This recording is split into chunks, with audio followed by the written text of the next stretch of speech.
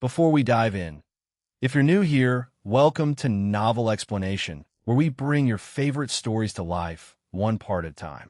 Hit subscribe and turn on the bell so you never miss what happens next. Chapter 601, 517, Legrignes Quantum Cat. Chapter 601, Chapter 517. Lin's quantum cat. Though Lin had consecutively thrown out concepts like photons, wavelength formulas, and the probability cloud model, causing all the wizards present to fall deep into contemplation of these theories. But after all, many people still remembered their purpose for coming here to besiege this star of magic. That was to save the crumbling foundations of magic in the wake of the onslaught of quantum theory. Alade was keenly aware that if they could not refute Lin today, the particle-wave duality and the elemental probability cloud model would be recognized by the Council and become the mainstream magical doctrine. The old tower of magic built on order and regulation would then thunderously collapse. Thinking of this, Alade turned his head and signaled to Boulder beside him. It was now his turn to take the stage. The great wizard named Boulder nodded his head, then clapped his hands, and several apprentices carried out a huge, fully enclosed cage. Boulder said, pointing to the cage. Lin glanced at it, his curiosity piqued by the cage's substantial size. Boulder said with a smile as he introduced it. Inside this cage, he released a delayed, lethal toxin. A healthy camel beast would typically faint and die within 6 to 10 hours. Boulder said with a smug look. The wizards present all burst into laughter. This was, of course, an impossibility. Even without observing, they understood that the camel beast inside the cage had to be in one state only, either dead or alive. It must be said that Boulder's use of life and death as a metaphor for waves and particles was very apt, as logically they cannot coexist. A living being cannot be both dead and alive, and an object cannot be both a particle and a wave at the same time. Alade and the other great wizards all turned their heads to look at Lin, extremely curious as to how the Star of Magic would answer this question. Boulder's face gradually lost its smug look as he began to feel an uneasy apprehension, starting to wonder if the great gift he had delivered was too offensive to the newly appointed speaker. Although he had heard that this Star of Magic was open-minded in debating magical theories, it was, after all, just hearsay. Boulder somewhat doubted whether he had been too quick to trust the encouragement of Jeffrey and others. Under everyone's watchful eyes, Lin suddenly stretched out his hand towards Boulder. Just as the great wizards wondered if the Star of Magic was infuriated, they saw him simply pat Boulder on the shoulder and then speak in admiration. Boulder was taken aback, almost thinking he had misheard. Alade and others were also frozen in place, completely unable to understand why the Star of Magic would offer praise for Boulder's camel beast in the cage. It was clearly meant to ridicule his wave-particle duality and probability theory. However, Lin didn't care about that. He looked at the bemused Boulder and explained with a smile, a camel beast in a sealed state, always on the verge of death, indeed can interpret some quantum characteristics. A great wizard couldn't help but interrupt. Lin raised an eyebrow and then, without waiting for a response, looked back at Boulder, speaking again. Change? Asked a puzzled Boulder. First, this cage isn't sealed enough. You can add spells that block perception and detection and ensure there's sufficient oxygen inside. Lin tapped on the large iron box holding the camel beast. Boulder's considerations were clearly inadequate. The closed cage had limited oxygen, and by now the poison camel beast was likely suffocated. Secondly, put a living thing inside. Considering what to put, Lin's lips revealed a smile. Lin spoke while stretching out his hand, and a black, magic-powered, fully sealed box appeared in his palm. Lin's voice echoed throughout the grand hall. All wizards' gazes turned towards the black box in Lin's hand, though they all knew that. This box was created spontaneously and contained nothing. Alade and others felt as if they were looking at a quantum cat of bizarre form, confined within the box. Every moment, the element might decay, meaning the cat was constantly at the threshold between life and death. Boulder's lips twitched involuntarily. He thought his camel beast in the cage was bizarre enough, But compared to this quantum cat, it was trivial. One wizard blurted out eagerly. Lin laughed. The state of the cat inside the box is unknown and cannot affect the outside world. For an outside observer, the cat is always in a probable state of death. Only when the box is open does the result become fixed.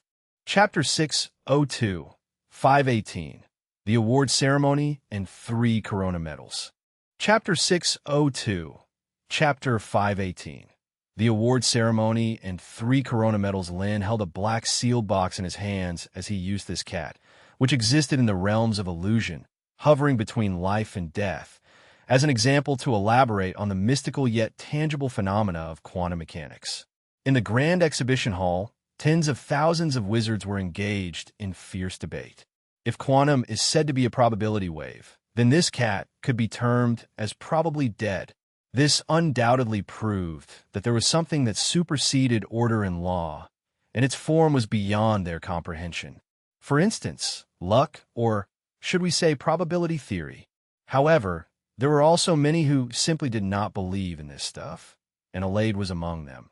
He still maintained that everything had its rules, just as he never believed that pi was an infinite non-repeating number. Given enough data, all things are inevitably known and predictable.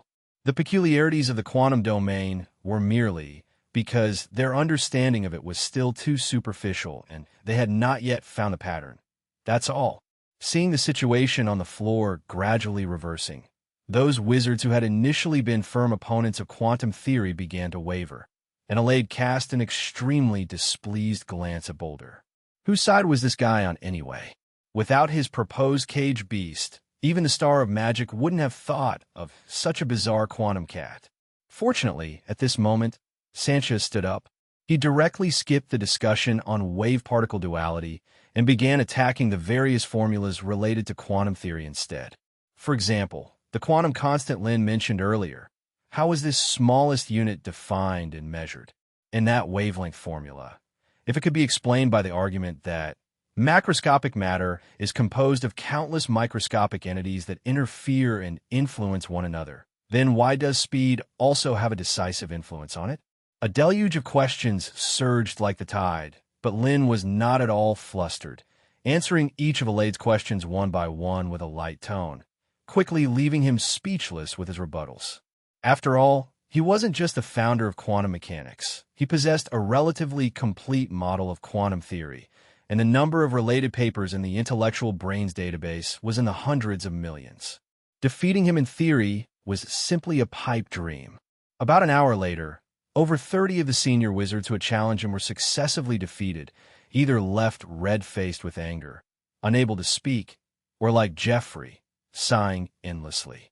Said Vittorio, who was in the exhibition hall, but not involved in the debate, with a smile. This debate in the exhibition hall was naturally sanctioned by them.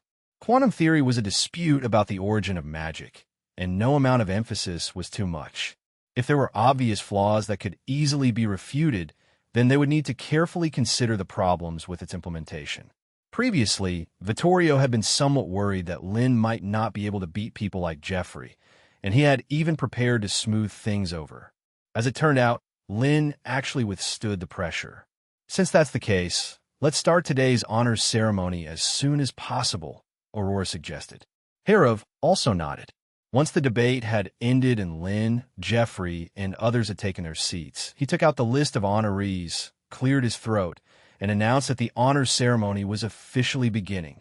The intentionally amplified voice quickly drowned out the noise in the exhibition hall, quieting down the wizards who were still discussing and arguing. Firstly, Mr. Glenn, your optical camera played a very important role in promotion and certain magic research fields. Glenn immediately stood up, excited and thrilled to accept this honor. Then Harov read out the next name, Sean, who had created the timing pendulum clock. One wizard after another ascended the stage under the envious gaze of the audience. There were over 90 names on the honors list, and although half were honored for their military achievements, the remainder was still remarkable. To know that issuing 5 Morning Star medals in a year was considered good, and this time around, more than 40 were given out, equivalent to nearly a decade's accumulation. The development of magic studies could only be described as an explosive surge. Anthony and others were also on the list. Although the theories of light waves and light particles had been replaced by Lin's quantum probability cloud, they still made some achievements, such as the photoelectric effect, the theory of light as electromagnetic waves, and the double-slit interference experiment that sparked the wave-particle debate, and so on. Among them, Jeffrey and Anthony won a Silver Moon medal each, and Sanchez received a Morningstar medal for his solar-powered silicon panel. The unluckiest was Alade. He had been full of confidence in his elemental scattering experiment, believing it to be the most important evidence to beat the wave faction. But unsurprisingly, it turned into a joke. This was also the reason he endeavored to refute Lin in the debate just now, as it concerned the ownership of at least one Silver Moon medal. Undoubtedly, he failed. He did not earn any magic research achievements and, like Anthony, remained in Fire Oil City to engage in research, with only the slight consolation of guarding the city and extracting tritium and deuterium elements. Alade silently sighed.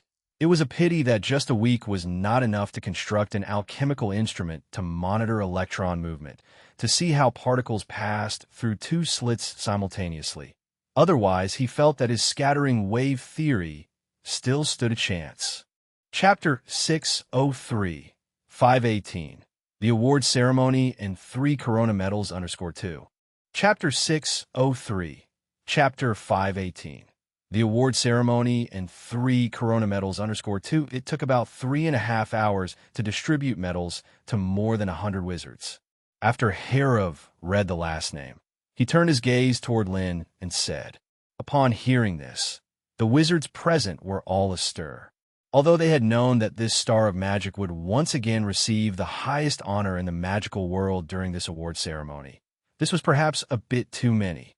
3 whole Corona medals. Even Lin himself was somewhat surprised. According to the Council's regulations, all recipients are barred from participating in the discussion and voting process to prevent any internal manipulation. The distribution of the Corona medals was determined through internal discussion among the chairmen. So Lin had only just learned that he had been awarded 3 Corona medals. Harov, seeing the questioning and puzzled looks from the audience, began to explain. As soon as these words were spoken, all voices of doubt instantly stopped. This Corona medal was indeed well-deserved, and no one could voice any objection. The periodic table, which ranked all elements, had undoubtedly become the most solid foundation of elemental studies. This theory revealed that ordinal elements could transform into one another, all the way back to their origins. The most crucial achievements were the big nuclear explosion technique, which could destroy a city in one strike, and the sun furnace, which could provide massive amounts of energy. Of course, there was no need to even mention creating the ceremony that broke through legendary limits. Many great wizards felt that just for this alone, it was worth a separate Corona medal. It was probably because they complemented each other that they were grouped together.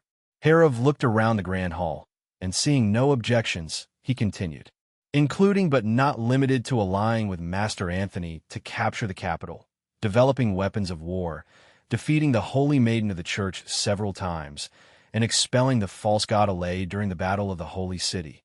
The great deeds of demolishing the Empire and disbanding the Church were discussed and divided into 1 Corona medal, 10 Silver Moon medals, and more than 30 Morningstar medals. This sole Corona medal naturally had to be awarded to Lin. In the past several key battles, Lin was always the main attacker, and his contributions were the greatest. Without the legendary magic Doomsday atomic breath that he developed, it would have been nearly impossible to drive away Alade. After Harov recounted these achievements, no wizard present could raise any objection. Harov added, this was undoubtedly the most controversial aspect, as the proposal of quantum theory only happened 7 or 8 days ago. Even if this theory could explain various strange phenomena discovered in photoelectric research, it still defied common sense. But the previous 2 contributions were too significant. Moreover, great wizards like Alade, forming a debate team, all conceded before Lin, so no one stood up to oppose it. 3 Corona medals, no more, no less. In fact, if not for considering that the Corona Medal is the highest award in the magical world, and issuing too many would affect its rarity, it would have been normal to award Lin 2 more medals based on his merits. Vittorio and others even considered creating a higher award, such as a lifetime contribution award or something of that sort. Under the gaze of tens of thousands, Lin stood up gracefully and walked towards the stage. Herav solemnly took a box crafted from mithril, opened it, and inside were 3 dark golden medals with the council's emblem and the Corona Tower on opposite sides, which also served as alchemical tools. Initially, when facing the evil mage Merc, Lin relied on their strong protective ability to hold out until Herav and others came to support. Now, however, with his current strength, such protection was of minimal effect. By comparison, Lin was more curious about what materials were used to make these items. It was said to originate from beyond the space-time gate and could bear incredibly strong forces. Herav was unaware that, at this moment, Lin was considering whether to melt these highest honors of the magical realm. Along with Aurora and Vittorio, they each took a medal and personally pinned it on Lin's chest. The spacious exhibition hall instantly erupted in thunderous applause. Whether or not the wizards present agreed with the Star of Magic's quantum theory, they couldn't deny his immense contributions to the magical world. The fact that they could stand here today, freely wielding magic on this grand avenue, Lin deserved enormous credit, especially the younger wizards with big dreams. Looking up at the stage, were filled with fervor and longing. The legendary deeds of the Star of Magic had already spread across the entire kingdom. In just a few short years, he went from a third-ring wizard who fled to wizard land to escape persecution from the church, to the prestigious councilman at the apex of the council's power. After the award ceremony was completed, Lin looked towards the thousands of wizards in the exhibition hall, briefly made his acceptance speech, and stated that the council never underestimates anyone who makes remarkable contributions. As long as one has the ability, the dreams, and puts in the effort, perhaps one day they too could stand on this stage as the next Star of Magic. Vittorio asked teasingly after Lin had returned to his seat following the speech. You should know, throughout the entire history of magic, only 10 Corona medals have been awarded in total, including the one he got for his universal gravitational law. Lin himself had won 4. Not bad, I guess, Lin replied with a smile. He didn't really care much for these awards, since his reputation was already well established, but accepting the awards was essential as this honor could inspire other wizards to zealously engage in their research. What truly made him happy was the joy of spreading knowledge and being recognized for it. With your theory of quantum out, I'm afraid no one will join the prophecy school anymore, Aurora said somewhat helplessly. Probability clouds and wave-particle duality undoubtedly had the greatest impact on elemental studies and prophecy studies. Because the prophecy school believed everything could be predicted, now turned into everything is probabilistic, predictions naturally became a joke. Lin raised an eyebrow, but didn't respond. He had also read quite a few books from the prophecy school, which discussed the entanglement of astrological changes and individual fates. Even though Aurora's prophecy seemed successful once, predicting the chaos instigated by the evil mage Merc, as well as his rise as the Brown Star, Lin still found it unreliable. The movement of stars was influenced by gravity and could hardly be related to individual fates. On the contrary, his conceptualization of quantized magic tended to a slight bias in manipulating fates. Your prophecy should have been discarded long ago. Not even predicting Ira's escape, Herav scoffed. The so-called prophecies of the prophecy school were very vague, often only understood after the fact, and he highly suspected they were merely post hoc rationalizations that couldn't be taken seriously. The revelation of fate is not so easily obtained. Aurora shook her head, about to argue a few words in defense of the prophecy school, but her expression suddenly changed. At the same moment, Herav, Vittorio, and Lin sharply stood up from their seats. It wasn't that they had received a new revelation, but the sealed space-time gate had been tampered with. Chapter 604, 519. The foolish natives, I am here to pronounce the fate of this plane. Chapter 604, Chapter 519, The Foolish Natives. I am here to pronounce the fate of this plane. Seeing several chairmen suddenly stand up from their seats, Raphael immediately sensed something was amiss and hurriedly asked, "Master Raphael, you'll have to preside over the upcoming knighting ceremony." Harov spoke at an extremely fast pace, not even having time to explain further before he strode out of the conference with Lin and others. The wizards in the Great Hall also noticed Harov's sudden departure and were discussing what kind of situation could make a group of chairmen take such drastic action. At the same moment, Lin and the others who had left the hall turned into streaks of light and disappeared into the sky at the fastest speed. If it weren't for the fear of causing panic, they would have been prepared to fly directly out of the hall's windows. The problematic space-time gate was located in a mining cave outside Steel City. Lin was unaware of this information when the city was conquered. It wasn't until after the conquest of Holy City that related records were found among the vast amount of confiscated secret books. The space-time gate had been inoperative before, and then they added a few more protective spells. Now, one of the warning spells had been triggered. In roughly half an hour, Lin, the fastest, arrived first in the mining cave, with Harov and Vittorio arriving several minutes later. Aurora was the slowest, taking 45 minutes because quantum theory induced cognitive fear in her, preventing her from daring to travel as an energy body like Lin and the others. Fortunately, Aurora had clearly realized this shortcoming in advance and temporarily developed an alternative magic to meet the needs of flying, barely managing to reach subsonic speeds. Thank goodness, it looks like the situation isn't as bad as it could be. Aurora breathed a sigh of relief as she entered the mining cave because the protective spells set up in the area were still in place and had not been destroyed. Then, Aurora turned her gaze to the center of the mining cave. The space-time gate had become restless. The originally coiled spatial node, which had shrunk to a mere centimeter in diameter, had now expanded many times over. An enormous amount of magic power kept surging out, and the vortex was swirling incessantly, as if something was trying to squeeze through from the other side. The sealing spells set up here had already been activated. Rune chains extended from the realm, wrapping around the expanding space-time gate, trying to push it back, yet the effect was limited. Aurora stared intently at the surging space-time vortex, as if she wanted to see through to the scene on the other side. Vittorio's expression was particularly grave. Several months had passed since the last battle of Holy City, and roughly counting, even the heaviest injuries should have healed by now. As he spoke, Vittorio was not idle. He stood only 15 meters from the node, controlling the entire protective array within the mining cave. On the other hand, Harov had constructed a force field magic several meters around the exterior of the space-time gate, creating an area isolated from inside and outside. In Lin's hand also appeared a dense water sphere, filled with swirling tritium and deuterium elements.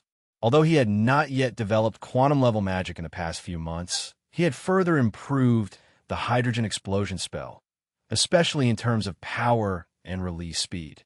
As the outcome of the battle at Holy City showed, hydrogen explosion alone seemed unable to kill Elegant, but that didn't mean it was useless. Every time her body was destroyed, her state would weaken a bit, and she even fled inexplicably at last. Moreover, this was the only means currently capable of threatening Elegant.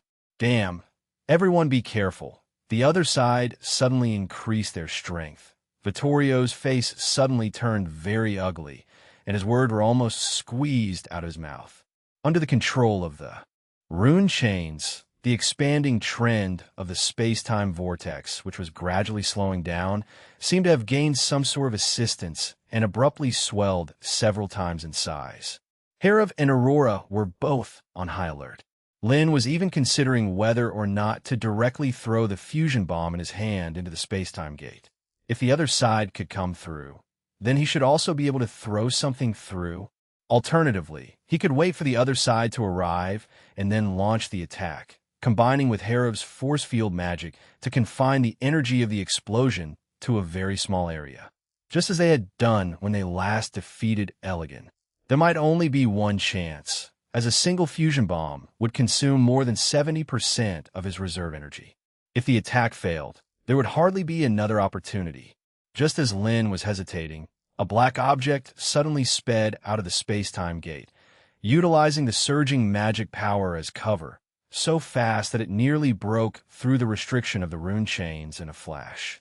However, the few who were prepared would not allow it to escape so easily. The black object quickly plunged into the outer force field magic laid down by Herav, and Aurora acted simultaneously, with dense laser grids sweeping over from all directions. It was only then that Lin saw clearly. It was not the false god Elegant they had imagined that rushed out of the space-time gate, but a black raven. However, this was clearly not a normal raven, for it managed to evade Aurora's laser grids. The body simply turned into a streak of black light and slipped through the grid's gaps. Chapter 605, 519.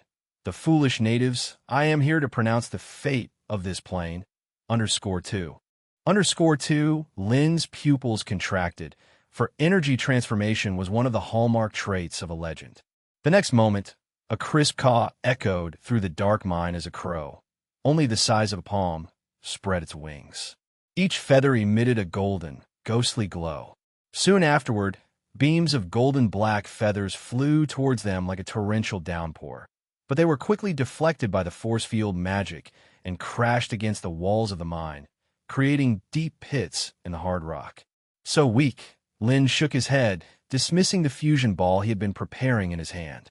Judging by the inability to break free from the force field magic and the strength displayed by this strike, the adversary did not pose a threat to them and was likely just a pseudo-legend.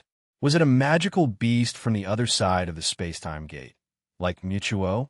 Vittorio and the others also breathed a sigh of relief, but did not cease their actions. After the crow emerged, Vittorio intensified his control over the protective formation, resealing the activated space-time gate node. Herav and Aurora also cooperated, confining this crow from the other end of the space-time gate to an area of less than 3 square meters. Lin's body began to emit strands of the scorching, undying flame. Chlorotrifluoride, capable of wildly plundering electrons for nourishment, was one of the kryptonites of an energy body, making burning the opponent to a state of energy depletion the most prudent method for capture. As if sensing a threat, a sharp caw echoed again, but this time, Lin and the others heard a voice in their minds. This was certainly not a common language, but surprisingly, they could understand it. Lin paused, a look of astonishment crossing his face, for this was indeed a legendary creature with wisdom. Star Messenger? Herav sneered. God of life and creation, what is this? Aurora frowned, more concerned about this previously unheard title. The crow, covered in dark black feathers, seemed provoked, its triumphant caw growing sharper. Aurora curled her lip. She had always been indifferent to gods, but she also became secretly alert. After rebuking them for their offense, the self-proclaimed Star Messenger, a black crow, raised its head proudly and spoke arrogantly. Foolish natives, I am here to deliver a warning.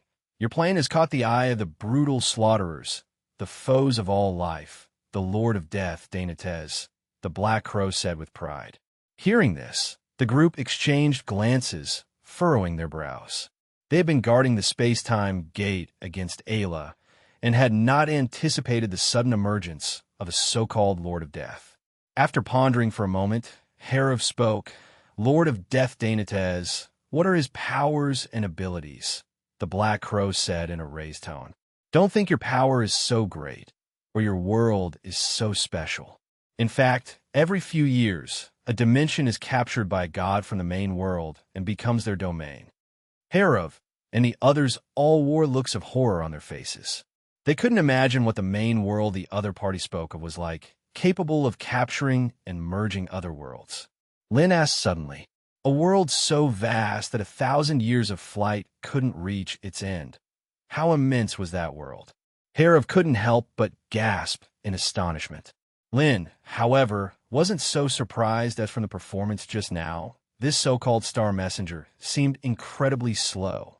Even if it flew at the speed of sound for 1,000 years, the diameter would only be a few billion kilometers at most. It sounded terrifying, but when calculated, it's just the distance between the farthest planet and the sun looking at their large galaxy. It seemed as insignificant as a grain of sand. Such a main world could capture the universe in which he existed. But this was under the assumption that the year mentioned by the other party meant the same as the year in his mind. The completely black crow was still continuously boasting about the grandeur of the main world, where countless creatures existed with many gods. Although the god of life and creation was not the most powerful, their greatness was undeniable. Your world was discovered and captured by the moon goddess Diana, who chose to sever the connection with the main world to monopolize this dimension. The crow shrieked loudly. Aurora asked, raising an eyebrow in puzzlement. Because the great god of life and creation is merciful.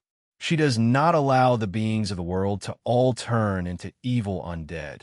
Thus she has sent me, the most capable messenger of the Master, to warn and guide you, the crow declared vehemently. Herav said coldly, chuckling skeptically. Moreover, this so-called star messenger had been easily subdued by them. If the most capable messenger of the Master was at this level, then the god of life and creation wouldn't be much stronger. The black crow's face showed a look of disdain as it arrogantly continued. Enough, I have stated my purpose.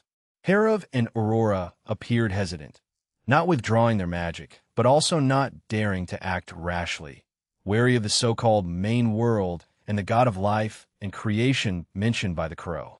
Lin suddenly acted, and a surge of magic power instantly turned the area around the black crow into a vacuum. Soon after, a black, fully enclosed cage formed around it, with a mortal fire burning fiercely on the outside. How dare you offend the Master's great messenger?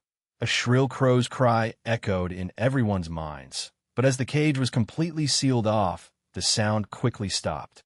Herav said with a sigh, as it was best to be cautious in uncertain times. Vittorio's nird. I think it might just be a trick sent by Alara to confuse us. Chapter 606, 520. Chapter 606, 520. Don't be too arrogant, Vittorio. Herav said gravely. Aurora also nodded, agreeing that where there is a moon goddess, there could well be other gods and undoubtedly a promotion system in place.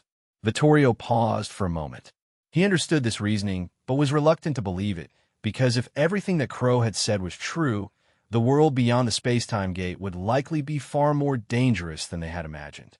Just dealing with a false god like Isla, who had their divine arts system dissolved, was challenging enough.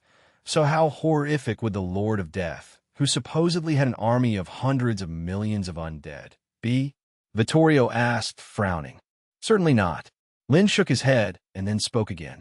That so-called god of life and creation might not genuinely wish to help us either. Don't forget what the Star Messenger said about the main world capturing planes. According to the Black Crow, these gods capture planes to transform them into their divine domains. What a divine domain is, and how it could be transformed, they had no clue yet, but Lin suspected it might involve converting the entire world into their domain. If the Lord of Death was planning to do this, might the god of life and creation harbor the same intentions? Perhaps the reward for their compliance would be offering up their faith or even their entire world. Either way, they could not agree to such terms. It seems we must send someone through the space-time gate once again to investigate the situation on the other side, Herav said worriedly. They had thought that sealing the space-time nodes with magic would prevent enemy invasions, but it now seemed to serve only as a warning.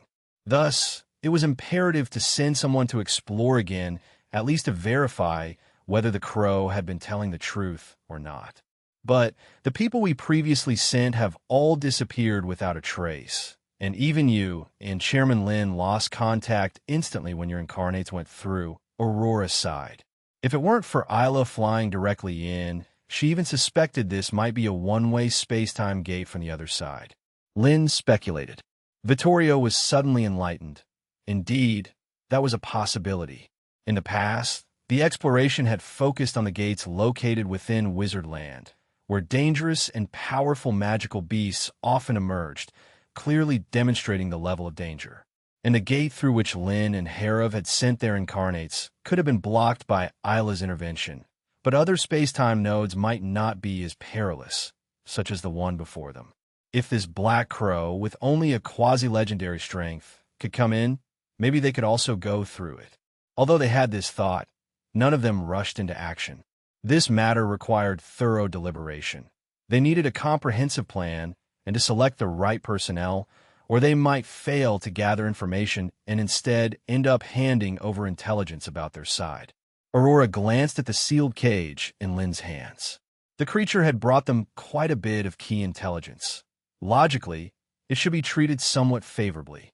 However, it continuously demanded their submission and acceptance of command, and its origins were still unverified, which, to some extent, made it a significant problem. Let me keep an eye on it for now. It talks a lot. Let's see if we can extract more information, Lin mused aloud. Aurora nodded. This crow was connected to a mysterious and powerful god. Killing it was definitely not an option, as it might provoke a formidable enemy. They couldn't just let it roam free either. Having Lin take on the trouble was naturally best. After Vittorio re-enhanced the space-time node with several layers of protection, Lin and the others waited on the spot for a long time. When the device showed no more activity, they finally headed back to the capital together. At that moment, the capital was supposed to be filled with grand celebrations for an inauguration ceremony, but due to the sudden absence of several chairmen, it had to be hastily concluded. However, sensing something was amiss, the members of the council did not leave by train, but chose to remain in the city. Sure enough, upon Herav's return, he immediately convened the Wizard Council. The total of 500 council members quickly gathered in the hall, and Raphael and others impatiently inquired about the whereabouts of the chairman. There was a mishap with the space-time gate in Steel City Wellsol, Herav stated succinctly. Raphael immediately tensed up, knowing full well from his experience in the Battle of Holy City that Isla had fled to beyond the gate while being pursued by several chairmen. Chapter 607, 520, set a small goal, start with 500 nuclear missiles. _2. _2 Lin, Aurora, and Vittorio also spoke up, roughly explaining the course of events, only concealing the news about the main world because that would sound too shocking and could easily cause panic. So you're saying our world is being targeted by another god? Alade was taken aback, while Raphael then asked an even more crucial question. It's not clear at the moment, but I'm afraid Ira might not be able to compare with him, Herav said, shaking his head. Ira had painstakingly invaded the continent, established a church, and laid plans for hundreds of years, all to ascend beyond a realm of legend and replace the moon goddess Diana. But the Death Lord Dainates was a god in his own right. Just this point alone meant the threat he posed far surpassed any enemy they had previously faced. According to that star messenger, his divine domain covers multiple worlds, and he commands potentially billions of undead, Vittorio added. The thought of a divine domain covering multiple worlds and commanding billions of undead made everyone present feel a shiver down their spine. Keep in mind, the entire Empire's population totaled only 20 million. Even with full mobilization, the soldiers they could recruit wouldn't exceed 1 million, and training was a significant problem. Dealing with an undead army numerous times greater and of unknown strength was hardly realistic. Ladies and gentlemen, there's no need to worry too much, Aurora reassured them. The church and the false god Ira, after all, were 100 times mightier than us. Yet in the end, they were put to flight in disgrace. Aurora's words cooled the agitated wizards, particularly the veteran members from the Wizard Land, who agreed profoundly. Initially, the Wizard Land had a mere population of several 100,000 and just a broken island for a territory, hardly worth mentioning compared to Ira's ruling church. But in just 3 or 4 short years, the tides of power had already turned. Having experienced such a miraculous major counterattack, their panic and fear of the unknown formidable enemy beyond the space-time gate diminished significantly, as they began pondering over ways to confront this Death Lord. It's impossible to eradicate such a vast undead army by conventional means, but it's not impossible if we resort to some unconventional methods, Raphael said, pausing for a moment before turning to look at Lynn. For example, Speaker Lynn's sky vaulting destroyed a 10-kilometer radius in one strike. Upon hearing this, the wizards present brightened up. Herav and others nodded. Sky vaulting, although slightly lacking when facing legendary-level enemies, as only the very center of a nuclear explosion could deal sufficient damage, was absolutely terrifying against enemies below the legendary level. No matter how many the enemy had, they would be instantly engulfed in the sun's baptism. Most importantly, such a powerful legendary spell could be used with nuclear fuel and didn't need to be cast exclusively by legendary wizards, which meant it could be released on a large scale. Herav said decisively, with one sky vaulting annihilating 100,000 undead as a benchmark, 500 could make all the enemies below the legendary level vanish. If possible, Herav even wanted to perform a massive cleanse on the world beyond the space-time gate. 5 tons of nuclear fuel reserves. 7%, it would take a whole 1,000 tons of uranium ore, and it's estimated that even emptying an entire uranium mountain may not be enough, and there's definitely not enough time. Vittorio suggested, using fusion bombs would be safer and more reliable than fission bombs, and the power would also be greater. And since water is everywhere, if the extraction array for raw materials could be optimized to greatly increase efficiency, then it might be possible to procure enough materials to release hundreds of hydrogen explosions. Then the improvement of the extraction array will be your responsibility, Chairman Vittorio. Treat it as the most important matter, no matter how many people or methods it takes. We must increase our nuclear reserves as quickly as possible. The more, the better. Herav said earnestly.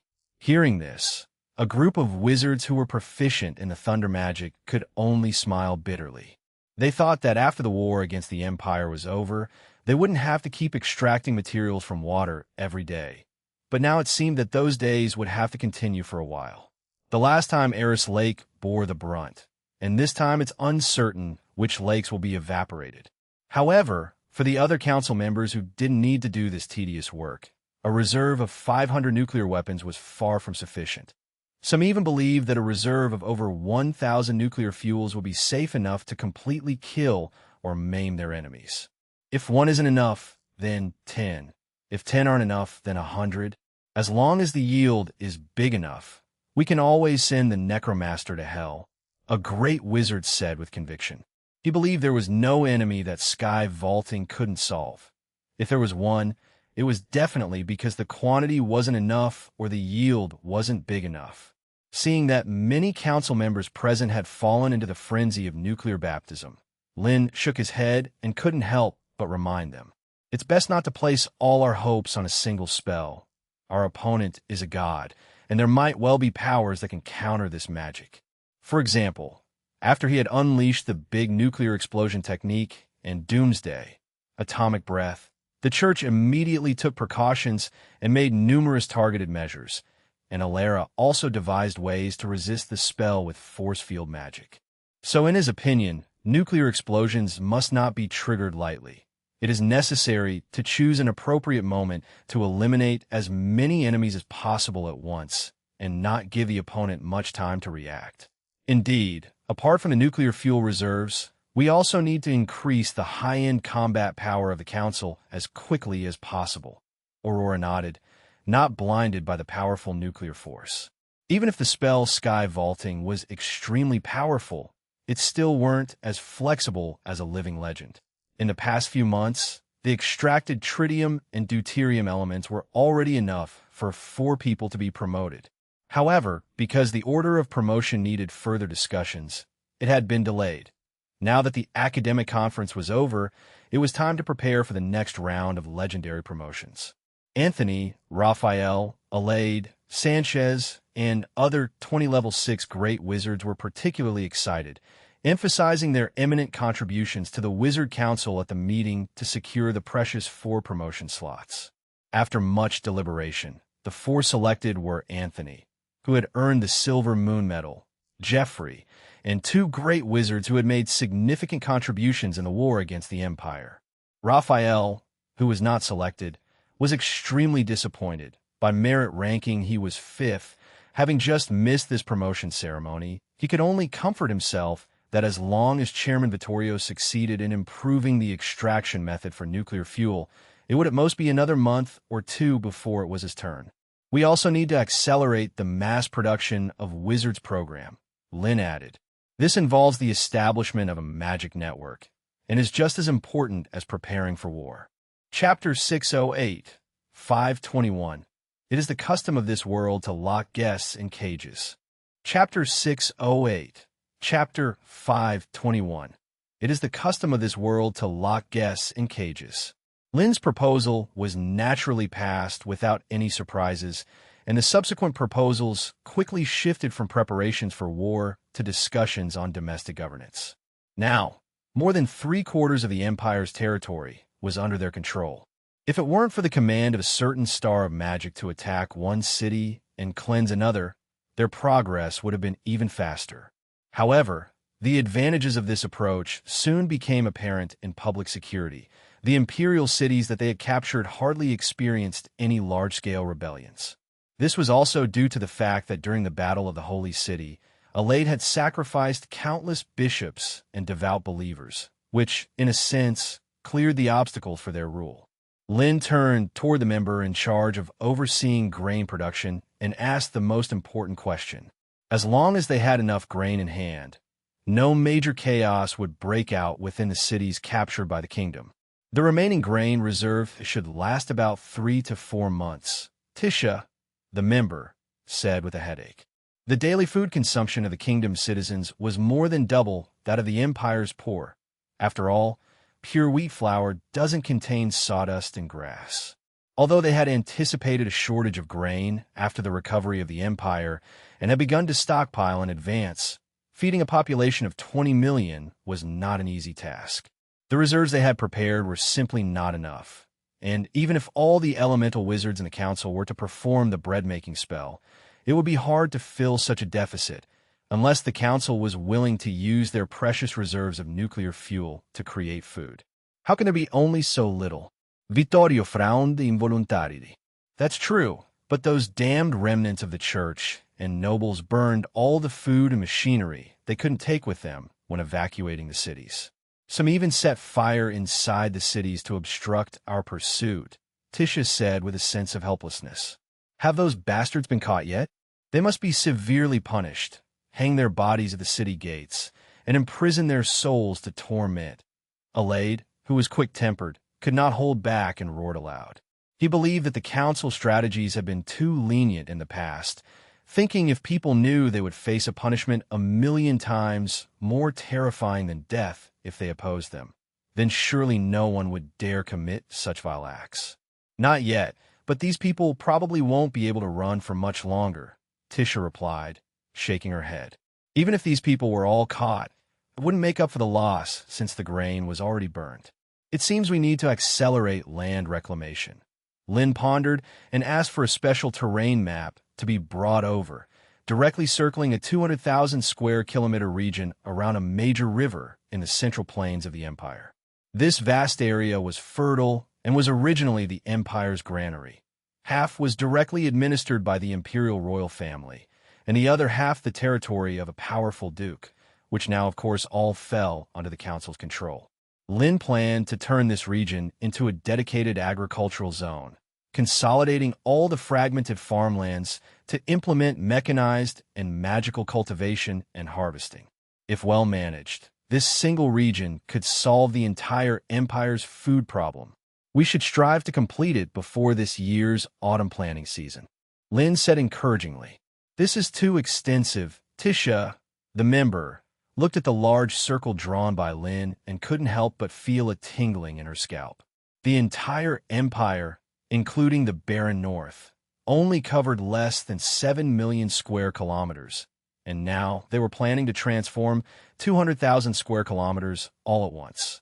It was a pipe dream. Forget this year in her view. It would be good if they could make it for next year's autumn planting, or even the spring planting the year after that. It only looks big. As long as planning is done well and multiple areas start developing simultaneously, we'll accomplish it. You underestimate the power of machinery and magic, Lynn said with a smile. They did not need manual labor for land cultivation. The era of farmers using hoes to break new ground was long past, as the kingdom's Alchemy Research Institute had already developed the third generation of agricultural land machines. Not to mention, the council had previously produced a large number of armored vehicles. With the current state of war with the Empire, there was no need to use these machines on the battlefield. They could transform all idle vehicles, pull the entire army to reclaim land, and by way of training, flatten the several annoying hills in the plains. Allocate another 4,000 elemental wizards to help out. After they finish reclaiming the land, have them stationed there to protect this grain-producing area and regularly cast magic to increase the fertility of the land. Lynn spoke again. On this planet, the wizard was the greatest productive force, especially when doing delicate work, as wizards with atomic-level control were much more efficient than machines. In this way, they should barely manage to finish the cultivation before the autumn planting. If they could even complete half of the target, the wheat produced would be enough to relieve the food shortage. Chapter 609, 521. It is the custom of this world to lock guests in cages. _2. _2. As for the past few months, we can only think about urgently collecting some food from the merchants for now, as the establishment of workshops in various cities absolutely cannot stop. We must rapidly push forward with reforms, allowing the Empire's citizenry to abandon the old and inefficient modes of production so that we can leverage the advantages of our vast population. However, Lynn's ideals were beautiful, yet they were vetoed by Vittorio. 4,000 wizards is just too many. We need manpower in other places too. Although the council now has as many as 20,000 official wizards, the problem lies in that manpower is needed everywhere. Firstly, the newly occupied cities within the Empire need powerful and skilled wizards to be stationed, along with locally elected officials, to stabilize the situation. Secondly, many alchemy workshops need official wizards to serve as senior workers to produce some intricate components. Lastly, within various schools, a good number of wizards are engaged in magical research, and they simply cannot be forced to abandon their work to go and cultivate land. Then let's change it to 1,500 official wizards and 3,500 wizard apprentices of over 10 years of learning age, Lynn reluctantly conceded. These wizard apprentices, with their rich casting experience, could also be used as official wizards as long as they received the computational power boost of the magic network. Right. I remember the church has a divine art called Blessing Rain, which can make plants grow rapidly. Lynn suddenly thought of this.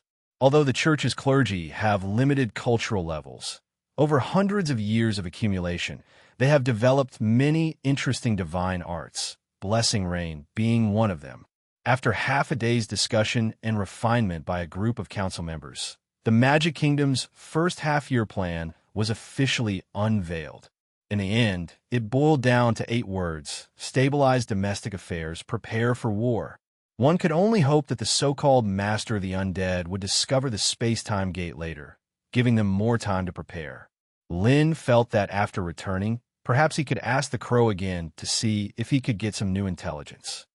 After concluding today's meeting, Lynn immediately returned to his estate in the capital and then partially opened the cage, transforming the completely sealed sides that had not a single gap into a series of neatly arranged cylindrical frames. However, the moment the form of the cage changed, a black streak of light immediately shot out, trying to squeeze through the less than 1 centimeter gap in the frame. But Lynn had anticipated this, building a force field magic barrier on the outside of the cage. Compared to the more obvious physical cage, this was the true containment. The black crow tried several times, and, realizing it simply couldn't escape, became so enraged that it kept jumping around in the cage, the sound of its ugly curses echoing incessantly. "You foolish native! How dare you offend the messenger of the great god of life and creation. Your soul shall be enslaved by the master of the undead, and your world will become a lifeless death prison because of your foolish actions." Lin had no intention of arguing and just leaned back in his chair, comfortably listening to the crow's curses. After the previous confinement and verbal probing, Lin had found that aside from verbal threats, the crow seemed to have no way of dealing with them. Lin felt there might be 3 reasons. First, this universe has not fully connected with the so-called main world, so even if the other side was a god, it couldn't cross the worlds to kill or punish him. Second, the divine realm connecting this universe was under the control of the master of the undead. One would have to pass through there, overcoming the master of the undead, which might lead to an early divine conflict. Third, this crow might not be as important as it claimed to be. It was just a common messenger and not significant enough to provoke the wrath of the god of life and creation over some offense. Lin's mind raced with thoughts, and he waited like this for over an hour until the annoyed crow had finished cursing, had grown tired, and finally calmed down. No longer hearing the sharp crowing, Lin came back to his senses and, with a smile, said, The black raven looked strangely at the cage that held it, glaring annoyed at Lin outside the cage. "Is this how you show gratitude?" Lin said, looking sincerely at the cage he had created. The black raven rolled its eyes in a very human-like manner, clearly not so easily fooled, but it was too tired to curse or even speak. The black raven held its head high in pride, too disdainful to respond to Lin's words. "I believe this mission must be related to confronting the Lord of the Undead, which means our goals are actually aligned, and we can fully cooperate," Lin said earnestly, echoing the attitude of the council that they were open to cooperation but not to one-sided commands. Only those of equivalent level could entertain the idea of cooperation. Lin was unfazed by the raven's belittlement, even acknowledging it. "Please forgive our limited perspective as natives." Lin was somewhat surprised. The concept of conquering a world and destroying one were entirely different, and his estimation of the god's capabilities increased another level. Neither they nor Alara, who had attained godhood, had the ability to completely obliterate a planet. It was unknown if this plane was like a planet, or could it even possibly be an entire universe. Lin asked pensively, raising his second question. According to this raven, the Lord of the Undead who controlled the opposing divine realm had not yet found any space-time gates.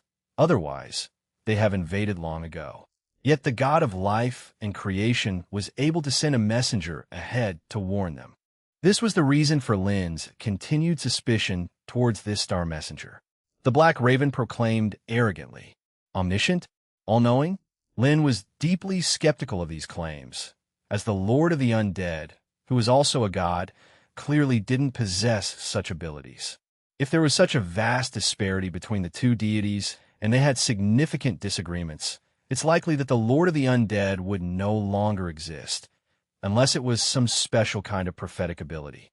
As Lin pondered, a soft knock on the door interrupted his thoughts. Chapter 610, 522, The Moon Goddess Diana Who Ran Away with the Moon. Chapter 610, Chapter 522, The Moon Goddess Diana Who Ran Away with the Moon. About 3 minutes later, the door was pushed open again, and Ivina, who had not been seen for a long time, came in with a man with a severed arm. "Good afternoon, Mr." Ivina bowed slightly, very respectfully.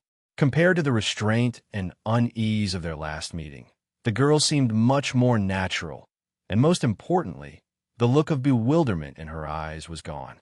The one-armed man also humbly bowed his head, full of nervousness. He had originally wanted to kneel. After all, sitting in front of him was the speaker who wielded control over the entire magic kingdom, a position roughly equivalent to that of His Majesty or the Pope. But seeing that Ivina did not do so, he became stiff on the spot, suddenly unsure of how to act. Lin said with a smile, "You are right, Mr. Speaker. The lies of the church, no matter how perfectly woven, will eventually be torn apart." Ivina's face was full of dust, but her voice was very clear. During her time in the kingdom, she had not received much preferential treatment, but, along with the captured church clergy and the imperial legions, had undergone reformation, repairing roads and building houses for the poor during the day under supervision, and cramming basic knowledge at night to break free from feudal superstition. Although many of the nobles who were brought there continuously complained and cursed the council in secret, in Ivina's view, this was definitely not mistreatment. There, tired as they were, at least they had full meals, and some of the imperial soldiers even felt that being prisoners was far better than risking their lives for their lords. Most crucially, after the wizards defeated the empire and the church, they did not carry out the mass slaughters or sacrifices to the evil god as the bishops had propagated. On the contrary, from what she had seen, the city was innovating, the territories were developing, and everything within sight was getting better. If this was to be the end of days, surely everyone would look forward to its arrival. Listening to Ivina's narrative, Lynn smiled. Although the development of the Magic Kingdom still had many flaws, anyone with a clear sight could see that the new kingdom was more vibrant than Ira's divine arts empire. This was why he had the confidence to cleanse the church's faith through non-coercive measures. Of course, accompanying propaganda also had to be stepped up, and Lynn never shunned using some means on the right things. "May I know who this gentleman is?" Lynn's gaze quickly shifted to the one-armed man. It was clear that Ivana had come to him specifically in relation to this man. Reporting to Mr. Speaker, "My name is Bud, and I was once a deputy of the Divine Punishment Army," the one-armed man said very nervously. His former status once brought him endless glory, but now it was something lethal. Lynn asked, "It's about the foreign realms," Ivana said solemnly. Lynn was stunned for a moment, looking at the brunette girl with some surprise, his expression turning serious. Ivina turned to look at Bud, who nodded, not daring to conceal anything, and hurriedly conveyed everything he knew. The foreign realm was the church's term for the world beyond, where Bud had heard from Lord Gustav, commander of the Divine Punishment Army, that it was the origin of all evil. Powerful magical beasts would often pass through these space-time nodes to reach the Empire, wreaking havoc on nearby cities and subjects. Therefore, the church selected elites from the Divine Punishment Army to form an expeditionary force for the foreign realms, to venture forth actively and clear out magical beasts gathered near the space-time gate. Hearing this, Lynn's eyes brightened, as he was troubled by how to acquire intelligence about the foreign realms. He had not expected the news to come to him on its own. Lynn asked, incredibly curious. "The foreign realm is very dark, very cold. The last time we stayed there for a long time without seeing the sun, moon, or stars." Bud hesitated to answer. Before entering, these expeditionary forces all had to have divine arts cast upon them, or they would be easily frozen to death. However, even with every precaution taken, it was still incredibly dangerous there, and each clearing operation required a heavy toll in casualties. Lynn asked in surprise, immediately thinking of the crow telling him before that the moon goddess Diana had taken her plane away from the main world. As to how she took it away, Lynn was not yet certain. Could it be that she moved away from the original orbital trajectory, taking the moon of the main world away with her? This was likely the reason why no sun or stars could be seen in the foreign realm. A world without a star, devoid of sources of light and heat, would undoubtedly become dark and silent. The most frightening aspect is the sharp drop in temperature, quickly reaching minus 200 degrees Celsius, an environment in which it is nearly impossible for life to survive. But the foreign realm was clearly not to that extent of desolation. Otherwise, Bud and the others would have been frozen the moment they entered, even with the divine arts unable to save their lives. It seems that before leaving the main world, the moon god must have done something to slow down the temperature decline. Lynn was contemplating this when Bud continued without stopping. Fully aware this was his only chance to cast off the remnants of the church, and he racked his brain for any useful information. Chapter 611, 522 Diana. The moon goddess runs away with the moon _2. Chapter 611. Chapter 522 Diana. The moon goddess runs away with the moon _2, for instance. A space-time gate that stays open for a prolonged period can cause a convergence of magic power, attracting many powerful magical beasts to linger. And then there's a type of alien beast in the other world known as the sandworm that buries its body in the soil and attacks any creature entering its territory. Lin asked, his gaze fixed intently on Bud. Even with the newly emerged, more perilous lord of the undead to deal with, Lin had not forgotten their old adversary, Ivina. In some ways, her ability to pose a threat was no less significant than that of the undead lord. "I'm afraid not," Bud replied cautiously. "The other world is simply too desolate and dangerous, not valuable enough to warrant the effort." Lin nodded. Ruling comes with costs, and establishing a stable outpost in such a world did not seem worth the expense. He suspected that the church's several expeditions into that world were not just about preemptively eliminating threats. The corpses and blood of those powerful magical creatures were undoubtedly precious resources. The resources for the church's baptism rituals and the large-scale production of divine grace potions likely came from there. At this moment, Bud appeared to suddenly remember something, his expression becoming incredibly conflicted. "What is it?" Lin asked timely. "Even if it's just conjecture and hearsay, feel free to speak up." Because there were no sun and stars in the other world, it was impossible for them to determine exactly how much time had passed, but the sense of discrepancy was too strong to ignore. Bud felt as though he'd only stayed a few days, but upon returning, more than a month had elapsed. It wasn't just him. Some of his comrades in the expeditionary forces felt the same, and it seemed that Lord Gustav, the commander of the God's Punishment Army, knew why, but he never explained it to them.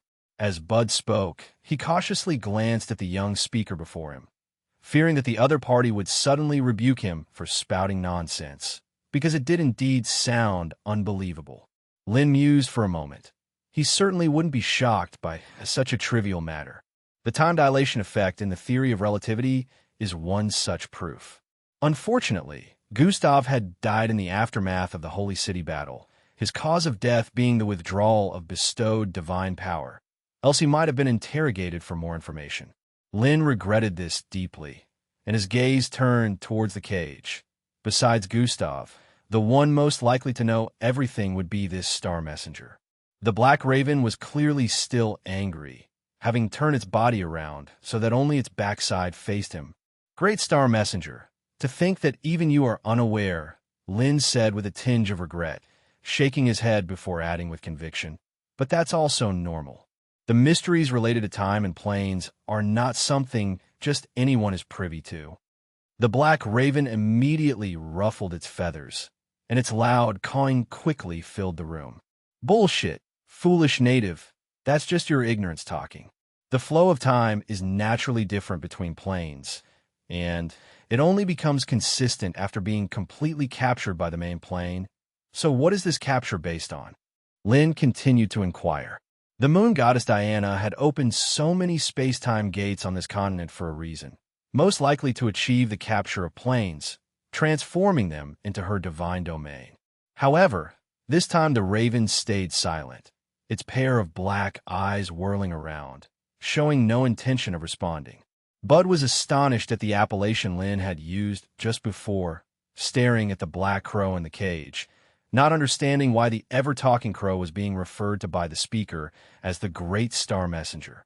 Ivina was also somewhat shocked by this before she realized that, although Lin's words were filled with formal language, there wasn't any hint of actual respect to be heard.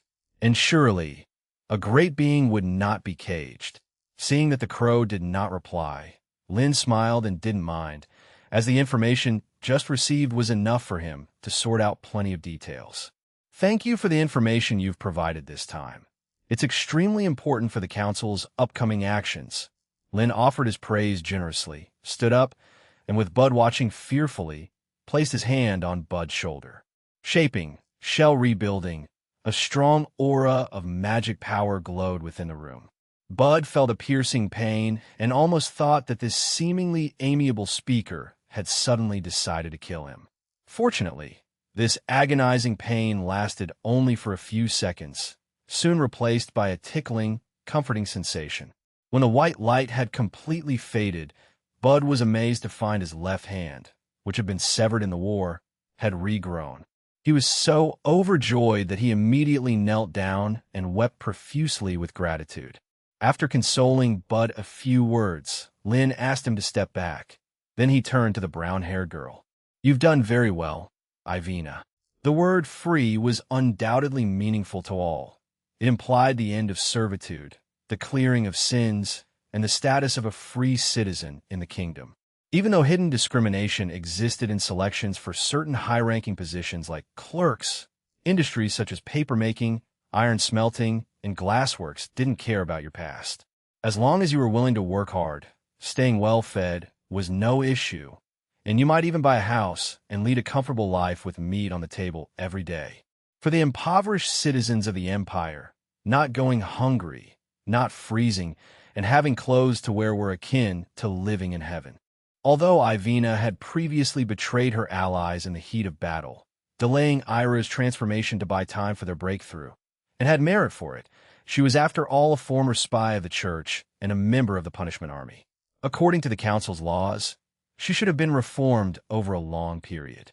Lynn would not exempt her from punishment simply because they were fairly acquainted, but followed the council's laws strictly, sending her to the labor camp. He also assigned Ivina with a task, which was to figure out which of the imprisoned captives were seriously undergoing reformation and which still harbored ill intentions, plotting rebellion in the shadows, a true espionage mission. Ivina had agreed without any hesitation because she needed a chance to genuinely see how the kingdom treated its captives and the lower classes of the empire. "Take this recommendation letter," Lynn said as he picked up a sheet of paper from the desk, passed his hand over it, and a long string of letters glowing with magic power appeared on the paper. Last time, the girl had performed well in the clerk's exam, receiving recognition from many examiners, but her status prevented her from passing the assessment in the end. Now, after spending several months in the labor camp and voluntarily bringing them intelligence about foreign lands, her loyalty was proven enough. Hindering her future because of her status would seem petty for the high echelons of the Magic Kingdom. This would also serve as a reward for her timely report of the significant discovery. Facing this precious recommendation letter, Ivina hesitated, biting her lips before speaking. "That depends on the request." Lynn set the recommendation letter aside, asking with interest. "I want to find someone," Ivina said seriously, looking at Lynn. Chapter 612, 523. You should have already experienced higher views, right, Ivina? Chapter 612. Chapter 523. You should have already experienced higher views, right, Ivina? Lynn paused for a moment, finding the name nostalgic indeed. "He is my brother, the eldest son of the Pedro family, with brown hair, probably shorter than you, born on the borders of the Duke's territory in the harbor town of Nordland." Ivina kept on reciting information about her brother Loth. Ever since that night of the engulfing fire in the harbor town, it had become an obsession for her. Whether she had joined the God's Wrath army or gone undercover into Fire Oil City, she had never given up on finding Loth. However, progress was not smooth, and the only information she did have was that her brother might have been involved in the conflict at the harbor town, possibly fleeing the Empire by ship to the distant lands of the wizards. She had discreetly inquired with several professors at the academy, and years ago, a ship did indeed travel from the Empire to Wizard Land's Yaida Harbor. Indeed, many wizards knew about this because Lynn, being the Star of Magic, had arrived at Wizard Land on that ship, bringing with him the revolution of magic. However, in all the stories, the name Loth was never mentioned. Initially, Ivina wondered if her brother might have used an alias, but Philip, who taught elemental studies, made it clear to her that although there were many passengers on the ship that had arrived in Wizardland, there were only two wizards, Lynn himself and a witch named Johnny. This realization made Ivina's heart sink. Perhaps her brother Loth had died in that great battle at the harbor town, along with the Archbishop and 3,000 elite guards, all perished in the explosion that demolished half the town. But no matter what, she wanted an answer. "You must know him, right, Mr. Ivina asked, clinging to her last hope. Lynn nodded as the girl looked at him with surprised eyes. Then, without waiting for Ivina to ask further, Lynn spoke with a sense of nostalgia. It's been almost 4 years now. His words seemed abrupt, even bizarre, yet Ivina understood them, her eyes incredulously fixed on Lynn. Though several years had passed, Ivina still remembered every word someone had said to her that night. Beyond the harbor town lay the Nordland territory. Beyond the Nordland territory stretched the vast Sika's empire, and beyond the empire lay an even broader world. In comparison, her own hysterical pursuit of everything, a position of nobility in a crumbling town, seemed laughable. But these words should have been known only to her and Loth. Ivina stared at Lynn, her eyes almost bulging, her voice trembling faintly. The girl's gaze scanned Lynn like a scanner, critically observing every detail. The hair color was right, the build too, only a bit taller, and the face somewhat off, but that might be due to the 4 years that had passed. But how could this be possible? Ivina could hardly believe the guess that surged in her mind. After all, her brother was timid, mediocre, hardly meriting any compliments. Although Loth had acted impressively on that night in the harbor town, far beyond her understanding, the gap between him and the renowned star of magic before her was like that between a dragon and a stout rat. However, there seemed to be no second possibility now. Ivina seemed briefly unable to comprehend the word. Better to see for yourself, Lynn sighed, placing his hand on the girl's head, transferring the relevant memories into Ivina's mind. The memories were relatively complete, starting from his witnessing Loth falling from the city walls, to his thoughts of eluding the church's pursuit, to using Loth's identity to infiltrate the city and gather information about the fleet heading to Wizardland. With his present status and power, there wasn't much need to hide these experiences. Bursts of memories flashed through the girl's mind like a slideshow, Ivina's expression gradually changing from excitement to shock and panic, her lips turning faintly pale. She had imagined countless possibilities, such as Loth possibly dying that night in the harbor town, or perhaps never taking the ship to Wizardland at all, or even avoiding her due to a dislike, hiding from her search all these years. But she had never imagined that Loth had died much earlier than she had thought. His death was undoubtedly because of her. Ivina vaguely remembered. The night before Loth fell into the water, she had once again sarcastically uttered harsh words, rashly telling him he might as well die if he failed that year's night exam. Like before, Loth didn't respond, and then he never returned all night. Back then, she had maliciously hoped that her brother would never come back so that her father would focus on her, to see her efforts and sacrifices. Chapter 613, 523. You should have already experienced the higher scenery, haven't you, Ivina? _2. _2. Now her expectations and dreams had undoubtedly become reality. Loth was truly dead. It was I who killed him.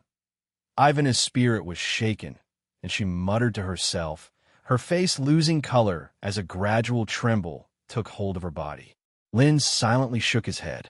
It wasn't just Ivina's cold, sharp words that killed Loth, but also the coercion of his father, Baron Pedro. It must be said, the Pedro family was full of talents. An eldest son mediocre and weak, unable to shoulder the expectations of his father, a stubborn second daughter with a chilling talent and a longing for recognition mixed with resentment. Incidentally, they both shared a father with grand aspirations but little ability, obsessed with restoring the family's honor. To the so-called children, they were nothing more than tools in Baron Pedro's eyes. Ivina's beauty and her talent and swordsmanship were the bargaining chips to curry favor with Duke Nord. And as for the only son, Loth, of course, he was the sole candidate to restore the family's honor. Talent may be lacking, but one could still work hard, and if all else failed, use other means to compensate.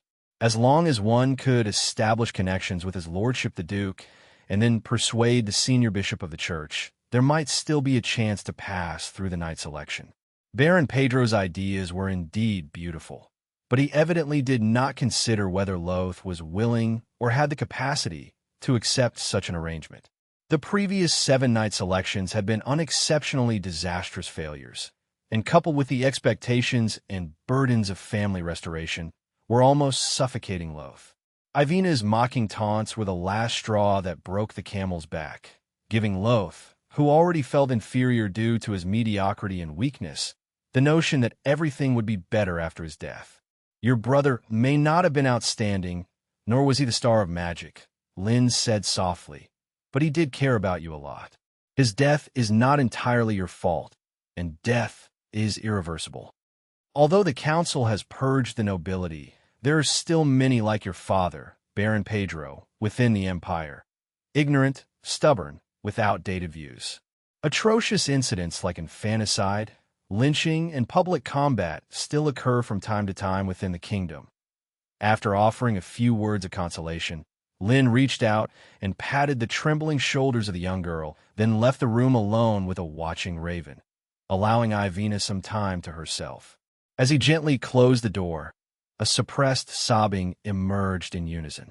People, only after losing something, do they understand what's most important, Lynn said reflectively.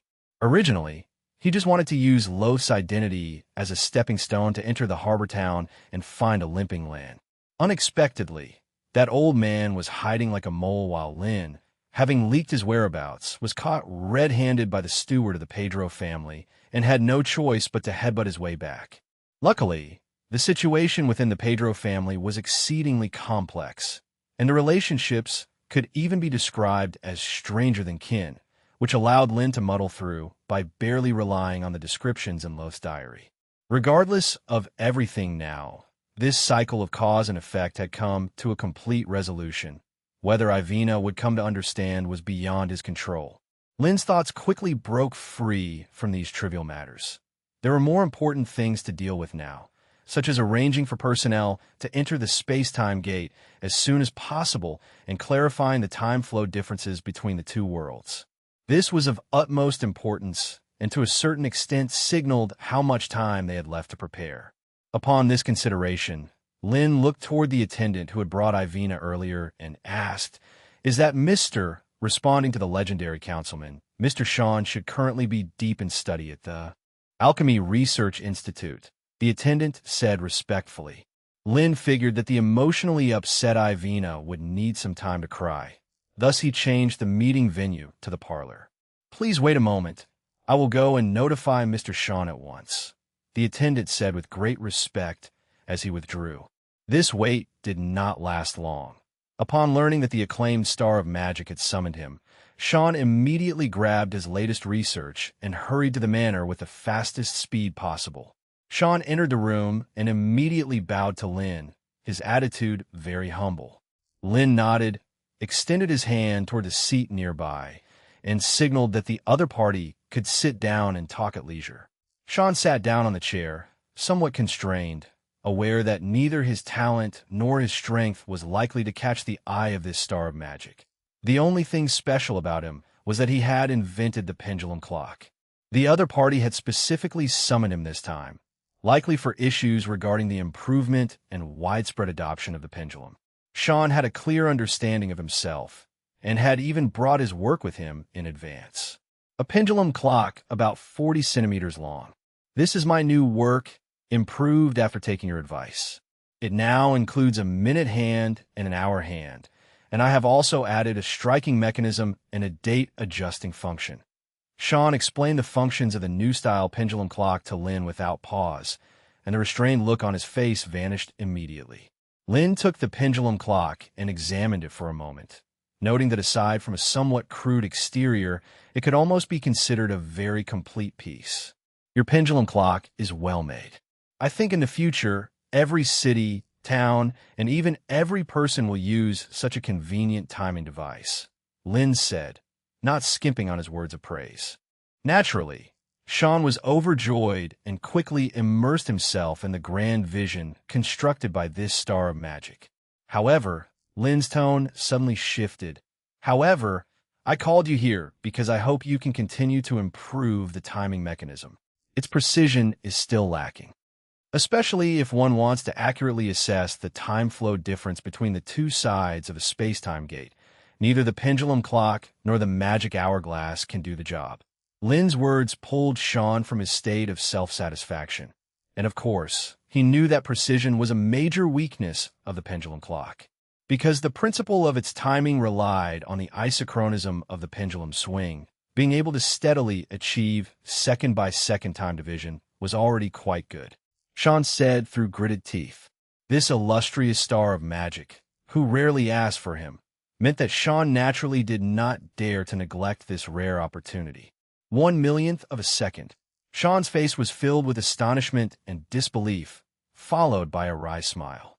If it were 1/50th of a second, or even 1/100th of a second, he might still try, but 1/1,000,000th of a second was nothing short of fanciful. Even the reaction speeds of the legendary councilman couldn't possibly be that fast, could they? Of course, it's possible, as long as you switch to a timing method that's clearer than a pendulum. Lin said with a smile. Chapter 614, 524 Atomic Clock, Redefining the Passage of Time. Chapter 614, 524 Atomic Clock, Redefining the Passage of Time. What is time?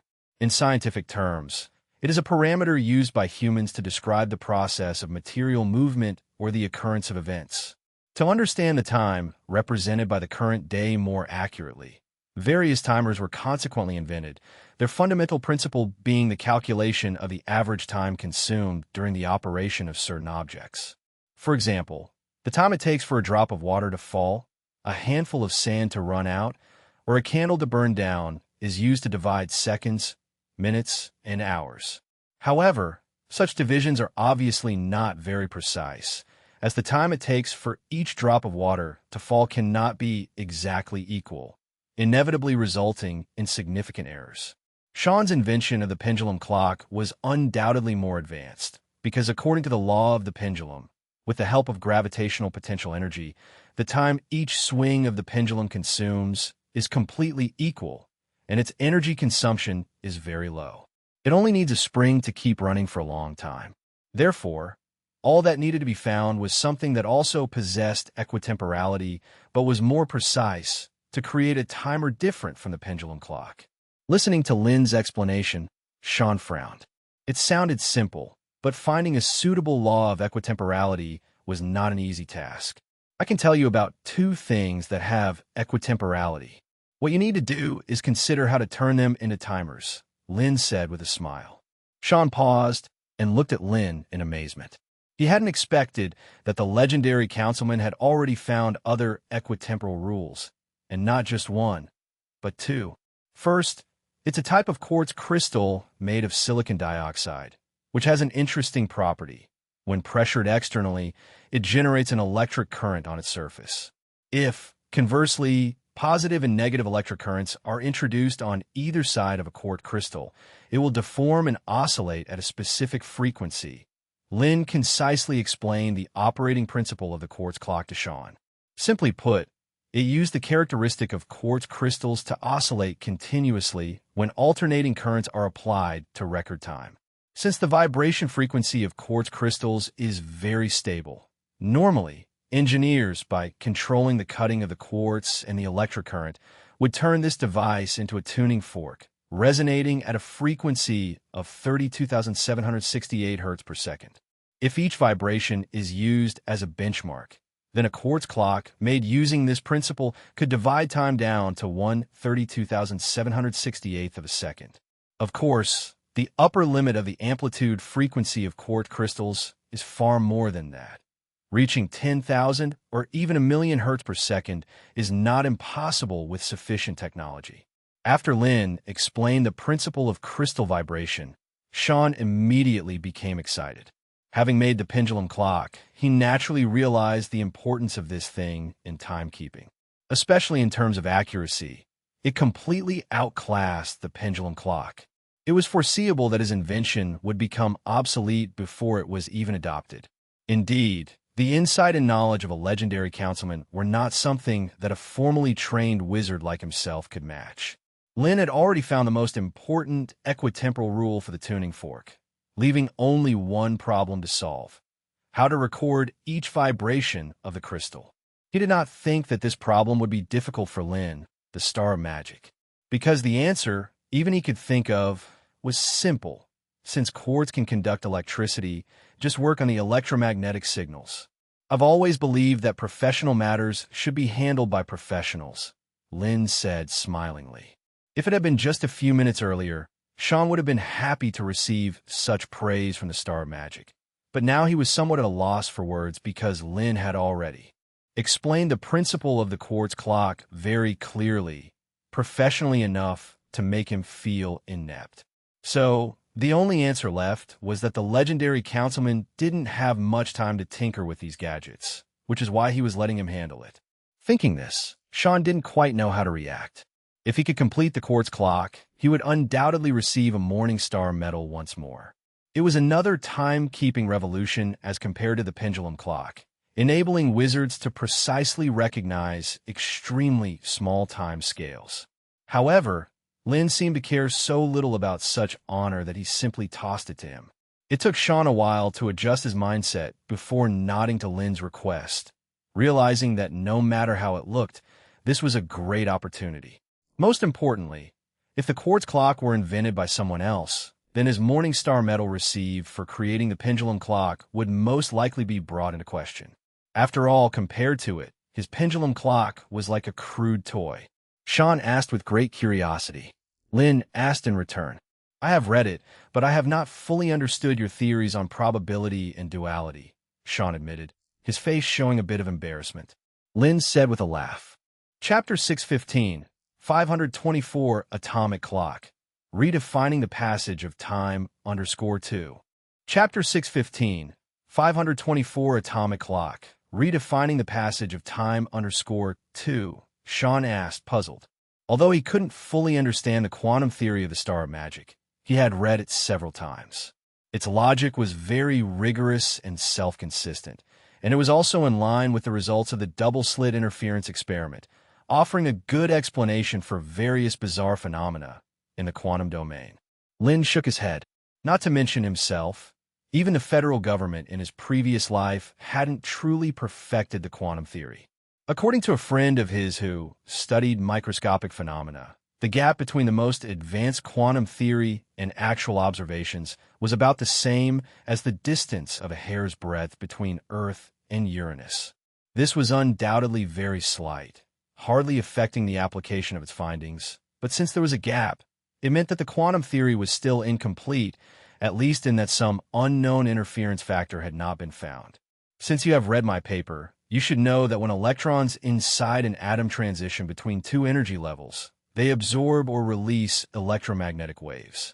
This is also the operational principle of laser magic, Lynn said. However, atomic clocks make use of another property of atoms.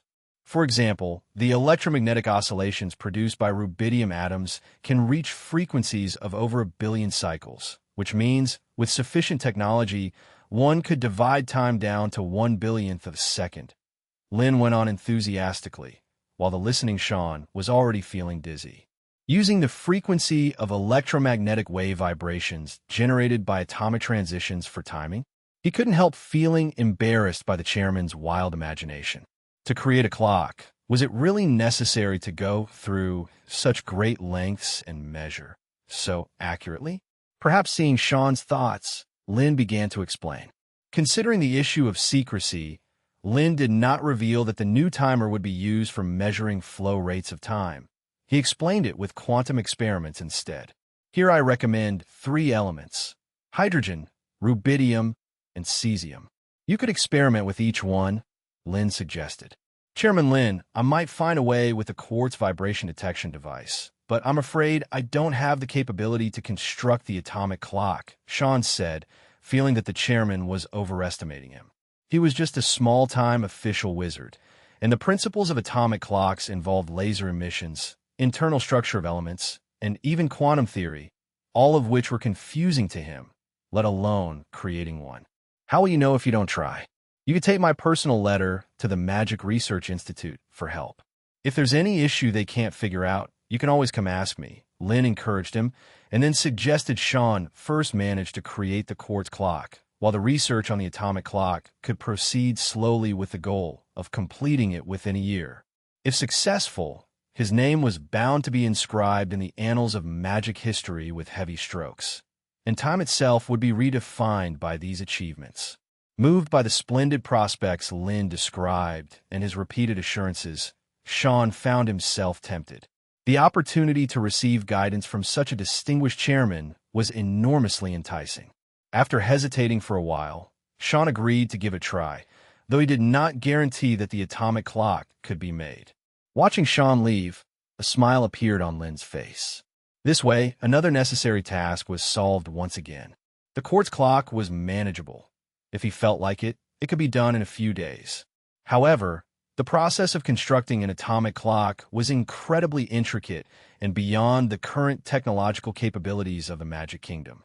But fortunately, they possessed a miracle called magic, which could make up for the lack of materials and processes. What was needed was to continuously put forth ideas and attempt experiments. This was undoubtedly a very time-consuming task. Now that he was chairman, Lin naturally wouldn't attend to all matters personally, lest he worked himself to death. Sean was the person he had chosen for this. Discovering the law of the pendulum isn't difficult, but according to Sean's description, it was during some kind of reproduction of the pendulum experiment that he intuitively sensed the time of each swing of the pendulum to be very close to the same, rather than decreasing linearly with each swing as logic would have predicted, and then he verified it with an experiment. Such keen insight is the best aid for invention and innovation. Once Lin had organized his thoughts, he didn't pause for even a moment before having his attendant notify Hera, Aurora, and Vittorio that he needed to convene an internal emergency meeting. After the several council leaders arrived, Lin recited in detail the intelligence he had obtained from Bud and the Crow. Previously, they had generally believed that the war might break out within 3 months, and in extreme cases, it might even be within 1 month. Now, it seemed there would be more time than anticipated. Subsequently, they discussed how many people should be sent and through which space-time gate to explore. The number couldn't be too large, nor too small. If the number was too large, it could easily alert the Death Lord, prematurely exposing the location of the space-time gate. If too few went, and they were ambushed, there would be no one left to report back. After deliberation, they quickly decided to form a 9-member squad, consisting of a Grand Wizard and 8 official wizards, to enter through the space-time gate located in the Northern Territory. There were 3 reasons for this. First, Bud's intelligence meant that they were not completely ignorant about that area. Second, if the Church's expeditionary force could enter in large numbers, then their sending people should not be an issue. Third, the dangerous magical beasts there had already been cleared by the expeditionary force, which should make it slightly safer. All things considered, it was the best choice they had. A week flew by in an instant, and Sean's development progress was a bit quicker than Lin had anticipated, finishing the task in only 6 days. In that time, as the council proposed a half-year development plan, the entire Magic Kingdom also experienced a second wave of construction boom. Each city was busy constructing roads and building workshops, with every person bustling about nonstop. Just the number of laborers had already exceeded 1 million, causing many wizards to complain incessantly. The technical positions requiring magical skills were extremely scarce, leading to many wizards having to juggle multiple tasks. Lin had the council allocate a portion of resources to set up magical communication towers first. Once the magic network started operating, thousands of official wizards could be added instantly. The council's plan for collecting grain was proceeding quite smoothly. Having learned from the bankruptcies of their colleagues in the previous food war, even rich merchants who treasured wealth dearly did not dare play the scarcity game. Moreover, the council was very generous, offering a price 30% above market rate, allowing for a decent profit. The real headache for Lin and the others was selecting personnel to enter the space-time gate. Euphemistically, this group was called the Scouting Squad, but more bluntly, they were the Suicide Squad. Wizards entering had to be prepared for the possibility of accidents preventing their return.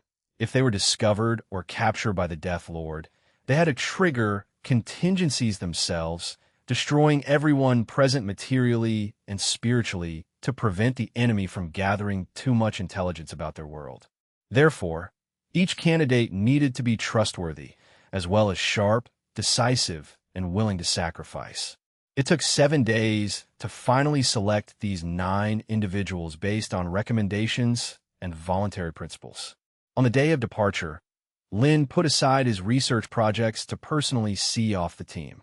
Chapter 6:16, 525, The Foreign Exploration Team.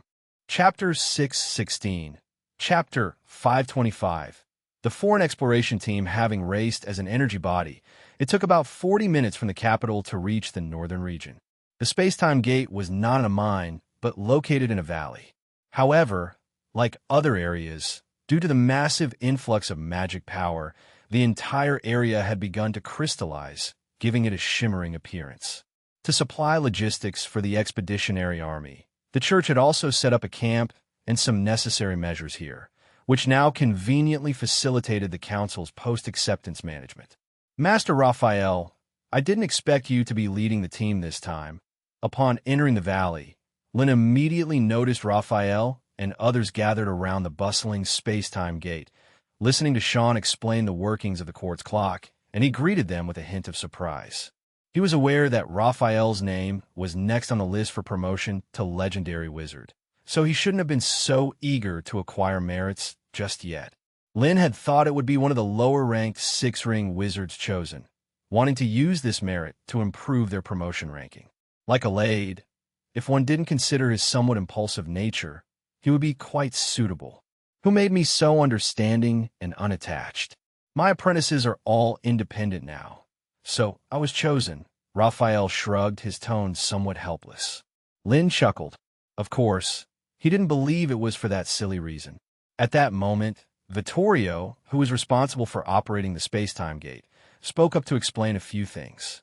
Raphael had a broad involvement in various disciplines, specializing in elemental studies and alchemy, as well as possessing significant research in electromagnetism and optics, and his trustworthiness was why he was entrusted with this important task. From what you've said, you definitely were the best choice for the leader of this operation. Lin nodded, thoroughly agreeing with Vittorio's assessment. The strength of a leader's magic power was secondary. What was necessary was sufficient capability, or rather, avoiding conflict was what this operation truly needed. In comparison, versatility and skills was more important since no one knew what situation they would encounter on the other side of the space-time gate. Under the praises of Lin and Vittorio, Raphael's face lost its helpless expression, replaced by a hint of a smile, indicating that being chosen also represented the Council's recognition and trust in him. The mission to gather intelligence at the space-time gate was indeed perilous, but it was ultimately not a direct confrontation with the unknown strength of the Lord of Death. He was confident of retreating safely. In fact, he was still lacking a solid achievement to truly convince others. Raphael had managed to rank 5th among over 26-ring wizards precisely because he had coordinated with Lin, Herav, and Vittorio during the capital's defense, killing the legendary clergyman Edwell and repelling Alera's origin descending from Heaven's Gate. However, many powerful wizards had reservations about this, even suggesting that his military exploits were merely gained by following the counselors, asserting that even a dog placed in that situation would have managed to achieve good results. Naturally irked by these envious slanders, Raphael had nearly lost half his life to earn that honor, though without scoring a final blow, he had still managed many assists. This venture to the space-time gate was also about vindicating himself. Lin looked towards the other wizards participating in the operation, noticing several familiar faces. Like Yoland, born the prophecy school and knowledgeable about astronomy and geography, and Tick, who excelled in arcane, physical, and alchemical disciplines. There was also a spiritual energy wizard named Taika, rumored to be a linguist proficient in hundreds of dialects within the Empire, and one surprising individual, Ivina. Lin asked in surprise. A week ago, he had confessed his identity to the young woman, explaining the reasons clearly, and they hadn't met since then. Later, he heard from an attendant that Ivina had left on her own while he was talking with Sean. Lin hadn't minded too much, thinking it was for the better. Some things, once clarified, only bring awkwardness to further meetings. Yet, to his surprise, she had joined the exploration team. This puzzled him somewhat. With Ivina's former identity as a member of the punitive force, how had she managed to infiltrate their ranks? Vittorio looked at Lynn in surprise, having thought Ivina was specifically arranged by Lynn, which is why he had agreed. Lynn's mouth twitched involuntarily. He had written that recommendation letter for Ivina to recover her previous civil servant exam scores without restriction by her past identity, to excel in an administrative position, and perhaps even become a mayor in a few years. He had never expected her to use it here. Seeing Lynn's expression, Vittorio realized his mistake and immediately frowned at the brunette girl. Under the imposing aura of a legendary wizard, Ivina showed no fear or panic. Her face remained serene as she began to explain. I've heard a lot about the space-time gate from Bud, and perhaps I can be of some help in this operation. Chapter 617, 525, Foreign Exploration Team _2. Chapter 617, Chapter 525, Foreign Exploration Team _2. Lynn shook his head, detecting a hint of self-destructive desire in the young girl's words. Raphael, who had innocently attracted disaster, suddenly had his face darken. His previous claim of having no attachments was merely a joke. He considered himself to be a very important person, and in the event of his death, not to mention anything else, his friends and apprentices would surely weep bitterly. However, despite his discontent, Raphael nevertheless reluctantly added, "Her strength and speed are quite good, exactly what this exploration team lacks." Even though Ivina held a recommendation letter from Lynn, she had also gone through selection and ability assessment. During the combat power test, Ivina took down 3 joint official wizards all by herself. Such combat prowess was outstanding even among the rank 3 shaping wizards skilled in close combat.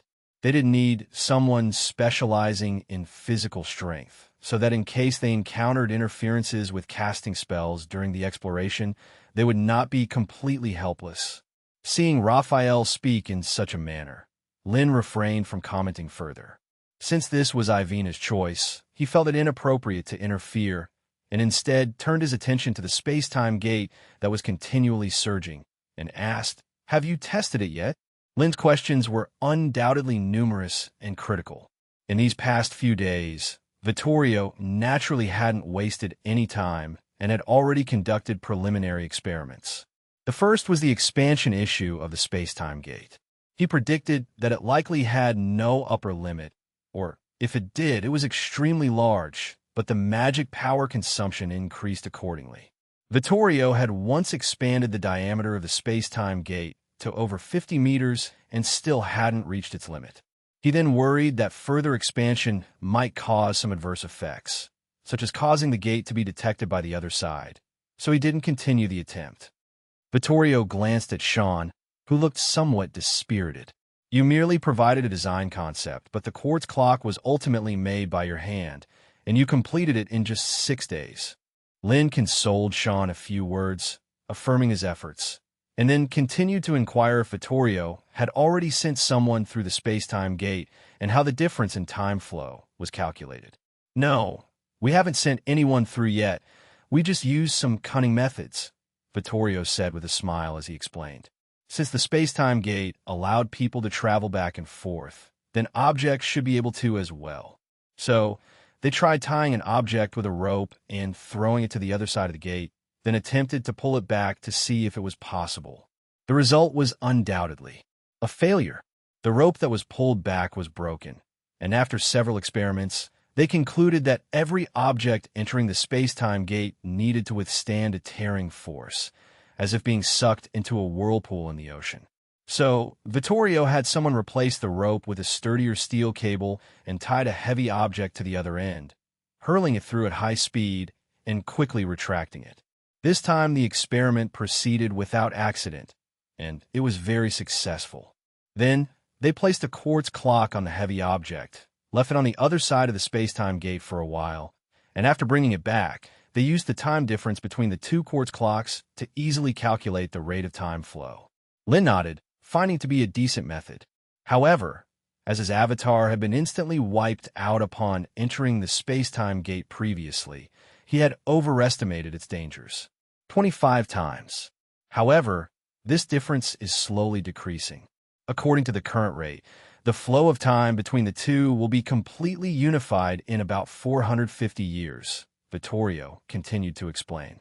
Due to the extremely subtle nature of the decline in this discrepancy, they had to conduct hundreds of experiments, taking a whole day's worth of time, and with the aid of a quartz clock accurate to 100,000th of a second, they compiled the values from hundreds of tests and listed equations to calculate a corresponding value, barely managing to deduce it. For more precise confirmation, they had to wait for Raphael and the others to return. If the figures perfectly matched the ones calculated from his equations on the decay of time flow rate, then they could confirm 450 years? It seems we have plenty of time. Raphael raised his eyebrows. The sevenfold difference in the flow of time was undeniably terrifying, meaning that 7 years for them would be just 1 year in the other world. However, Vittorio dampened his enthusiasm with a sobering comment. That's only at the current rate. In other words, if the enemy took control of the space-time gate and expanded it to increase the speed of the influx of magic power into this continent, then the difference in the flow of time between the two worlds would further diminish, and their advantage in time would no longer be as pronounced. In any case, your mission this time is extremely challenging. You need to gather as much information as possible from the other world. It would be best to confirm whether the information stated by the Star Messenger is correct. Also, do your best to avoid contact with the enemy.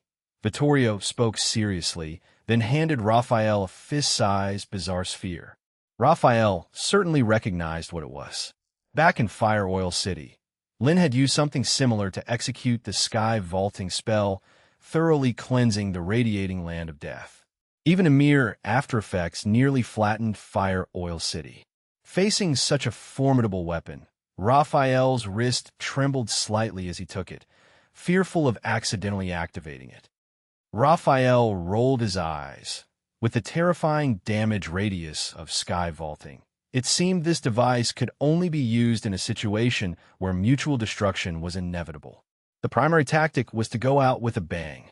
By the way, take this ring with you as well, Lin said, producing a special enchanted ring. Raphael inquired curiously. It's just an experiment. Might not be useful at all, Lin casually replied, with no intention of elaborating. Hearing Lin being so secretive, Vittorio also gave the ring a few glances, then noticed its dark golden color and texture, which felt incredibly familiar to him. Vittorio asked in surprise. Lin confirmed with a nod. You melted the corona metal? As these words were spoken, the wizards present all widened their eyes in shock, and Raphael's wrist, holding the ring, also quivered. The corona medal represented the highest honor in the magic community, and here was the magic star, willing to melt down such a precious artifact. It was an absolute waste. Lin, however, didn't seem too bothered by it. He had asked Herav about this peculiar metal, which came from beyond the space-time gate. They had only acquired 12 kilograms in total. Due to its rarity and strong energy-carrying properties, it had been divided to create 12 corona medals. Now, the council only had 2 pieces left in stock, which were to be awarded to others. Having some excess material, Lin simply decided to melt a piece for research and experimentation, and this ring was one of the outcomes. Chapter 618, 526. Even in the worst environments, life always finds a way. Chapter 618, Chapter 526. Even in the worst environments, life always finds a way. Raphael, although he didn't know what Lin was up to, still took the ring of arcane secrets out of trust. Yoland, Tick, Ivina, and others also took various instruments and made preparations for the journey. Lin didn't give a long motivational speech, but reminded everyone to be extremely careful and prioritize safety and stealth for the exploration. If necessary, they could always retreat and rest before the council prepared a second team to enter. Raphael said solemnly before stepping into the swirling space-time gate, with the others hastily following suit. Lin watched as they vanished into the space-time gate, sensing something and mulling over it in his mind. But this had been within his expectations. He just wondered whether the soul-splitting magic would work on the other side. On the other side, upon entering the space-time gate, Raphael felt dizzy, as if his consciousness were peeled away and his body had been whirled about dozens of times in a vast cyclone. By the time Raphael came to his senses, he had already emerged on the other side of the space-time gate.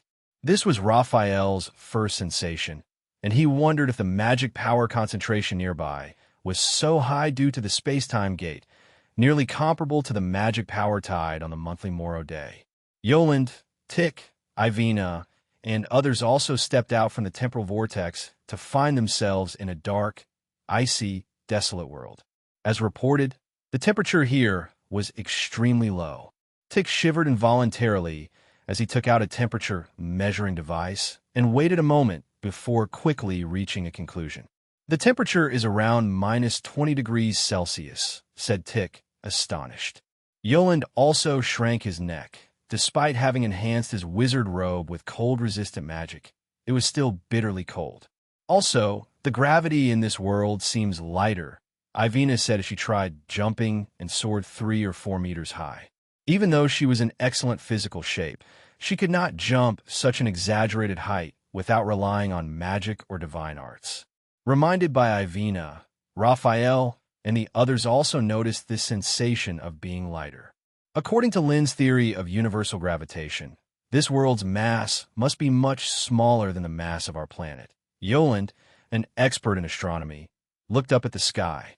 There are no stars here, no moon or sun, only darkness upon darkness.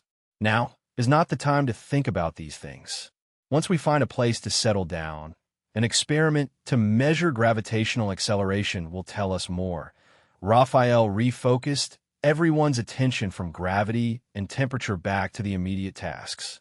In fact, part of their mission was to study the elemental composition and gravitational constants of this world, and they had brought all the necessary instruments with them. If possible, the council wanted them to estimate the size of this continent or planet using Lin's method of parallax, but Raphael thought that was completely insane, a problem with the counselors' brains. Without any light in this place, creating a light source big enough unless they release sky vaulting high in the sky, which would be akin to revealing their position. Raphael raised his hand to cast a spell, and a flickering ball of lightning condensed above their heads, its phosphorescence immediately dispelling the surrounding deep darkness. Only then did they notice that the space-time gate here was also erected within a valley, probably because the church's expeditionary force had recently slaughtered nearby magical beasts, leaving the air filled with a mix of blood and a foul stench. "Good. Magic can be used smoothly." Raphael breathed a sigh of relief. The thing he was most worried about hadn't happened. This gave him more confidence, and he then turned his gaze towards Taika, the spiritual energy wizard in the team. Taika nodded and opened his large wizard robe. Ivina's pupils contracted slightly, for within the robe were countless half-palm-sized, pitch-black bats. The wizards immediately recognized them as small, blood-sucking magical beasts that normally traveled in swarms. Without the aid of a wizard or divine mage, 100 or so could wipe out a whole town. But it was clear that Taika, the spiritual energy wizard, hadn't brought the magic bats for combat. These creatures could use echolocation to navigate, making them excellent scouts in foreign dark environments to reduce their chances of exposure. Yoland, too, began to take action, placing his hand on the ground. He had been chosen for the scouting party not just for his astronomical knowledge, but more importantly, because he had a technique to sense ground vibrations. In an unknown world, the more methods of scouting, the better. Otherwise, there might be an oversight in some area. Like now, at the same moment, a sense of alarm surged in Ivina's mind.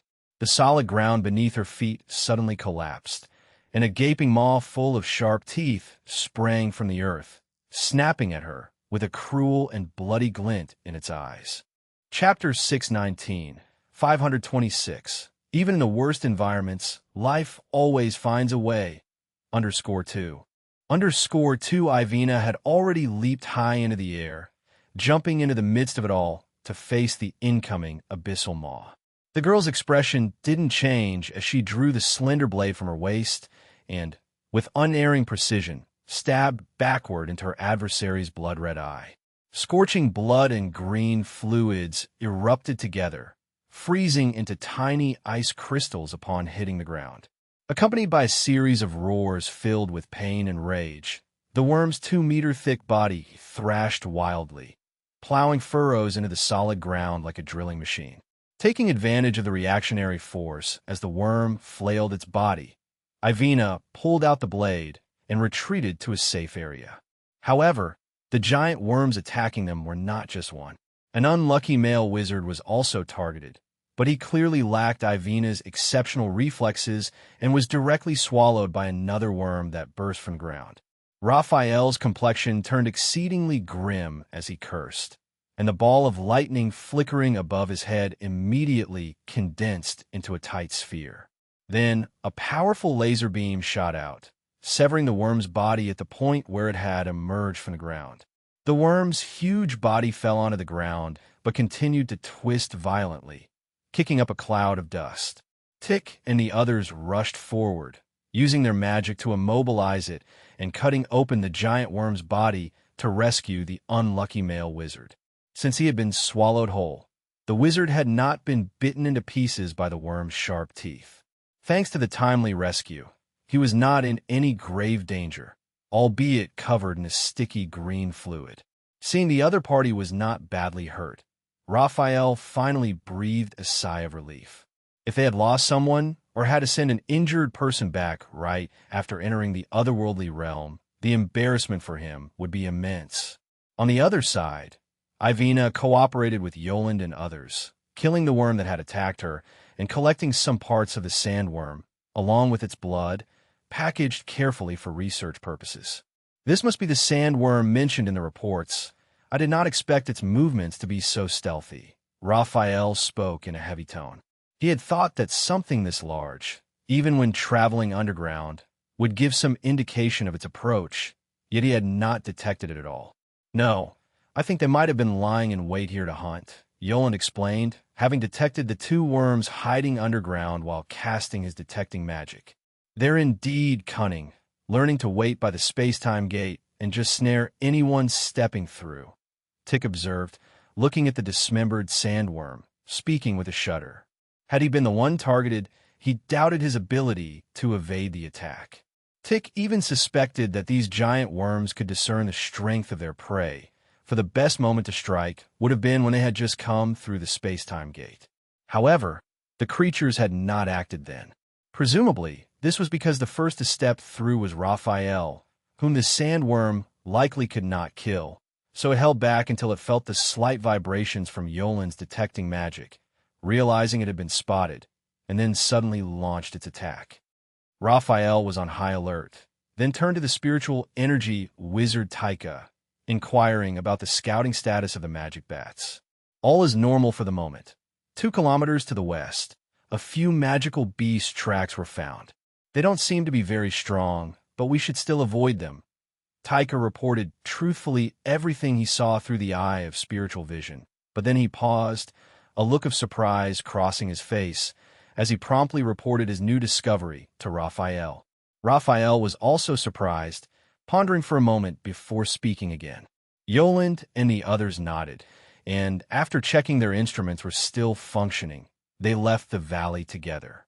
Before they departed, Raphael extinguished the ball of lightning overhead, as carrying such a bright light source was simply too conspicuous. In this valley, things are still fine. The church had sent its expeditionary forces several times to slaughter the magical beasts gathering nearby, causing much more commotion than they ever did. But once they left, it was no longer a certain bet. About half an hour after the departure of the group of 9, the valley regains the tranquility from before. 3 short figures clad in beast skins sprint into the valley from the outside, their destination unmistakably the 2 dead sandworms. The trio moved with an uncommon proficiency, swiftly wielding bone knives to slice open the worms' bodies. After draining the surface layer of green fluid, they severed an inner membrane to reveal the underlying flesh that was a brownish hue. The juices of this sandworm possessed strong corrosive properties, and only a small part of the flesh deep inside was edible. However, given their enormous size, it was enough to feed a small tribe for a week. Under their skilled maneuvers, it only took 20 minutes to separate all the meat within the shell. As for the portion of the body that had burrowed into the ground, they did not touch it, since digging it out would take a lot of time. Staying here for even a second was extremely dangerous, as powerful beasts might smell the scent and come looking at any moment. In this godforsaken world, greed and death usually went hand in hand. To survive, one had to be extremely cautious. The tiny figures wrapped the separated flesh in the membranes torn from the sandworms' bodies and prepared to drag their haul away. However, the path out of the valley was blocked. A glowing orb of lightning was racing towards the figures at incredible speed. A sharp scream burst from the mouth of the one in the lead, and the other two didn't hesitate to drop the hard-won pieces of flesh and sprint away in different directions. Unfortunately, their speed was obviously no match for lightning. The oncoming orb of electricity soon exploded, sending arcs flickering out like a spider web, quickly spreading to cover a 100-meter radius. The one who had made the move turned out to be Raphael, who had used polarization magic to conceal himself and had then doubled back. He was holding another short figure, a sentry. A few magical bats flew down from the sky, landing on shaping Wizard Taika's shoulder. He had already spotted the 4 individuals hiding outside the valley, but since he did not know their identities or purpose, he had refrained from acting rashly. Upon receiving this information, Raphael didn't want to alert the quarry. The distance between them was too great. The few magical bats were not enough to capture all of the intruders, so he pretended to be unaware, waiting for the others to make the first move. However, much to Raphael's surprise, it was not himself these 3 individuals were interested in, but rather the 2 dead sandworms in the valley. Were they here for food? Casting a glance at the spread-open membrane bags, Raphael's expression took on a shade of understanding. Tick approached and, peering at the shaking, electrocuted little dwarfs, spoke with a measure of surprise. "No, they should be halflings," Raphael corrected, having seen Lydia many times and thus understood a fair bit about the halfling community and recognized them at a glance. Yolan speculated in rapid succession, his biggest surprise being the existence of halflings in such a barren world. There was no sunlight here, the moisture in the air was scant, there were many dangerous magical beasts, and most importantly, the outsiders seemed pitifully weak. Never underestimate any species. The speaker was a shaping wizard, who, having dissected thousands of creatures, naturally understood how tenacious life could be under the drive of the will to survive. Chapter 620, 527, The 2 Ends of the Space-Time Gate and the Jet Fighter. Chapter 620, Chapter 527, The 2 Ends of the Space-Time Gate and the Jet Fighter, Yoland asked. The captured halflings looked very thin, and with their short stature, they resembled impoverished children, staring at them in terror, incessantly squeaking in what seemed like some sort of pattern. Yolan guessed it must be a language they could not understand. Raphael turned to the spiritual energy wizard, who was communicating with a demon bat. The rest of the halflings were terrified, their faces turned pale, and their cries grew even louder. About 5 minutes later, having finished probing the memories, Taika reopened his eyes, and the halfling's incomprehensible speech gradually became clear and understandable. "Great Moon God, please save us." Taika scanned the halflings, some terrified, others earnestly praying, and spoke dismissively. Although Taika's newly learned indigenous language was very rough, the halflings understood him, and all threats, curses, and prayers came to an abrupt halt, everyone staring at him with eyes full of terror and despair. Taika paid them no more attention, but instead turned around to report to Raphael. "It's no coincidence, actually. This halfling settlement has been shadowing this area for years," Taika explained. Raphael paused, his face showing a moment of surprise before he quickly recovered. "Tika nodded. In this cold, dark foreign land, procuring food was a significant issue, and the church's expedition force always left behind plenty of remnants and blood from cleaning up nearby monsters. The ample food and scent of blood attracted not only other monsters, but also this tribe of halflings, who, although very weak, had the advantage of intelligence. They took advantage during the time window before powerful monsters entered the valley and after the church's expedition force left, conducting post-battle scavenging, which provided enough food for the entire tribe for several months or even a year or two. This low-risk, high-reward way of gathering food had driven the starving halflings deeply into the trap, but they had no idea when the next expedition force would arrive and dared not rashly approach these beings more ferocious and dangerous than monsters, let alone enter the stronghold through the space-time gate. Therefore, they sent several scouts to keep constant vigil here, waiting for the next great harvest. It's worth mentioning that the tribe didn't send 4 scouts, but 5. One halfling scout had already gone to inform others upon detecting disturbances at the space-time gate. Raphael could hardly help but smile wryly. Now that they had wiped out the church, those halflings would wait in vain forever without the expedition force coming again unless they entered again to gather information about the Lord of the Undead.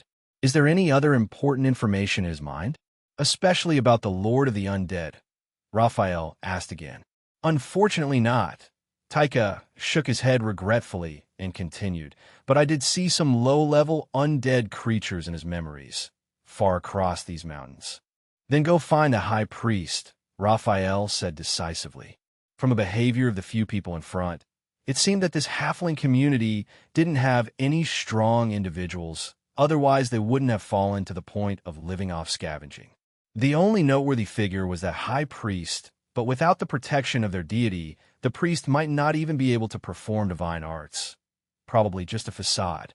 Raphael estimated that with ample food and absolute power, they completely had the capability to control this tribe. In some sense, their luck was quite good. Although they had faced an attack by 2 sandworms upon entering, it had also led them to a deep understanding of this world. Thinking this, Raphael's previously furrowed brows suddenly relaxed, and he felt confident about the plans for this exploration of a foreign land. Taika, write a report and throw it along with this. Halfling through the other side of the space-time gate. That way, we won't need to send anyone back for the time being, Raphael instructed thoughtfully. Since a halfling had already gone back to inform the others, they must depart immediately to block the tribe's movements to prevent them from escaping or relocating. According to the original plan, if electromagnetic communication couldn't be received, 3 of their 9 people would need to return within 1 day to the space-time gate and report back in turn, depending on the situation to decide whether to send more reinforcements. Chapter 621, 527. The 2 ends of the space-time gate and the jet fighter _2. Chapter 621. Chapter 527. The 2 ends of the space-time gate and the jet fighter _2 now. It seems unnecessary to travel back and forth so frequently. They could fully utilize these half-blood natives as informants to gather intelligence, which would be less conspicuous and forego the need for additional support from the council for the time being. Taika nodded and quickly wrote a report on a piece of bee skin parchment, then grabbed one of the half-bloods, tied him up, stuffed the parchment in his mouth, and hurled him heavily into the space-time gate. Meanwhile, Lin and others who had seen off the exploration team were not in a hurry to leave, but were waiting for news from the other end. To ensure that the exploration team had indeed entered the other realm smoothly, and had not been taken by the space-time gate to some bizarre location or caught in a spatial current and killed, Raphael and the others would conduct a preliminary survey for half an hour. After confirming there were no issues, they would send 1 person back to report on the situation. In exchange, they would also send another person through to swap and verify the information with each other. Due to the different flow of time between the 2 locations, half an hour, there was about 3.5 hours on this side. However, 4 hours had passed, and there was still no activity from a space-time gate. We can't just keep waiting like this. Master Raphael should be aware of the importance of the first contact. We need to send another group in, Vittorio said with a furrowed brow, suspecting that the exploration team that entered the space-time gate had encountered some serious trouble Otherwise, they would not have missed the time to send someone back. Let's wait a little longer. Lin shook his head. A sixth-ring wizard, unless he had the misfortune to bump head-on into an immensely powerful legendary being or the Lord of the Undead, would not be so easily killed on the spot. According to their speculation, this space-time gate should be relatively safe. Although the rest of the exploration team members were not particularly strong, they had a balanced composition with scouting, healing, close combat, range combat, magic, and technology covering almost all the necessary elements. If they indeed encountered an unbeatable opponent, they could always retreat back through the space-time gate. 15 minutes. If there is still no movement after 15 minutes, we will send in a second group, Lin said solemnly. Vittorio nodded and waited patiently. Time ticked away second by second, and the numbers on the quartz clock kept changing, with the wizards present becoming increasingly anxious.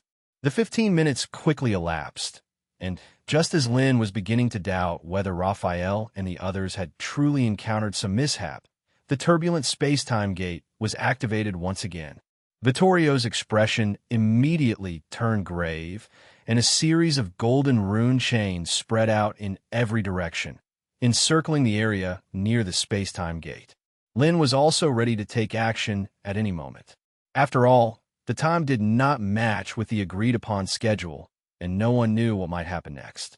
It could be Raphael sending someone back, or it could be an invading enemy. Under everyone's gaze, a figure, bound all over, flew out from the turbulent space-time gate and was once again securely tied up by the rune chains.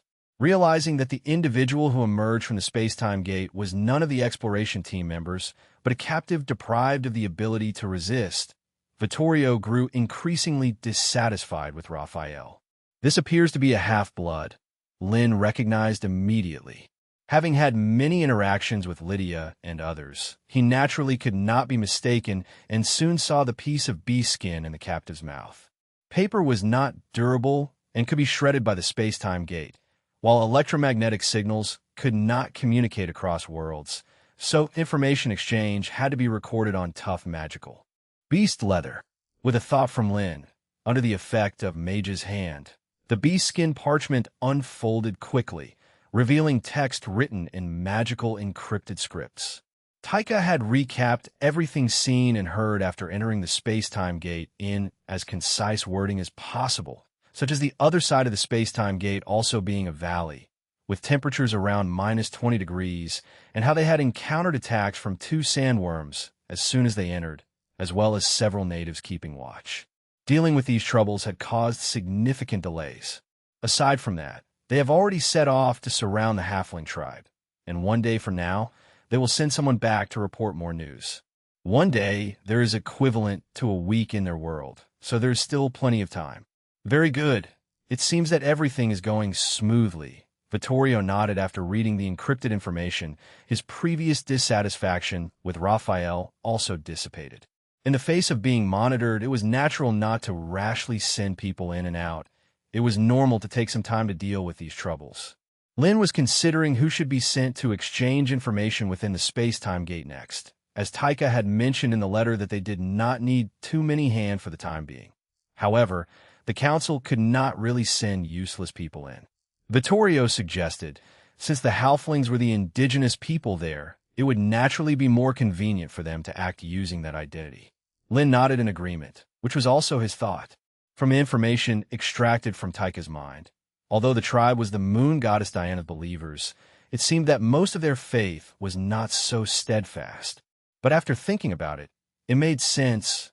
It had been a long time since the moon god had died, and without any divine signs, even the most steadfast faith could waver. Moreover, the lifespans of halflings were not long, even shorter than normal humans, usually only around 60 years. By now, the previous staunch believers should have all died out. Since everything here is in order, I should return to the capital. Lin turned to look at Vittorio. I need to stay here to continue studying this space-time gate and figure out how the rate of magic power influx affects time, Vittorio said, raising an eyebrow. Being here, he could also prevent any anomalies from occurring. As for the alchemy array that separates tritium and deuterium, Vittorio had already sorted it out 3 days earlier, improving its efficiency by about fivefold. The rest could be handled by those alchemists. Lynn nodded in agreement, and, after bidding farewell to Sean and the others, he transformed into a streak of light and disappeared into the sky. Vittorio ordered, looking at the halfling who was firmly bound on the ground, with a face of terror. This native might be weak, but their value is significant. They could utilize their memories to decipher the language and learn a wealth of fundamental information about the foreign territory, which was precisely why Raphael made a point of sending this person over. About 40 minutes later, Lynn returned to the capital and took a moment to share the intelligence he had gained with Herav and Aurora. He then called over a male wizard responsible for managing information and inquired about the whereabouts of Lydia and the others. It had been quite some time since he had seen Lydia. He had been busy studying the application of magic power at the microscopic level and didn't have the time to pay attention to her. Only when he wanted to did he realized that she had vanished, and she was not at the newly built Air Force Base either.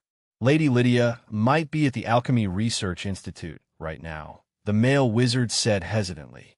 He had heard that Master Dennis was recently working on a new kind of explosion-based propulsion device, intended for use on new combat aircraft. There had been several accidents over the past few months, and the council had received many complaint letters. Lynn immediately became interested. This was about making jet planes. No wonder Dennis had not attended this year's academic conference. Chapter 622, 528, Great Strength and Flying Bricks, Dennis's Explosive Propulsor. Chapter 622, Chapter 528, Great Strength and Flying Bricks, Dennis's Explosive Propulsor. An hour later at the Royal Capital, Lynn stepped into the Magic Research Institute and was warmly received by Deputy Director Tim, who took over as acting director after Vittorio left. When Tim learned that Lynn had come looking for Dennis, he began to pour out his complaints. Assemblyman Lynn, this time you'd better also persuade Master Dennis. He was doing quite well with his propeller aircraft, continuously increasing its top speed with very pleasing results. The maximum cruising speed was approaching 400 kilometers per hour. Yet, for some reason, he abruptly switched to researching a kind of explosive thruster. The Alchemy Research Institute was initially supportive of Dennis's new endeavor, but his explosive thruster was as volatile as its name suggested. In the past year, there had not been a single day of peace in the lab allocated to Dennis. Small-scale explosions were incessant, and at worst, the lab had suffered complete destruction. Although accidents are common in magic research, the frequency of these incidents was far too high. The continuous noise severely disrupted the research of other wizards, not to mention the personnel casualties. Over 60 official wizards were injured, and the number of apprentices had surpassed 100. Considering the kingdom's current shortage of personnel, it was a period when every official wizard was worth their weight in gold, many holding several positions. The injuries of a significant number of wizards affected more than just the progress of a single project. As Tim continued to share his grievances, Lynn was quite surprised.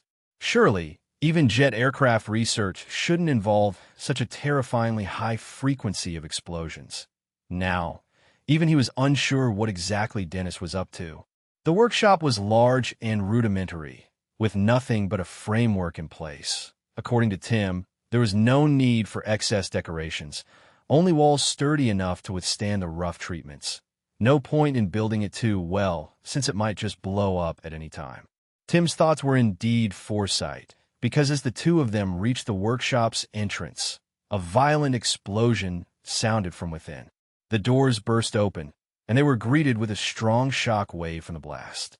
A sharp piece of metal, mixed with the shock wave, sped toward them at high velocity. However, just as it was about to reach them, the metal fragment's speed suddenly shifted from extremely fast to extremely slow, finally hovering midair. Lynn reached out and pinched the fragment in his hand before stepping forward into the workshop. The entire alchemy workshop was smoky and grim, its ground, walls, and ceiling pocked and uneven from the aftereffects of numerous explosions, with its original appearance no longer discernible. As expected, Tim followed Lynn inside, shaking his head helplessly. If Dennis hadn't made outstanding contributions to the improvement of steam engines, internal combustion engines, and propeller-driven fighters, which had given many council members a sliver of hope for his new achievements, this dangerous research project would have been halted long ago. Due to the recent explosion, the inside of the alchemy workshop was a complete mess. Luckily, there were no injuries this time, as accidents had become somewhat routine. An alchemist noticed Lynn and Tim as they entered and immediately notified Dennis of their arrival. The two did not have to wait long before Dennis, who had received the report, came over with his team. Each person was covered in dust and soot, but their expressions were incredibly exuberant. Upon seeing Lynn and Tim, Dennis grabbed their sleeves excitedly. "Quick, quick! Your timing is perfect!" Tim, who was about to offer a sarcastic remark, swallowed his words, his expression shifting to one of uncertain surprise. Could it be that Dennis had actually made the explosive thruster work? The elated Dennis led them to the inside of the workshop, eager to show them his new accomplishment, a thruster approximately 2 meters long and 40 centimeters in diameter. However, the middle half was curled outward like a twisted pastry. The recent explosion had clearly originated there, Tim asked, pointing at the severely damaged thruster, his face a mixture of bemusement and concern. Dennis's voice rose several octaves, trembling with excitement. This time it hadn't simply detonated, but had actually operated a breakthrough from 0 to 1, signifying they were incredibly close to a finished product. "I fear it's still quite far off," Tim said, exasperated. What was 1 minute good for? This was nothing short of wasting precious resources and manpower. Dennis completely disregarded Tim's opinion, commanding half-bodied creatures and alchemists to inspect and repair the thruster, while summarizing the lessons from their failure. He also launched into a detailed explanation to Lynn about the design concepts of the new style thruster. Traditional propeller aircraft convert engine rotational power into thrust. As the propeller spins, the blades push large amounts of air backward, generating forward force. Yet, Dennis believed the efficiency of wind-driven propulsion was too low. Moreover, as speeds continued to increase, he began to sense a limit, leading him to resolutely shift his focus to researching a newer type of propulsion device. Chapter 623, 528, Great Strength and Flying Bricks, Dennis's Explosive Propulsor _2. Chapter 623, Chapter 528, Great Strength and Flying Bricks, Dennis's Explosive Propulsor _2, and this time, he wanted to take advantage of the shockwave generated by an explosion. This was not an impossibility. In fact, they had already been widely utilizing this force in weaponry, such as bullets and cannons that relied on the explosive power of gunpowder for high-speed attacks against the enemy, and even internal combustion engines which relied on internal combustion reactions to provide power. This fully demonstrates that explosions are the primary propulsive force. "You're absolutely crazy, Dennis." Tim rolled his eyes. "Creating a fighter jet like this is practically building a flying bomb," Dennis said assertively. His experiment had undoubtedly proven this point. Compared to the violent shock force of an explosion, the pushing force provided by a propeller was extremely weak. Dennis pointed at each part of the thruster and introduced them one by one. The interior of the explosive thruster contained 3 chambers. The first chamber had an alchemy array inscribed in it to continually produce pure oxygen, while the second chamber was responsible for conveying pure hydrogen. They would be delivered into the third chamber at a steady rate through a pipeline, mixed, and then ignited, and finally, the high-temperature, high-speed explosive airflow would blast out from the rear end of the thruster, producing a terrifying thrust. "I've already tested that pure oxygen and hydrogen alone won't cause a combustion reaction, so the first and the second chamber are safe," Dennis continued, "and the pipelines filled with gas block the return path of the explosive airflow, forcing it to only blast out from the rear nozzle." Dennis elaborated swiftly and in detail about his design philosophy, then turned his head towards Lynn, boasting proudly. "What do you think?" After hearing Dennis's explanation, Lynn painfully squeezed out these words. The design principle of Dennis's invention was actually just 4 words in Chinese.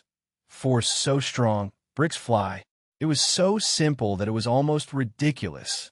When initially designing aircraft, the reason he considered propeller-driven planes rather than jet planes was due to the high difficulty in making jet engines. Before arriving at the Alchemy Institute, he had been puzzled over how Dennis had managed to solve so many problems a year before. The outcome was obvious. Dennis didn't plan to solve those issues at all. What he made was something between a jet engine and a rocket thruster. This thing wasn't entirely unusable, but as Dennis himself said, how to make materials that can withstand high temperatures and shock force posed a huge problem. The power of the hydrogen-oxygen mixture explosion was terrifying, and its danger could be somewhat gauged by how much damage had been done to this alchemy workshop. Lin's praise clearly made Dennis extremely happy. It was the joy of having one's achievements recognized, even more so by this so-called star of magic. A group of alchemists, along with Lydia, Darren, and dozens of halflings, were nervously making final adjustments and conducting checks, reporting from time to time. Some damage has appeared inside the second chamber, likely due to metal fragments from the explosion entering the chamber. This side's metal inner wall is severely damaged. We've already used the toughest metal and reinforced it with a fireproof array, but it still couldn't withstand the high temperatures and pressure from the explosion. Lydia lifted her hand high, her originally fair cheeks covered in grease and dust, looking black as pitch. Listening to the reports from the alchemists, Dennis kept nodding, then continued. Then this time, let's reduce the fuel delivery speed by 30%, adjust the hydrogen-oxygen combustion ratio, and try again. Lydia nodded excitedly. Although Dennis had said similar things hundreds of times lately, the experiment just now was different from the previous failures because the explosive thruster indeed started to operate. Even though it had exploded again after only a minute, at least there was a glimpse of the dawn of completion. Dennis took a deep breath and silently prayed that this time it would be a success. This was crucial for the future funding of research and the ongoing development of the explosive thruster. With the joint efforts of all the half-humans, the cylindrical metal thruster, over 2 meters long, was quickly reassembled. 10 alchemists used magic to join the pieces at the seams, placed counterweights, attached wings, and the most rudimentary imitation flying device was completed. Dennis said with immense anticipation.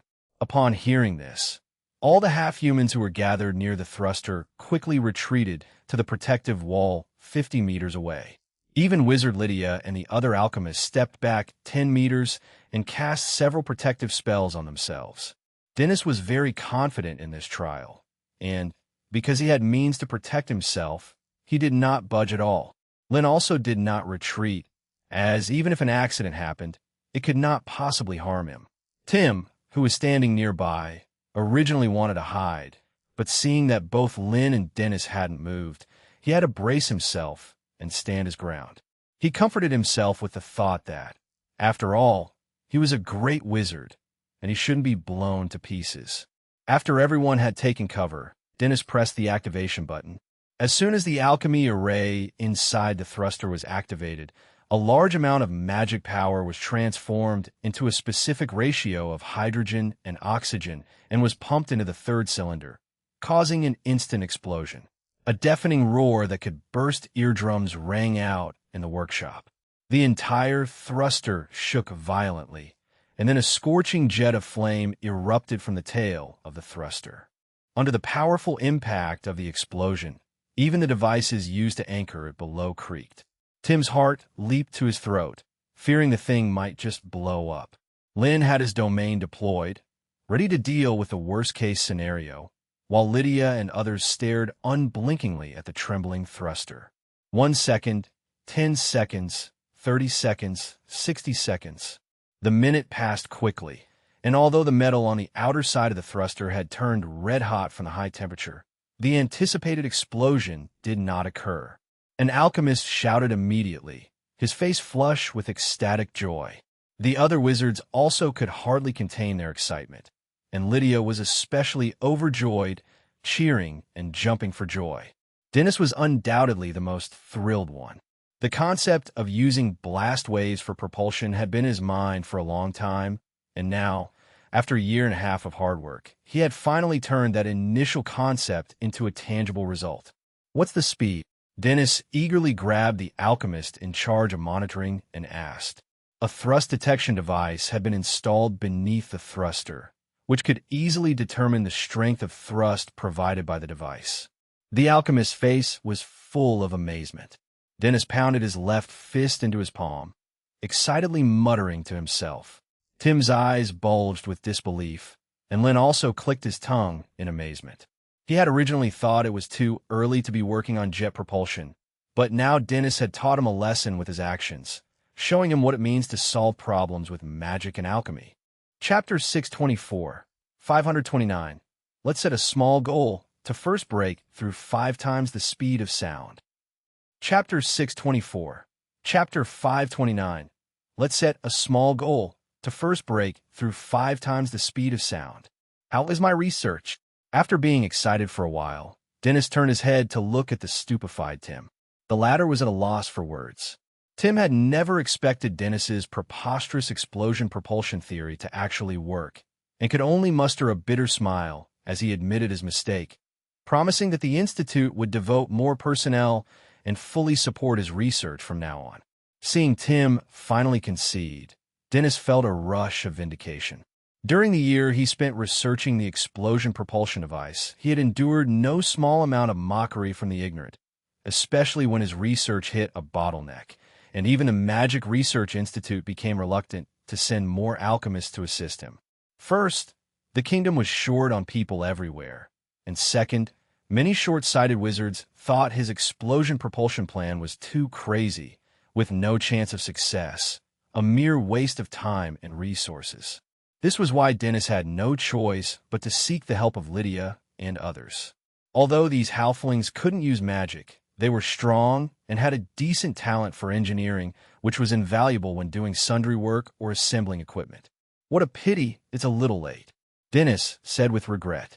Otherwise, he was sure to win a Morningstar medal with his research. It's not too late. Once you've perfected the jet fighter, you'll be just in time for next year's academic conference, Lynn said with a smile, then turned to the still fiery red propulsion device that was showing signs of melting but continued to emit flames and reminded Dennis. Now that Dennis had developed a prototype of the jet propulsion device, Lynn was no longer holding back. A jet fighter. How could a speed of 700 kilometers per hour be enough? Even 3 to 5 times the speed of sound was just the beginning. After all, they were preparing for a transboundary war, and no level of caution against the enemy could be deemed excessive. They had to give their all and make as many preparations as possible. A supersonic fighter at speeds comparable to a legend, and if it could be equipped with devices to launch the undying flame, or even miniature fusion bombs, it should pose a significant threat to the legends. The wizards present looked at Lynn with peculiar gazes, and Tim was completely dumbfounded. In his view, a speed of 700 kilometers per hour was already terrifying, enough to travel across the Empire several times in a single day. But Dennis was exceedingly excited. He had, of course, considered using the shape of the gas chamber to increase speed, and in fact, he had already conducted several experiments. For instance, the third gas chamber in the propulsion device had been modified by him to maximize the ejection of the high-temperature and high-speed gas flow from the hydrogen-oxygen mixture explosion, greatly minimizing the chances of an explosion. To give Lynn a clearer understanding, Dennis walked up, stopped the propulsion device, disassembled it, and explained the design of its internal structure. Even though each improvement in the structure was the result of dozens or hundreds of experiments, Dennis did not conceal anything in front of the Star of Magic, detailing everything from the design philosophy to the problems encountered in practical application. After all, Lynn had been very generous in directly sharing the internal combustion engine blueprints for his own research, so Dennis didn't suspect him of trying to snatch the fruits of magical study. After listening to Dennis's explanation, Lynn pondered for a moment before quickly speaking. The design of the triple chamber structure is good, using the property that highly pure hydrogen and oxygen cannot be ignited on their own to prevent the backflow of high-temperature gases produced by combustion. However, this is not safe enough. I suggest you could add a step to compress the gas in the first half of the third chamber, which could not only increase the thrust provided by the gas combustion once again, but also create a pressure differential front and back as a second safeguard.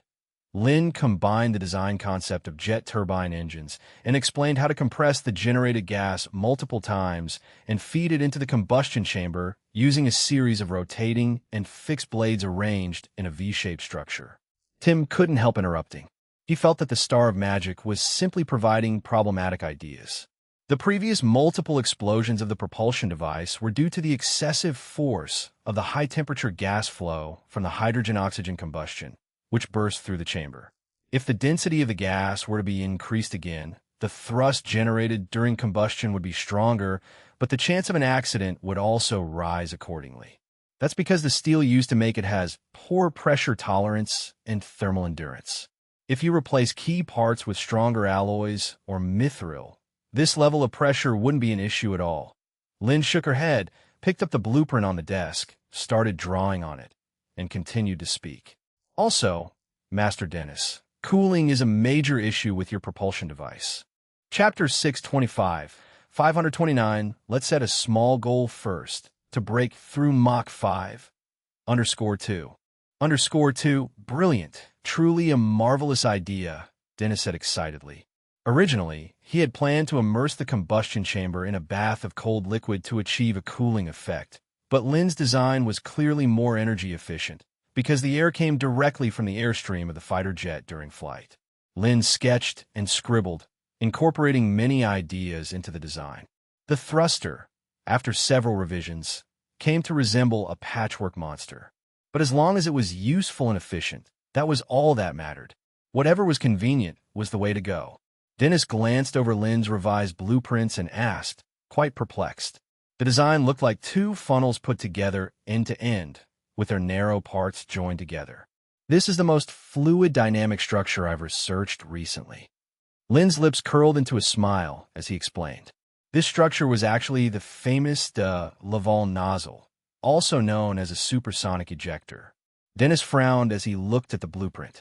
He believed in optimizing the structure of the thruster duct to increase speed, but the idea that merely changing one structure could double the existing speed seemed a bit exaggerated. Keep in mind, his explosive thruster could already reach speeds of 700 kilometers per hour, and with the step of compressing the gases, the speed would only increase.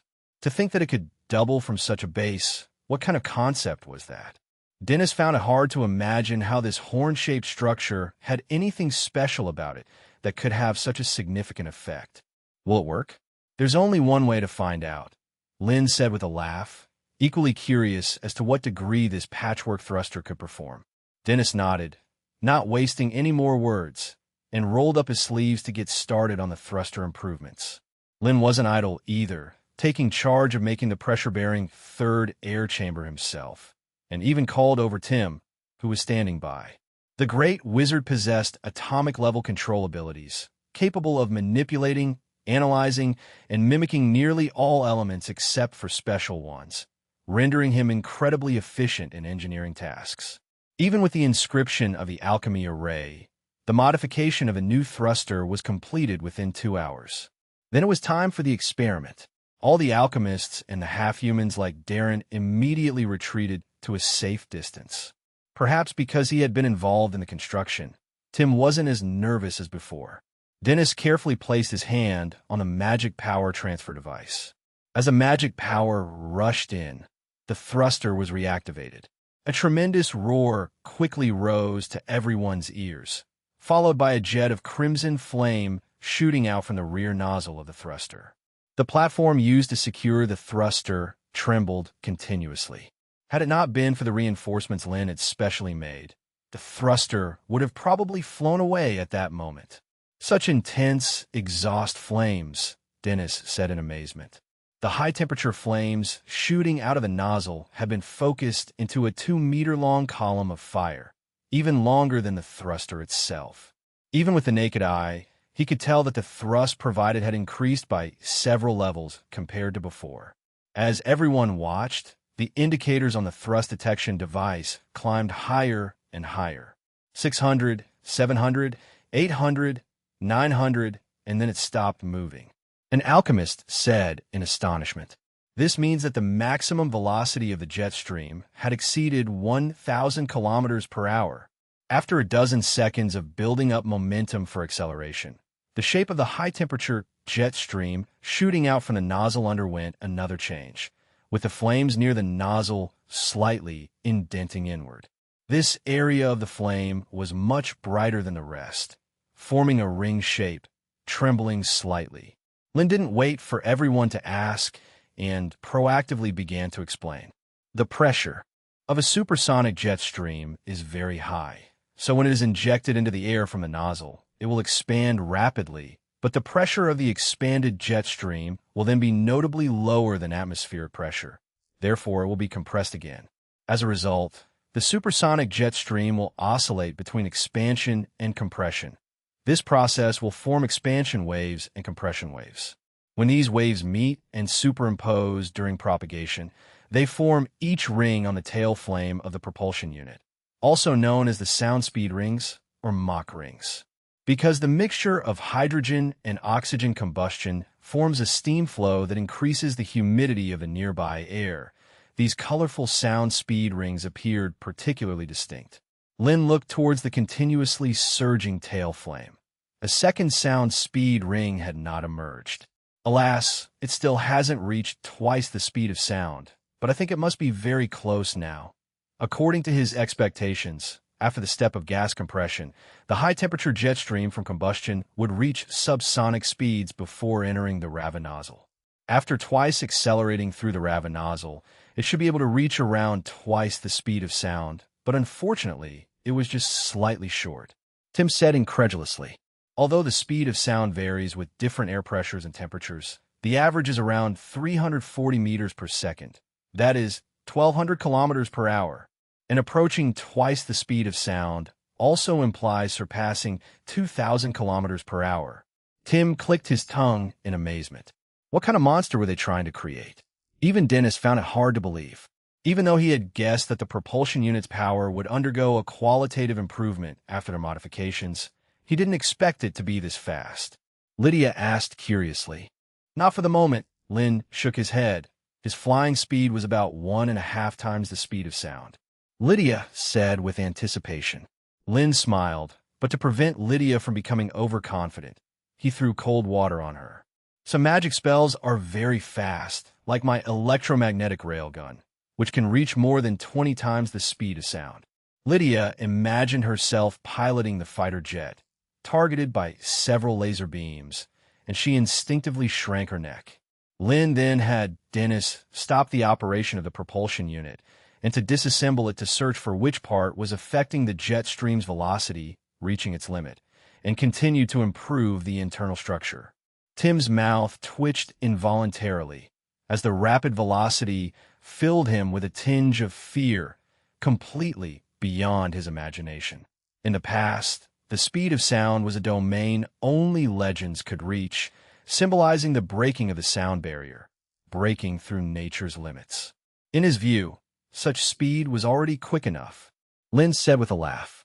For jet fighters, 3 times the speed of sound is not much. 5 times the speed of sound is acceptable, and 10 times the speed of sound is just enough to be deemed adequate.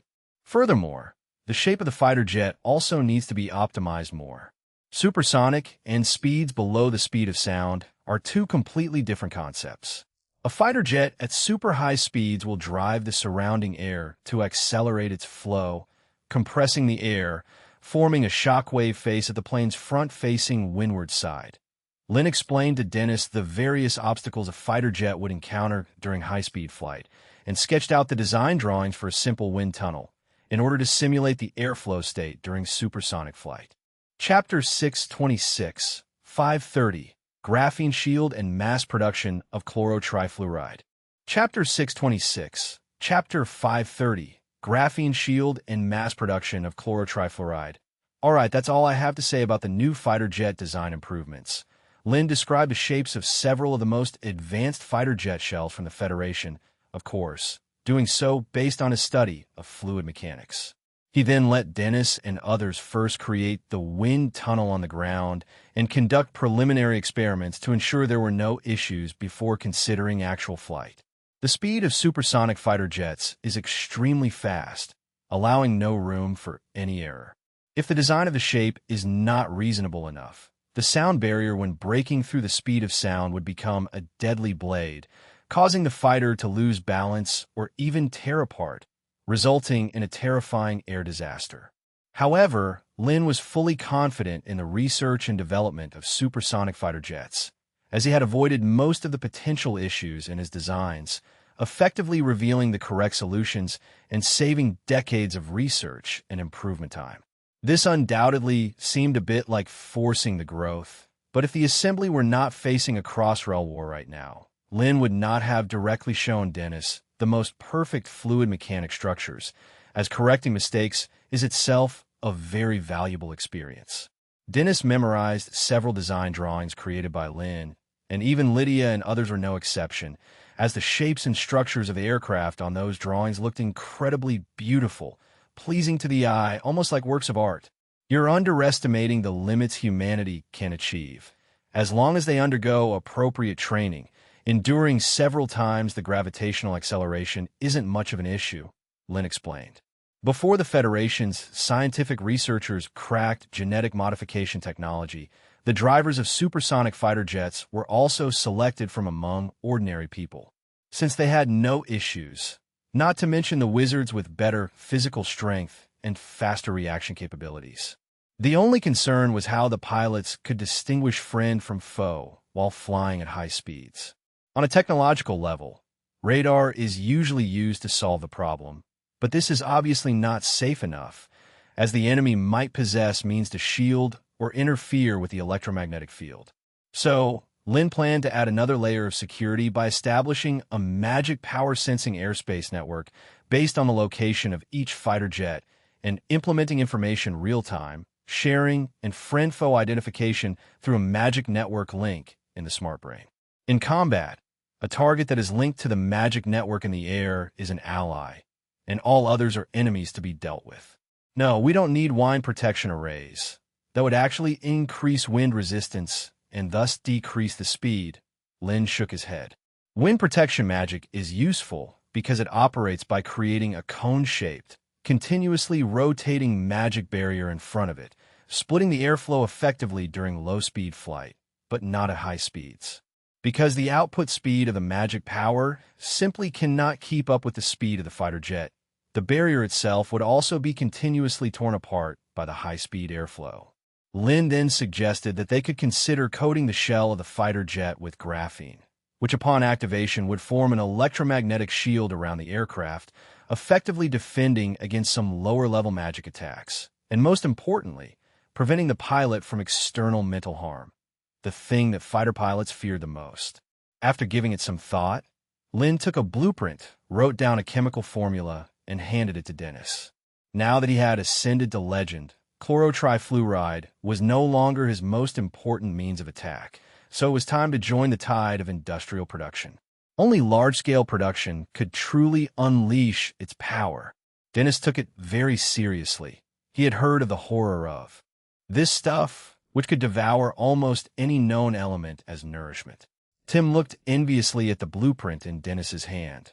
The undying flame was one of the few means by which such great wizards could threaten legends. Before this star of magic had completed his ascension, he had used it to kill the legendary clergy Edwell. After giving the chemical equation for the production of chlorotrifluoride, Lin did not forget another purpose of his visit to the Alchemy Research Institute, which was to borrow a few half-humans to go outside the space-time gate and liaise with Raphael and others. For this, Dennis did not care too much. Having Tim's promise of full support, the assistance of these half-humans was dispensable. A few more or fewer did not matter. Lin left a book on fluid mechanics for Dennis to study on his own, and then called Lydia, Darren, and others, telling them about the discovery of a half-human tribe outside the space-time gate by the exploration team. Darren asked in astonishment after hearing Lin's account. Indeed, it's a possibility, Lin nodded and then, smiling, added. But does it matter where they came from? The otherworld is quickly becoming a forbidden ground for all living beings. Darren and the others, of course, had not thought about following the footsteps of their ancestors back to the otherworld. The half-humans had rooted themselves on this continent for hundreds of years. This was their homeland. In any event, I need to select a few of you for a dangerous mission to aid Master Raphael in investigating intelligence in the otherworld. Lin explained the target of the mission and the risks that could be encountered. He did not force these half-humans, but followed the principle of volunteering. After all, once they reached the otherworld, the Council's control over them would become very weak. The magic network could not even connect there, and Raphael could not cover everything, relying solely on conscientious behavior. The half-humans hesitated. According to the Star of Magic, not only was the world beyond the space-time gate very cold and sunless, it was also fraught with numerous dangerous magical beasts, and one careless moment could lead to death in some corner. Darren clenched his teeth, the first to volunteer. Lydia joined in excitedly. Lin shook his head. Lydia's temperament was not suitable for intelligence work. It was better for her to stay in the capital to avoid mishaps. After Darren and Lydia spoke up quickly, for other half-humans stood out, expressing their willingness to undertake this dangerous intelligence mission. Lin promised. At these words, Darren and the others immediately became excited. In the Magic Kingdom, a wizard was a symbol of power, authority, and status. For these half-humans, who had no magical talent, without external help, they would never become wizards in their lifetimes. Lin's words undoubtedly represented an opportunity of rapid ascension. The half-humans who were initially hesitant and afraid now felt remorse and regret. The otherworld might be dangerous, but compared to becoming a wizard, taking some risks meant nothing. Darren asked eagerly. About a week from now, Lin replied. During this period, they still had to learn how to operate some instruments and the common language of the otherworld. Raphael had previously sent over a captive, from whose mind they should be able to obtain quite a bit of information. Chapter 627, 531, Antimatter Bomb. We need a weapon that can kill a god. Chapter 627, Chapter 531, Antimatter Bomb. We need a weapon that can kill a god. October's autumn winds gradually faded away, and the weather began to become increasingly cold. But this still couldn't dampen the fervor of the Empire's citizens regarding construction. Under the grand construction concepts proposed by the Council and the efforts of millions of laborers, the cities occupied by the Empire witnessed new changes almost every day. Huge churches collapsed thunderously under the force of magic, replaced by towering magic power stations. Countless workshops, emitting plumes of chimney smoke, rose from the ground, and railways connecting various cities were also being constructed rapidly and systematically. Thanks to the grand construction, most young laborers were tied up in factories and construction sites. Coupled with the strategy of food rationing, the Council successfully managed this vast territory, with a population of 20 million, in an orderly manner through temporarily appointed officers from various places. Of course, this was also inseparable from the massive weekly delivery of newspapers for propaganda. Lin was well aware that the culturally poor citizens were usually not very smart. Speaking to them about high principles was useless, so he had Luo adopt another strategy, which was to incite hatred. They attributed all the oppression, hunger, and hardships suffered by the lower-class citizens in the past to the brutal rule of the nobility and the church, which, in a sense, was indeed the truth. With such rush construction, the second sun furnace was also completed in the magic tower outside the capital city, which meant that the promotion ceremony for Anthony and other Sixth Circle wizards was moved up the schedule. However, Lin did not partake and instead poured all his energy into the development of new magic, especially after the battle with Alara in the Holy City, which revealed the shortcomings of his nuclear explosion spell. In fact, not just nuclear explosion spells, any methods they utilized seemed unable to harm that strange divine power, implying that their enemy would forever be invincible. Thus, they urgently needed a weapon that could truly harm a god. There were indeed many weapons in the data library of the intelligent brain that could do this. For instance, the antimatter bomb, This thing's power was hundreds of times higher than that of nuclear bombs. In terms of energy utilization efficiency between the two, there was no comparison. Through matter-antimatter annihilation effects, the mass-energy conversion ratio could reach a perfect 100%. Just dropping a few antimatter bombs drilled into the deep subterranean layers and then detonating them could directly destroy a planet. It was a real apocalyptic weapon. Then there was the particle beam weapon, the main gun used by the Federation starship cannon, which involved binding a large amount of high-energy particles with a magnetic field, accelerating them through a particle accelerator at sublight speed. Absolutely effective. Besides that, developing gravitational magic might also be a path. Previously, with the help of a link to the magic net, his spiritual power momentarily leaped from the 7th to the 8th circle, even allowing him to do something preposterous like seeing the curvature of space. However, considering his battle with Alara, the Lord of the Necromancer's mastery of space might not be weak either, so being on par with her was already quite an achievement. As Lin pondered, a black raven scratched the bottom of the cage placed next to him, immediately interrupting his thoughts with a sharp noise. The black raven said arrogantly, lifting its head with interest. "Of course, it's about how to defeat the Lord of the Necromancers," Lin said straightforwardly and openly. The face of the black raven instantly displayed a mocking expression, and it let out a loud, mocking laugh, even rolling around the cage eventually. "You really think you could defeat a god?" Lin's expression remained unchanged, and he leaned back in his chair, watching the raven roll around in the cage as if watching an animal performance. Noticing Lin's indifferent gaze, the laughter inside the cage gradually ceased. The black raven stood up again with a somewhat bored expression and disdainfully swept its gaze over Lin. "Stupid native, I advise you to abandon this notion early," the black raven prattled on. "As long as you successfully fend off the invasion of undead under the command of the Lord of the Necromancers and lure him to enter your world in his true body, the rest isn't your concern," said the black raven arrogantly. "True body?" Lin continued to inquire. The black raven hesitated briefly, seemingly pondering whether to answer the question. "You are making us make a very dangerous choice for the world. To let a god you acknowledge we cannot cope with enter this plane, which might lead to a disaster for the Council and possibly the whole world," Lin said, raising an eyebrow. "Otherwise what?" The black raven scoffed. "Well, I'll tell you, native. It means the Lord of the Necromancers will leave his divine realm, which, in such a case, is dangerous for a god." Chapter 628, 531. Antimatter Bomb. We need a weapon that can kill a god. _2. _2, Lin immediately thought of the deceased moon god, who had also left her own divine domain to arrive in this world and then died under mysterious circumstances. The black crow realized it had perhaps said too much, and its incessant beak promptly closed. "Then what exactly is a divine domain?" Lin asked again. "Stop wondering. That is a realm that only gods can touch." The black crow cawed chaotically and then refused to answer Lin's questions further, instead repeating over and over the incomparable might of the gods. Lin understood he probably wouldn't be able to get more out of it, but decided to try something on his own. Lin silently inquired in his mind.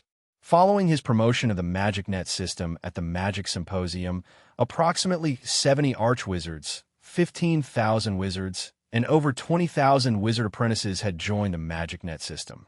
It wasn't that he didn't want to bring in more people, but the magic base stations situated in various places had not yet been fully established. That's because the spell he had developed to connect to the magic net was not instantaneous. It worked like a computer connecting to Wi-Fi, but in reverse. It sends out a signal that is received by the smart brain before the connection is completed. The speed of the signal is equal to the speed of light, that is, 300,000 kilometers per hour. This speed is undoubtedly fast within a planet, so swift that even legendary wizards would struggle to react, but this thing, like electromagnetic waves, diminishes as it spreads out over distance. Or rather, its essence is an electromagnetic wave carrying magic power and soul information. Thus, Magic power base stations are needed in various places to boost the received signals and retransmit them.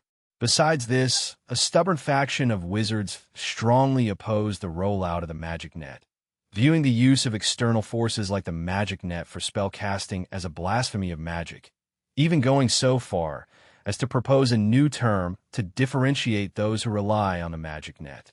To these traditionalists, Lin paid no mind. Once they saw the convenience the magic net offered to the other wizards firsthand, they would naturally become eager to change. Lin silently chanted in his mind, 20,000 wizard apprentices, 15,000 wizards, dozens of arch-wizards, on top of the computing power of 3 legendary wizards combined together, were undoubtedly terrifying. This meant that nearly 90% of the council's power was amassed in one person, him. Although the magic net could not utilize 100% of these people's computing power, just a portion of it was enough to elevate Lin's spiritual power to another level. The spiritual power grade in the smart brain quickly jumped from the 7th ring to the 8th, then to the 9th. The crow trapped in the cage instantly shivered and jumped up, staring at Lin with a look of shock and disbelief as Lin's aura surged. But it soon realized that Lin's power had not broken through a certain level, and so it lay down again listlessly, its black eyes rolling around, evidently deep in thought. The faith promotion method really is fast. No wonder so many spiritual energy wizards go crazy for it. Feeling his explosively increasing spiritual power, Lin's mind was suddenly filled with this thought. In the next moment, the world changed before his eyes. Tightly knit and orderly curves of space appear before him. But compared to last time, he could see much more. These curves were all skewed, showing mild degrees of bending. Is it the influence of gravity on space-time? Lin focused his gaze on these lines and soon felt a wave of dizziness on a soul level. The bending seemed not limited to the 3-dimensional plane, but also involved higher dimensions, exuding a strange, incomprehensible madness. Even elements took on an altogether different and bizarre form before him. Lin rubbed his somewhat swollen head and temporarily gave up on probing, instead beginning to guide the arrival of his domain. Vast amounts of magic power surged from his body, permeating the elements in the void like the tide overwhelms the beach, with the sea enveloping each grain of sand. This was a method that every wizard needed to master, and it was also a prerequisite for the release of many spells. For an archwizard, it was even possible to go a step further, using ample spiritual power and magic power to construct their own domain around them. What legends could achieve, of course, was much more, such as Lin's current plan to cover an entire city with his domain. 0001 seconds, then swiftly expanded towards the entire royal city. At this moment, all the archwizards within the royal city immediately sensed something. Dennis, who was conducting wind tunnel tests, shook his hand, accidentally increasing the test power from 20% to 100%. The rapidly ejected tail flame burst forth with 2 striking sound speed rings, and the terrifying recoil instantly made the test machine break free from its restraints and smash directly into the newly built wind tunnel. But Dennis had no time to fret over the damage. He hurried out of the laboratory. Sanchez, who was on duty to protect the royal city that day, was even more startled and immediately jumped up from his chair, ordering the activation of all the protective magic within the royal city. Some of the tri-ring wizards with keen senses also realized something was amiss, and all looked up at the sky. Lin, having completed the coverage of his domain, naturally saw everyone's reactions. With a thought, the elements within the domain surged, and his voice soon resonated through every corner of the royal city. Do not worry. I am experimenting with the application of the magic domain. After resolving this false alarm, Lin then focused all his attention on the city covered by his domain. It was an incredibly magical sensation. Every person in the royal city, and even the plants and trees, were within his perception. He could see several grimy laborers slacking off behind a newly erected dirt wall, gossiping about the council and the wizards, and he could feel the rhythm caused by the wind moving the leaves. He even saw a few slices of bread eroded by his magic power being gobbled up cleanly by a child. A strange expression appeared on Lin's face. This perception, brought about by atomic manipulation, was extremely wonderful and immensely powerful. No wonder the council had been completely unable to send spies into the holy city, because Ella could monitor everyone and everything entering the city at all times. However, Lin also noticed that as the domain expanded, his absolute control over the elements gradually weakened. That was why he had only covered a royal city with his domain and had not experimented with expanding the range further. Moreover, he could not monitor the movements of those archwizards in real time because they also had domains that could shield his control and perception of the elements in the surrounding area. Of course, if he wanted to, he could directly breach these people's domain defenses. Is this what a godly domain feels like? Theoretically, his current state was quite similar to Ella's back then, possessing the spiritual power of a 9-ring archwizard, as well as the assistance of a divine module, Brain. That was what Lin contemplated, but he soon shook his head, dismissing the thought. A godly domain could not be just that.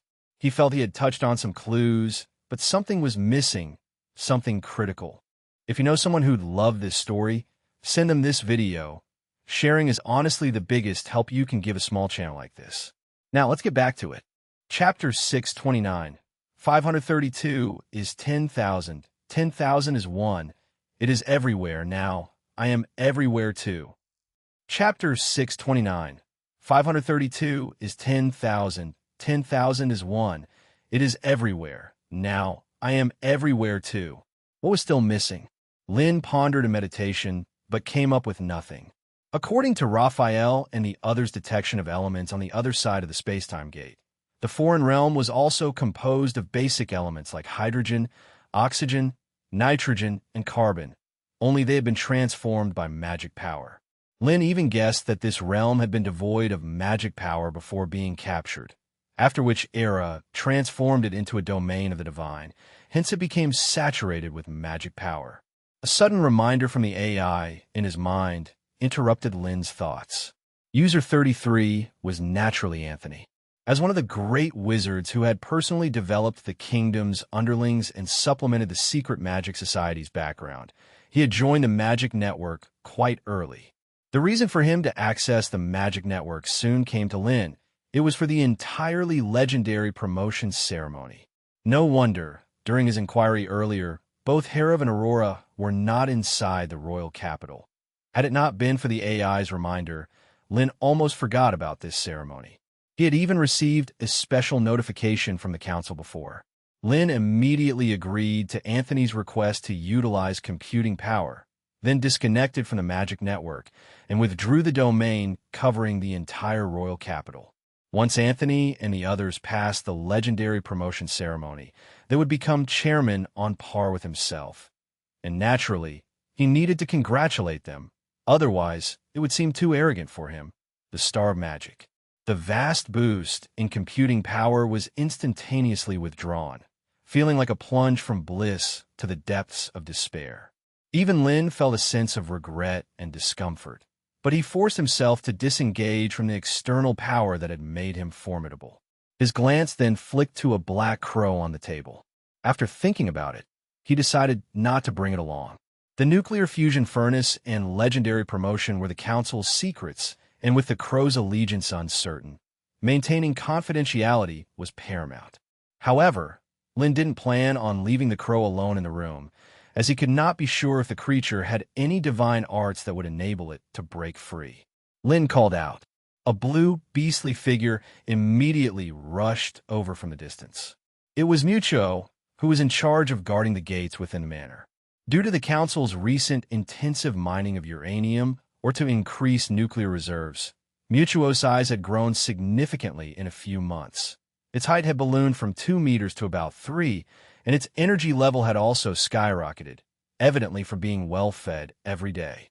To enhance its combat ability, Lin had put a great effort into engraving the spell of Doomsday, atomic breath, into Mutuo's mind. Coupled with Mutuo's ability to absorb and retaliate with energy, it already counted as a genuine legendary force. Lin patted Mutuo's head. Its surface, appearing like fur, was plasma ripples at a temperature of over 1,000 degrees, something only Lin, also being an energy body, could handle. Mutuo, upon entering, had already noticed the crow, caged up, showing a menacing look. In recent months, the bipedal creature that had once so attentively cared for him suddenly became indifferent, calling for him only a handful of times. Now, he finally found a reason. Mutuo believed it was this inexplicably appeared crow that had stolen the position that belonged to him. Its front paws immediately clamped onto the table, its beastly pupils filled with malice. "Get it away now!" The black crow screamed loudly, flapping its wings, trying to fend off the approaching Mutuo, but to no avail. Seeing that the crow and the beast were getting along fairly well, Lin felt reassured. With the cage in between, they couldn't really fight. Of course, if the crow managed to cross the force field and electromagnetic protection he had set up and fly out, that would be a different story. After instructing Mutuo to look after the house, Lin left the manor and transformed into a streak of light heading towards Fire Oil City. Although the council had also constructed a fusion furnace inside a magic tower outside the royal city these recent days, the array for the legendary promotion had yet to be fully established, so this promotion ceremony was still set in Fire Oil City. Rushing along the way, consecutive alert tones resurfaced in Lin's mind. Again, requests to borrow computing power, which Lin also approved one by one. It seemed Anthony's promotion had already succeeded. A smile broadened on Lin's lips as he checked Anthony's status through a magic network link, and indeed, his spiritual power rating had changed from 6 to 7. With the support of computing power provided by the magic network, the risk of the legendary promotion ceremony was considerably reduced. After all, the real difficulty of the ceremony was in how to build an energy and magic body while withstanding the wash of tremendous energy after the destruction of the physical body. If over 26 Circle Grand Wizards within the council could smoothly complete their promotions, it would lead to an explosive increase in the council's high-end power. User 1749 has disconnected from the magic network. While Lin was lost in thought, a starkly different system tone echoed in his mind, causing his brow to furrow instantly, and a sense of foreboding arose in his heart. Just 10 minutes later, User 2596 has disconnected from the magic network. Lin looked towards the gradually emerging cityscape of Fire Oil City, the mood growing heavier, as these so-called users 1749 and 2596 were the two Grand Wizards who had earlier requested computing power. Their sudden disconnection from the magic network probably signaled a very bad outcome. Chapter 630. 532 is 10,000. 10,000 is 1. It is everywhere. Now, I am everywhere too. Chapter 630.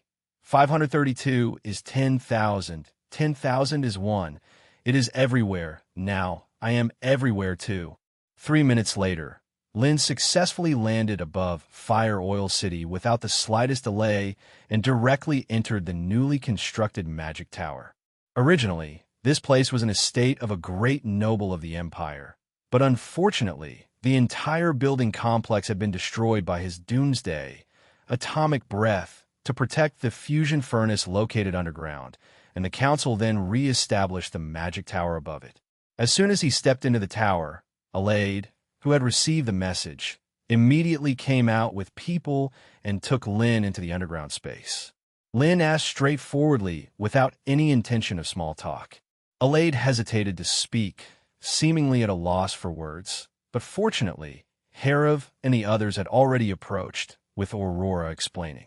Lin glanced at the few who had come out and did not see the two great wizards, immediately realizing their fate, even though the successfully promoted Anthony looked rather unwell. Lin asked, quite puzzled. Although the ceremony for legendary promotion faced many risks, the success rate should not have been so low. In his expectations, this promotion ceremony was most dangerous for Anthony, since he had become a six-ring wizard just under 2 years ago, whereas the other selected wizards had been in this realm for over a decade. It made no sense that only he succeeded while the others failed. Speaking of which, it's all my fault. Anthony sighed, then began to explain. He was the first to undergo the promotion ceremony, and during the reconstruction of the magic and energy bodies, something unexpected happened. Anthony spoke with immense relief. Fortunately, he had converted his energy body into a material state of magic power and time, thus avoiding the collapse of his form. That's why he particularly reminded Jeffrey and others to be extra cautious about this. However, this advice seemed to have the opposite effect. The two great wizards who promoted after him undoubtedly listened, and then died even faster, without even having completely consolidated their magic bodies. Jeffrey, having witnessed the demise of his colleagues, was terribly frightened and immediately gave up on promotion, and Herav promptly halted the continuation of the ceremony. I think this probably has to do with their fear of the microscopic domain, Aurora said somberly, now also having lost her ability to switch between magic and energy bodies, and so she could especially understand their feelings.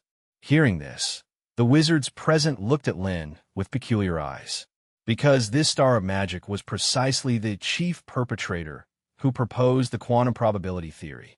Great, so it's all my fault.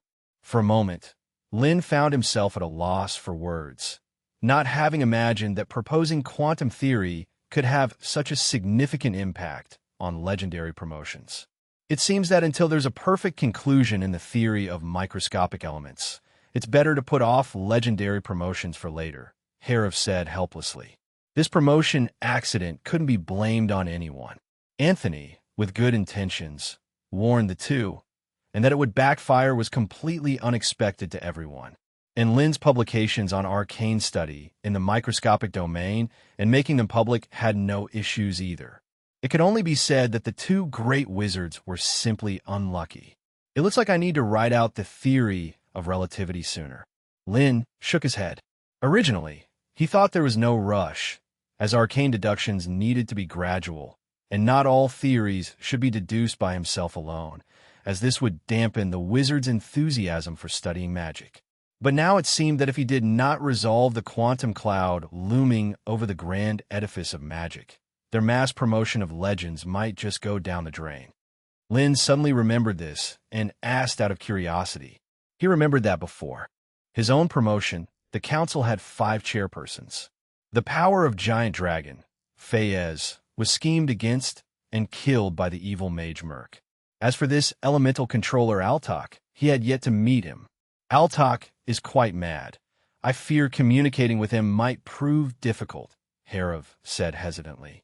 After Lynn proposed his quantum theory, he had someone send over the compiled theories, hoping to cure this old friend's madness.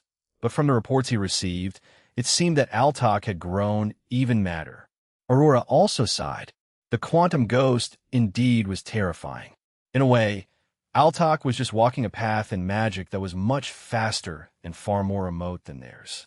Altok should still be in Wizardland. If you want to find him, maybe we can go together, Herav said solemnly. Among them, Altok was the one who delved deepest into the microdomain. Though his mind hadn't been quite right in recent years, he had never given up on researching and exploring the microdomain. Perhaps there could be some progress. In the evening, Wizardland, Greenreel, Lynn, Herav, and Aurora arrived here together, much to the delight of the residing Archmage, Ignar. Ever since the council decided to leave this island and wage war on the mainland against the church, this former capital of wizards, the heart of the council, had become much lonelier. If possible, no one would pass up the chance to long for an expansive land. Now, only a few civilians who cherished their homeland and didn't want to leave, as well as wizards and guards responsible for guarding the space-time gate, remained on the island. How has Altok been lately? Aurora asked, concerned. The chairman has locked himself in the laboratory for almost half a month now. He's driven us all out, saying he wants to stay with the elemental ghosts, and he doesn't allow anyone else inside. Ignar said, both speechless and helpless, clearly very troubled by the mentally unstable chairman. Not only was the chairman high in status and much stronger than himself, but he also occasionally came up with ideas that he couldn't stop, so he could only let him do as he wished. Harov's face twitched, and he patted Ignar on the shoulder, knowing it was indeed tough to care for a patient with a troubled mind. As for Altak's orders, Harov didn't take them to heart, but rather was curious about what the other was up to, especially since he hadn't come out for a whole half-month. Lin stepped forward and pushed open the laboratory's doors, which had been closed for half a month. He could feel a strong magic power inside, but when he finally saw the interior clearly, a look of surprise appeared on his face. The entire laboratory covered an area of roughly 700 square meters. One could see to the end at a glance. Inside, many objects were piled up, while the walls were covered with various formulas and messy drawings. These drawings looked very bizarre and abstract, as if a young child was trying to use pens to describe a world that surpassed understanding. Harov scanned the laboratory. There was no one inside, but they all sensed the presence of a magic domain.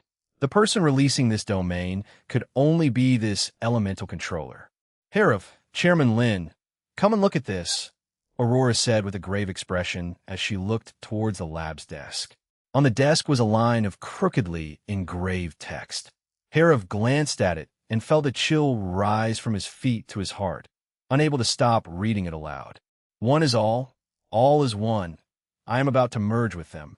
It is everywhere, and now I am everywhere too." Chapter 631, 533, High-Dimensional Observers and Quantum Star Gods. Chapter 631. Chapter 533, High-Dimensional Observers and Quantum Star Gods. As Harov recited the text engraved on the table, everyone present felt a tingling sensation on their scalps. It seems Master Altak has gone even madder than before. Ignar couldn't help shivering and muttered to himself.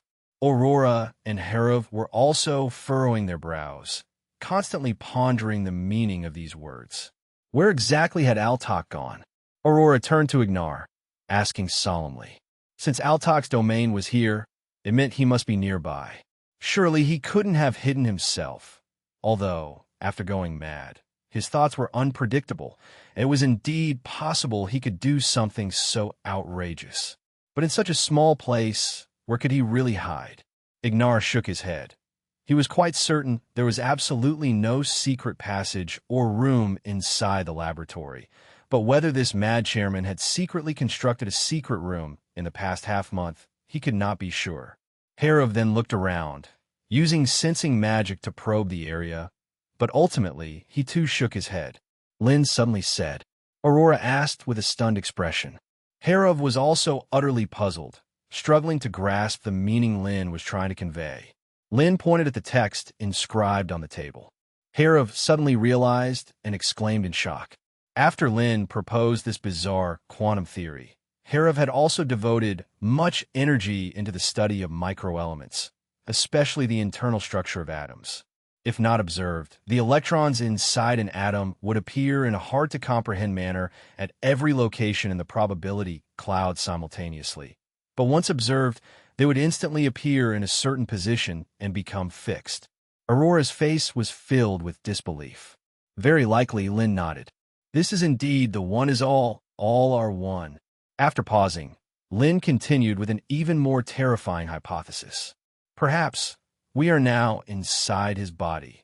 Hearing this, Harov couldn't help but gasp, wondering what exactly had Altak researched over these decades. It took Aurora a while to come to terms with the fact that the domain they were stepping into was the body of this colleague and friend, while Ignar beside them was completely baffled, not understanding what the chairman was talking about at all.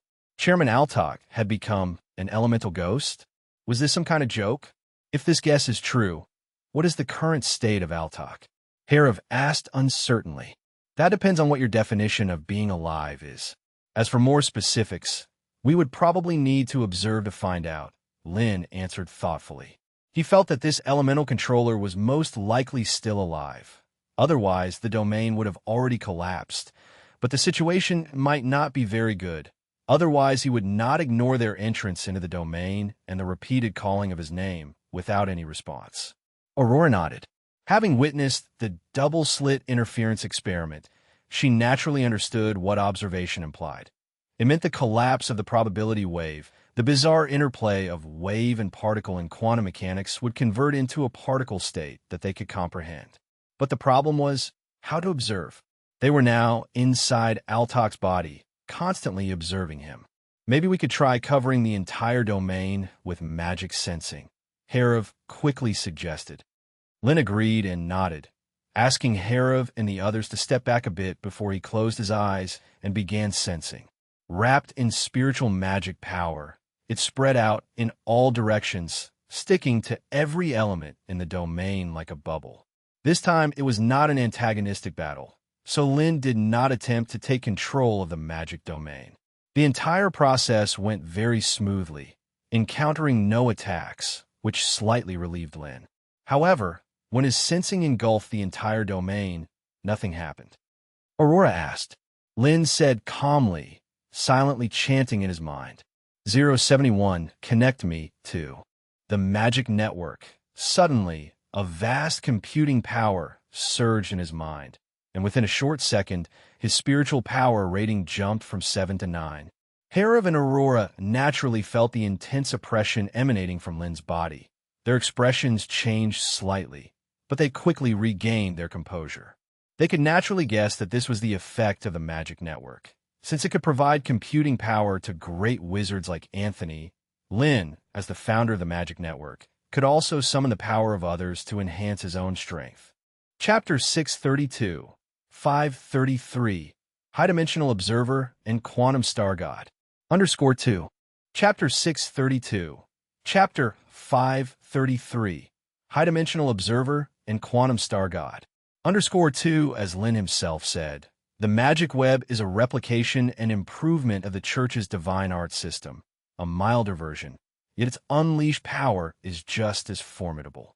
This formidable power worried Herav a bit, because Lin, who controlled the magic web, had widened the gap in combat strength with them considerably, which was not conducive to maintaining a balance of speaking rights among the High Counselors. However, their world was now facing a threat from beyond their realm, and each increment in combat strength was especially important. It was precisely because of this that Lin dared to display this ability unabashedly before the two of them, knowing that there would come a time when the magic web would need to be used, so taking some preventive measures now wasn't a bad idea. With the experience from last time, Lin quickly mastered the surged computing power, and when he unfolded his perception again, everything before him had changed. The elements drifting within the domain came to life in his perception. Observing the movements of each element, Lin soon vaguely discerned a blurred figure, a pieced-together person. It was like someone had been divided into countless pieces displayed before him, which his brain then pieced together based on the concept of a person, forming the image of a person. No, that doesn't quite capture it, because at a higher level, they truly were one and the same. A person fragmented yet conjoined. The sight left Lin's brain somewhat dizzy, but he still managed to see the appearance of the elemental controller, about 60 years old, withered and rugged with a crazed look all over him. Lin tried calling out, and the latter immediately turned their gaze towards him.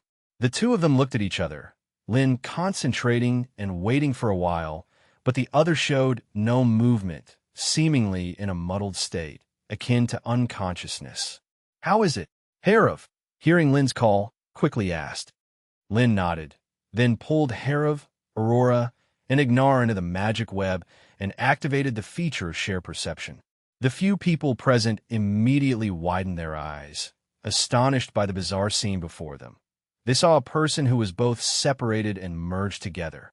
Aurora felt a chill run down her spine. Herav was also deeply shocked, feeling a strong dizziness after just a couple of seconds of looking. Ignar, even more like a madman, let out a sharp, shrill scream.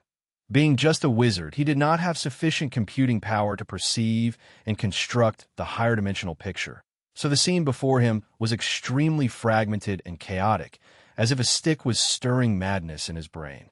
Lin frowned slightly and quickly ejected Ignar from the magic web's shared perception, but it was a bit too late, and Ignar had fainted. But Lin, Herav, and Aurora were already unable to care about Ignar at that point, because in their vision, Altok began to move. Lin thought so, cautiousness rising to the extreme, and he was prepared for defense. However, the elements within the magic power kept surging, but Altok did not attack them. Only a deep laughter transmitted to everyone's ears. Haha. Now, I'm an elemental ghost to fuck. He really is crazy. Lin rolled his eyes and then withdrew the magic power enhancement of the magic web, and the world returned to normal once more. Harav immediately breathed a sigh of relief, the dizziness in his brain gradually subsiding. Even though he had watched for less than half a minute, it had become almost unbearable.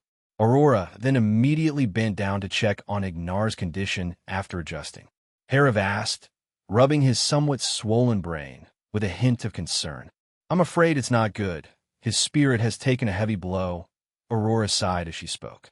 This is my oversight. Lin shook his head, having not expected that Ignar, a great five-ring wizard, would faint after. Just a glance before suggesting.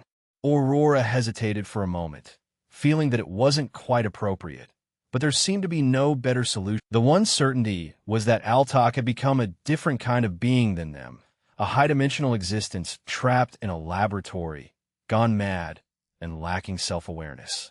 It just wasn't clear how exactly Altok had managed to transform himself into a quantum state.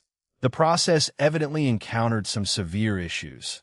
Lin felt it was likely due to the lack of divine nature and the corresponding mental fortitude. Just like those evil gods who went mad from the poison of faith, he must have forcefully elevated himself to a realm beyond his control.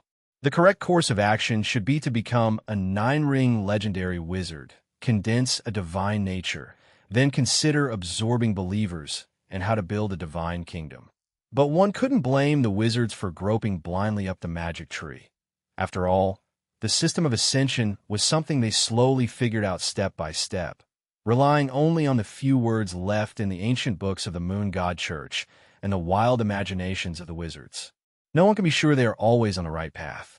As opposed to Lin and Harav who were discussing whether Altok had become a god, Aurora went straight to asking a most crucial question. What should we do now to get him back to normal? Since their observations caused the unconscious Altok to react and even speak, did that mean if the number of observers were sufficient, he could wake up? The three of us, plus Vittorio and the newly advanced Anthony, make only 5 people in total. That number is likely far from enough, Lin said, shaking his head, given that even a 5-ring wizard like Ignar went mad at a glance, meaning only legends could bear the risk of being observers. At this point, Lin suddenly pointed to the drawings, formulas on the walls, and the notebooks and manuscript placed on the desk above. I think we can start with his research and first figure out exactly how Councilman Altok quantumized himself, he said. Chapter 633, 534. Could you please help us build a sun? Chapter 633. Chapter 534. Could you please help us build a sun? Outside the space-time gate, a foreign land, shattered city, Akana. This place had once been one of the 3 most important cities under the rule of the Moon God Church, a sacred site for worshiping the gods. But now this once thriving sacred site had long since become a pile of ruins. Collapsed buildings could be seen everywhere, and the sacred magnificent cathedral had been mysteriously severed at the waist, now completely unrecognizable. The remnants across the city were only some transformed undead, and the air was filled with a stench of malodorous decay. This was a forbidden land for the living, a paradise for the dead. Under the protection of the skeleton reapers, the great lich Cecil floated to a massive altar built from human and beast bones. The dry lips, only left with bones, leather, and teeth, moved up and down, uttering the harsh, raspy soul language. With the surge of magic power, the bone-built altar immediately emitted a bluish glow, and then the light grew increasingly intense until it condensed into a beam that shot up into the sky. At the same time, all the high-ranking undead within a radius of tens of kilometers sensed this call and began spontaneously moving towards the direction of the altar. The undead knights, clad in iron armor, galloping across the desolate wilderness. The patchwork monsters composed of flesh and corpses, the ever-restless shrieking banshees, and numerous transformed high-ranking priests and professionals of undead entities. Soon, the boundless darkness resounded with deafening roars as hundreds of fierce skeleton dragons descended from the sky, accompanied by countless enslaved spirits. The undead within Shattered City quickly gathered in increasing numbers. Within just an hour, their numbers had surged past millions, and this was merely the count of high-ranking undead in this region. The gathered undead army filled the entire city. Although their forms varied and their appearances were distorted, what was common was the soul fire burning in their eyes as they continuously called out that name with the soul language. The Lord of the Undead, Dainates. The echoing calls coalesced into form, and an incomprehensible presence descended amidst the darkness.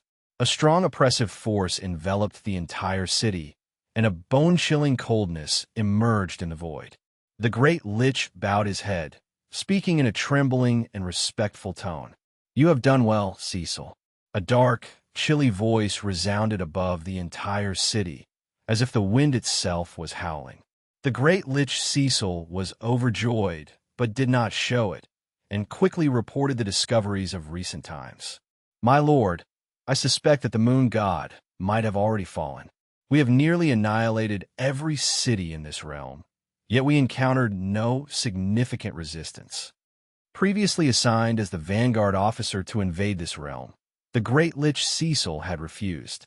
Though his power had long reached the pinnacle of legend, being the vanguard in a godly war and delving into a true god's divine realm was, understandably, perilous. To say it was a suicide mission was no exaggeration, because even a flick of the moon god's finger could easily crush him.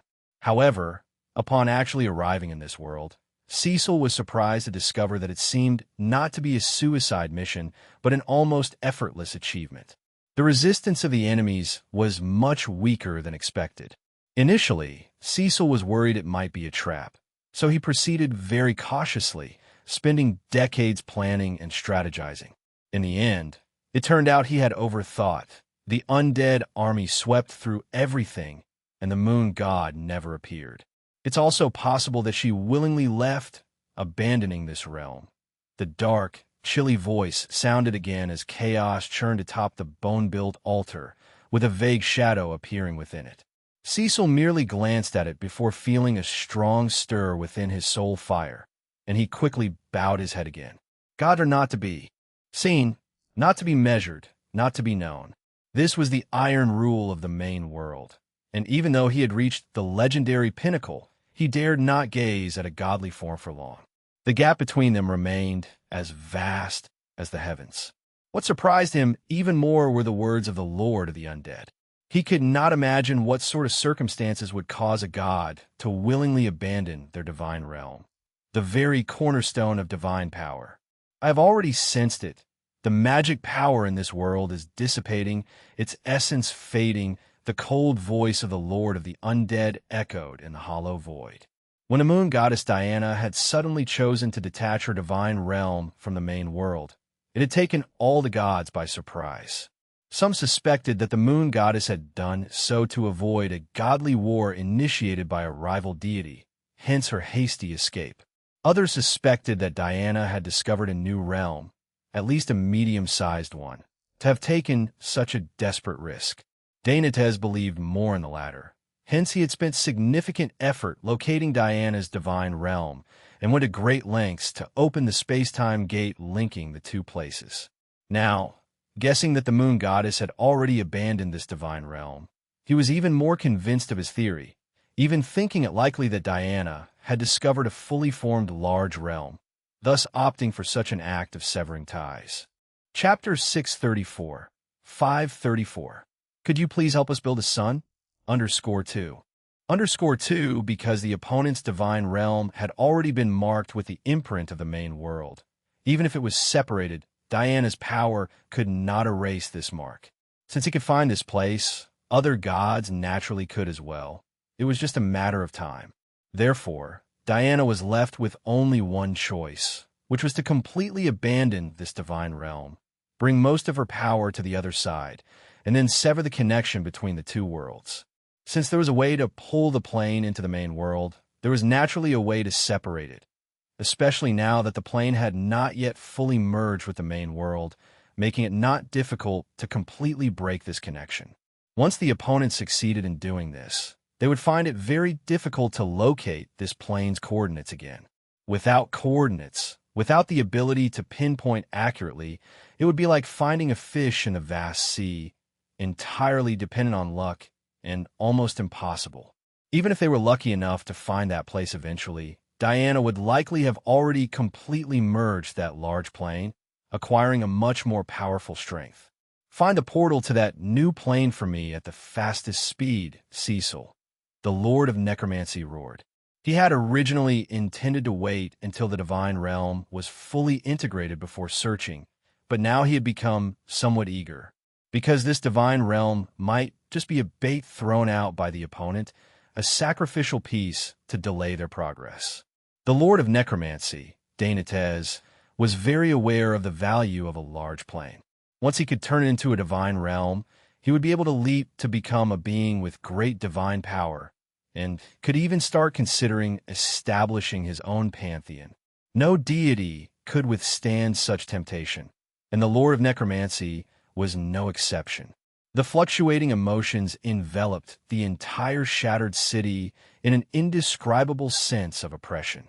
Even though only high-level undead, filled with coldness and bloodlust, remained in the shattered city, they still trembled under such oppression.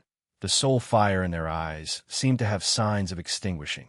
Cecil's forehead was even more drenched with cold sweat. The moon god's divine realm was not small at all, and even with his command over hundreds of millions of undead soldiers, finding a few deliberately hidden space-time nodes within a month was no easy task. The Lord of Necromancy, Dainates, tempted. Cecil's face immediately showed a look of ecstasy. Although the quality of this divine realm had seriously deteriorated, it was still a plane, and if he could merge it, he would surely break through the legendary realm and become that mysterious and great existence. Even the weakest god, bound by the Lord of Necromancy and stripped from divinity, was still a god. I have already determined the direction of one of those doors. It's in the southwest direction from you. The voice of the Lord of Necromancy echoed throughout the shattered city and then faded away into nothingness.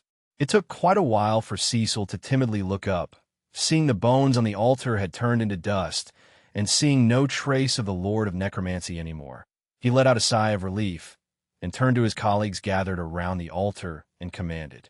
Wrapped in rune armor, the legendary undead knight Colleen raised his rune sword without any superfluous words and directly led his subordinates to carry out the mission.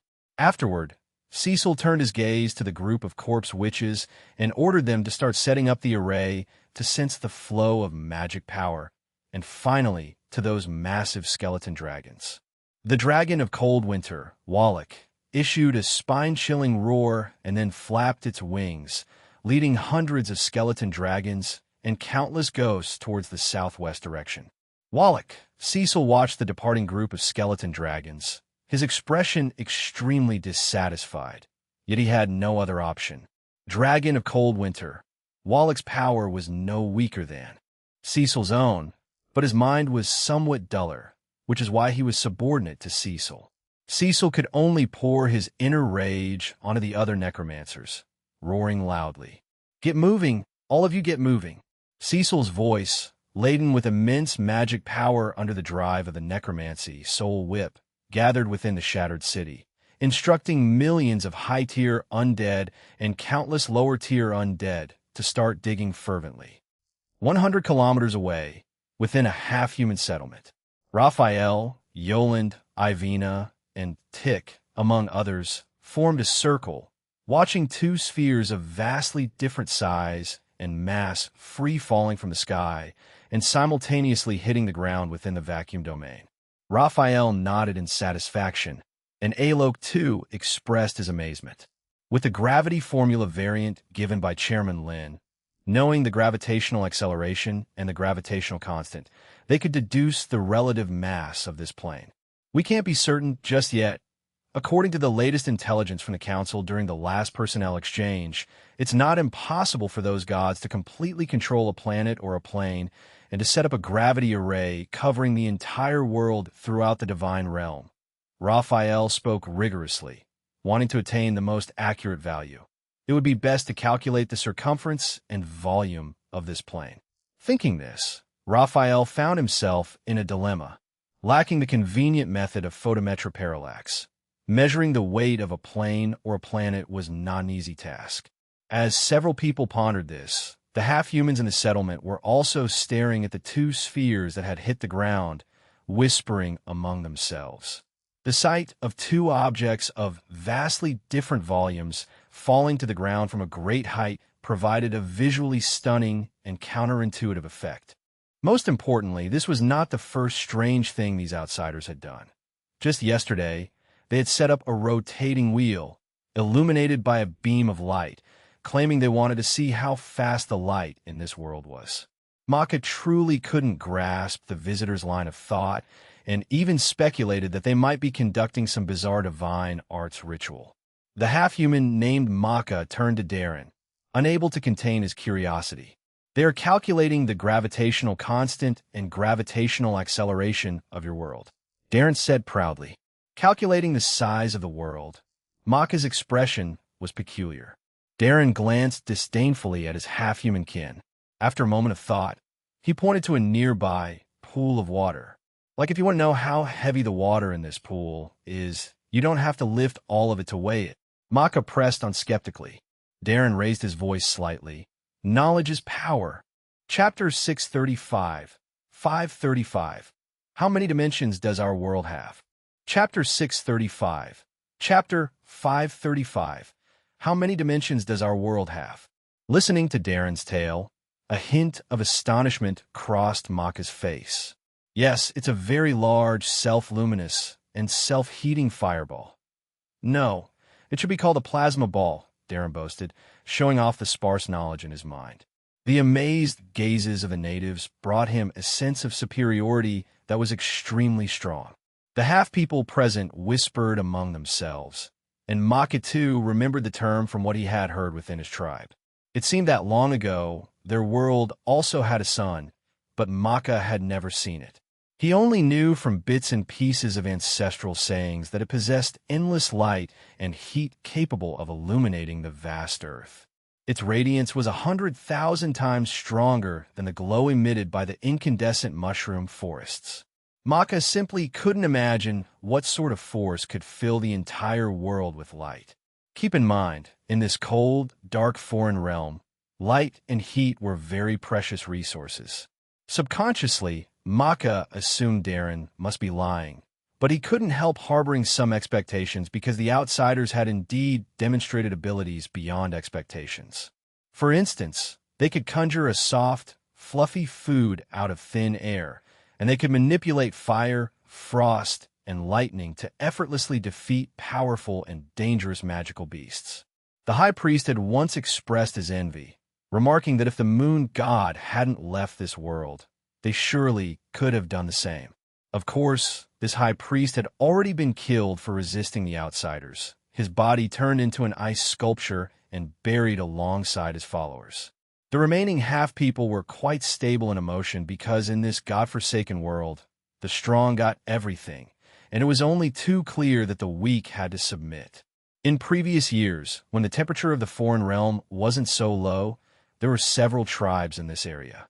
Plunder, enslavement, and killing were all common affairs. Maka held no reverence or faith in the moon goddess Diana because since his birth, his tribe never ceased making offerings to the moon god, yet the deity never cared for their well-being. Perhaps, just as these outsiders had said, she had fallen. A dead god naturally had no value left, not even able to offer a hint of hope. Maka couldn't help asking. In his understanding, a god was the most powerful being, the root of all miracles. Darren corrected. Wizard. Maka repeated the word that was somewhat awkward to pronounce. It didn't exist in his tribal language, so Darren used the common tongue of the eternal continent. Maka etched this foreign word deep into his memory. In his eyes, A wizard represented a powerful force, an existence as mighty as the gods.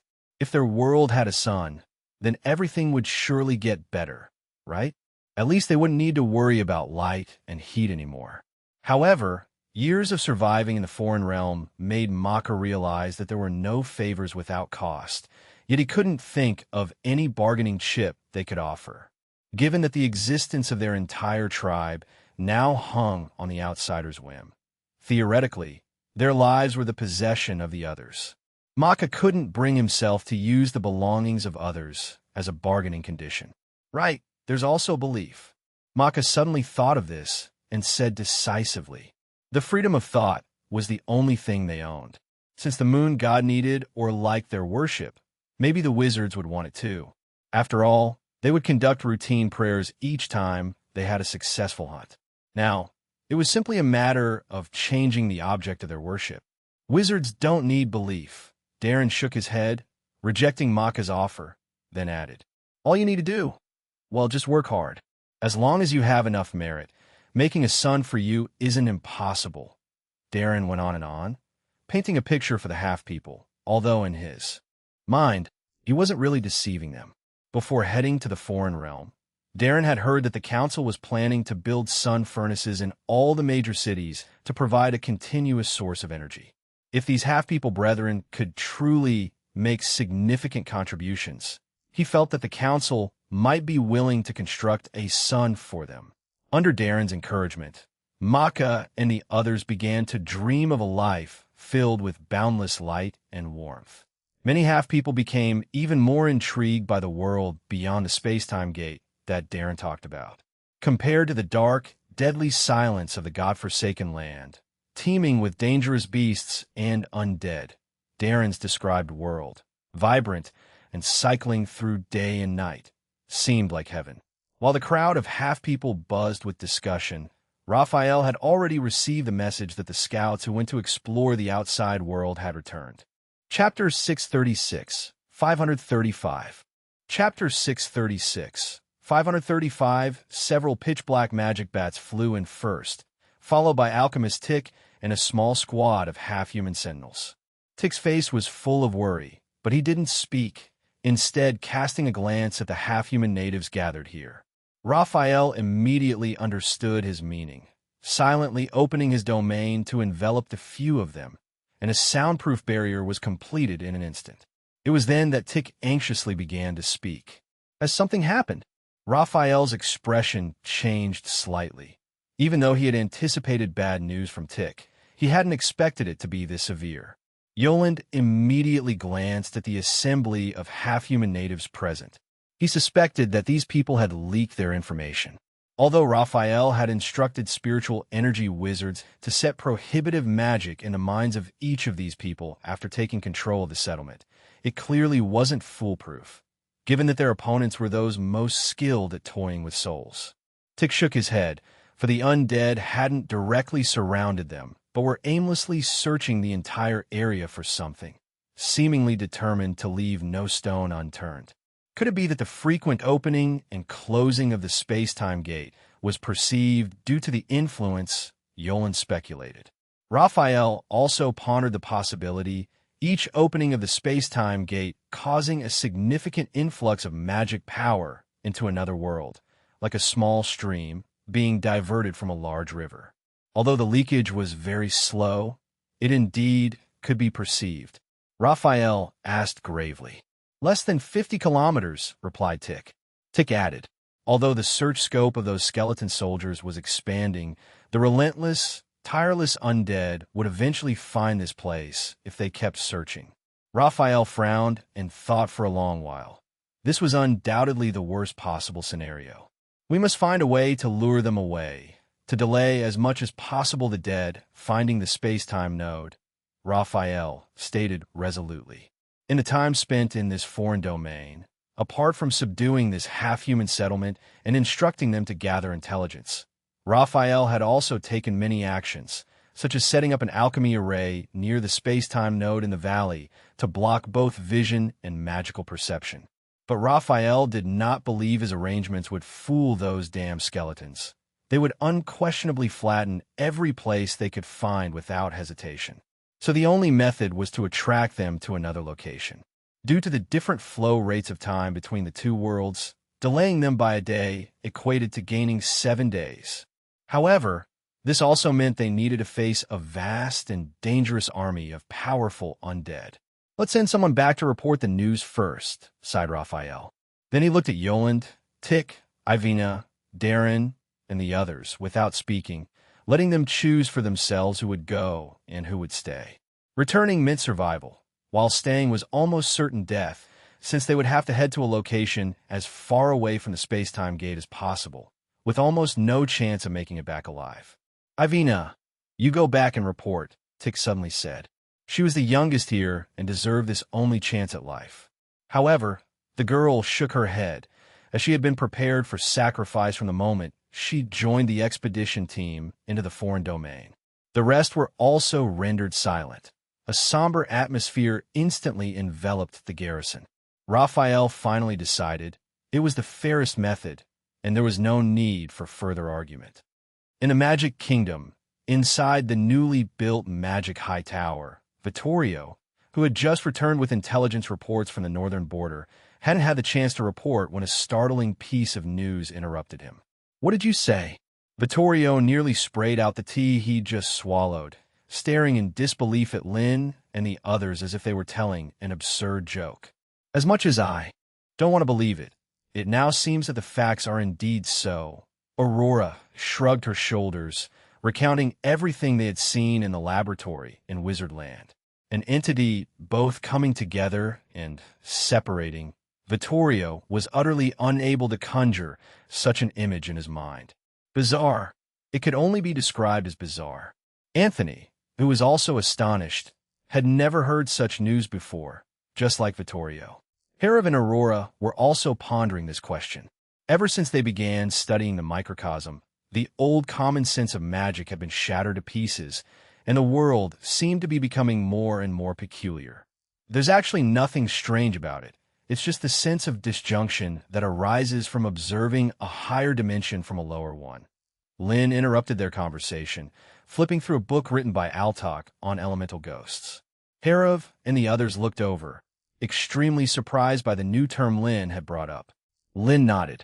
"For example, you can imagine zero dimension as an infinitely small point, while one dimension is an infinitely long straight line, with only the concept of length. Two dimensions is a plane composed of length and width." As he was speaking, Lynn raised his right hand, and under a surge of magic power, an imperceptible point materialized before everyone's eyes, followed by the point changing into a line and then into a plane. Aurora immediately understood. This was the concept of a coordinate system in arcane arithmetic, with each additional axis representing an increase in dimension. "Then what about higher dimensions?" Herav asked, puzzled with length, width, and height accounted for. Where could the fourth dimension extend from? Anthony suddenly spoke up in response. According to Lynn, dimension was something invisible, intangible, omnipresent, and theoretically infinitely divisible, with time certainly corresponding to every single point. Moreover, like space, it could be influenced and warped by gravity. Lynn gave no reply, tapping gently on the table with his hand. As to how many dimensions the universe has, and the nature of the fourth and fifth dimensions, even the researchers of the previous Worlds Federation hadn't reached a definitive conclusion, and there were significant disagreements. For instance, the famous Einstein once proposed a theory of four-dimensional space-time, suggesting that the universe was composed of time and space, adding a time axis to the usual three-dimensional space structure of length, width, and height. This is a three-dimensional static universe and a four-dimensional dynamic universe. However, many of the Federation's researchers did not agree with this view and posed an interesting hypothesis. If there were two-dimensional beings in their current universe that could move freely in two-dimensional space and also perceive the passage of time, then wouldn't their scientists directly consider time as the third dimension? Consequently, many advocated separating spatial dimensions from temporal dimensions, studying purely the concepts of dimensions in mathematics and space. With the famous string theory, even proposing that space has as many as 11 dimensions. After seeing the state Altok was in, Lin even more strongly concurred with the idea that space has more than 3 dimensions, because aside from the time dimension, it could now be confirmed that there indeed exists a 4th spatial dimension. Chapter 637, 536, the concept of the curvature engine and the final deadline. Chapter 637. Chapter 536, the concept of the curvature engine and the final deadline. Herav, Anthony, and Vittorio were all pondering over the concept of 4-dimensional space that Lin had proposed. Lin said solemnly, "To give you an analogy, there's an enemy who can fly." Aurora was first startled. Then she instantly understood Lin's point, as having only the horizontal and vertical coordinates obviously wouldn't be enough to hit an enemy, because you're missing a very critical factor: the vertical axis. If you don't know how high the enemy is flying, of course you can't ensure a hit, because he could be at any altitude. And now they were facing the same situation. Only knowing the coordinates of the horizontal, vertical, and depth axes in their 3-dimensional space, but having no way to determine the opponent's position in 4-dimensional space. If it's the other way around, observing a lower dimensional space from a higher dimension is different. "Everything about us is probably no secret to them," Lin said gravely. "We can similarly use the observation of 2-dimensional from 3-dimensional as a comparison." Lin stretched out his hand and tapped on the table, using magic power to construct several oddly shaped flat figures. They were as thin as paper, with their internal organs visible like a transparent diagram to everyone present. Lin then extended his right hand and slammed down hard, completely crushing them. Aurora, Vittorio, and Anthony all had unpleasant expressions as well. Power was not frightening, but this time they were facing an opponent who was utterly incomprehensible. Anthony, Aurora, and Vittorio all looked at Lin with surprise, curious about the capability he mentioned. Herav, however, was the first to awaken to the realization and spoke out. Upon hearing this, the others also quickly caught on, as they were precisely using observation to collapse the probability clouds of microscopic particles into a definite state. That's right, but observation alone is not enough. That way, most of what we see are just high-dimensional projections in a low-dimensional world, Lin explained. In fact, many researchers in the previous world speculated that microscopic particles have certain high-dimensional characteristics, which is why they seem so unreasonable to those with only 3-dimensional perception, because what is seen is just a partial projection. The miraculous phenomenon of quantum entanglement might also be a connection in a higher dimension, Lin said soberly. "Meaning we need to wake up Altok as soon as possible," Vittorio said, "because only the quantized Altok could fully observe information from the higher dimensional world. But waking up a madman is not easy, and they couldn't even be sure if he wouldn't attack them as well. However, regardless, Altok's combat strength was extremely important now." Bearing this in mind, Herav and the others discussed various methods to awake their peer, considering the multi-person observational method proposed by Lin, provided they first resolved the great wizard's fear stemming from the bizarre manifestations of microscopic particles. Aurora even thought of using the faith method out of a wild guess, because she felt that the gods might not have ended up like Altok, probably due to the massive number of believers. Lin nodded in agreement. In fact, with the link of the magic network, he could also barely observe scenes from higher dimensions. Part of this was because of the increased computing power, allowing him the possibility of understanding 4-dimensional space, and the other part was due to the intelligence brain. When he traveled through time, the intelligence brain was quantized for unknown reasons. It serves as a window from low-dimensional to high-dimensional space. With sufficient computing power, it could support his exploration of the scenes of the higher-dimensional world. In the terms of magic, it meant that he, possessing divine attributes, could barely touch the realm of the gods. Moreover, you don't have to worry too much. Altok's quantum probability cloud is limited to the range covered by his domain. Lin spoke reassuringly, boosting everyone's confidence. Perhaps that was why the crow kept warning them to let the master of the undead descend into this world. Herav nodded, and Aurora and Anthony's faces also looked a bit brighter. Vittorio then shared some bad news.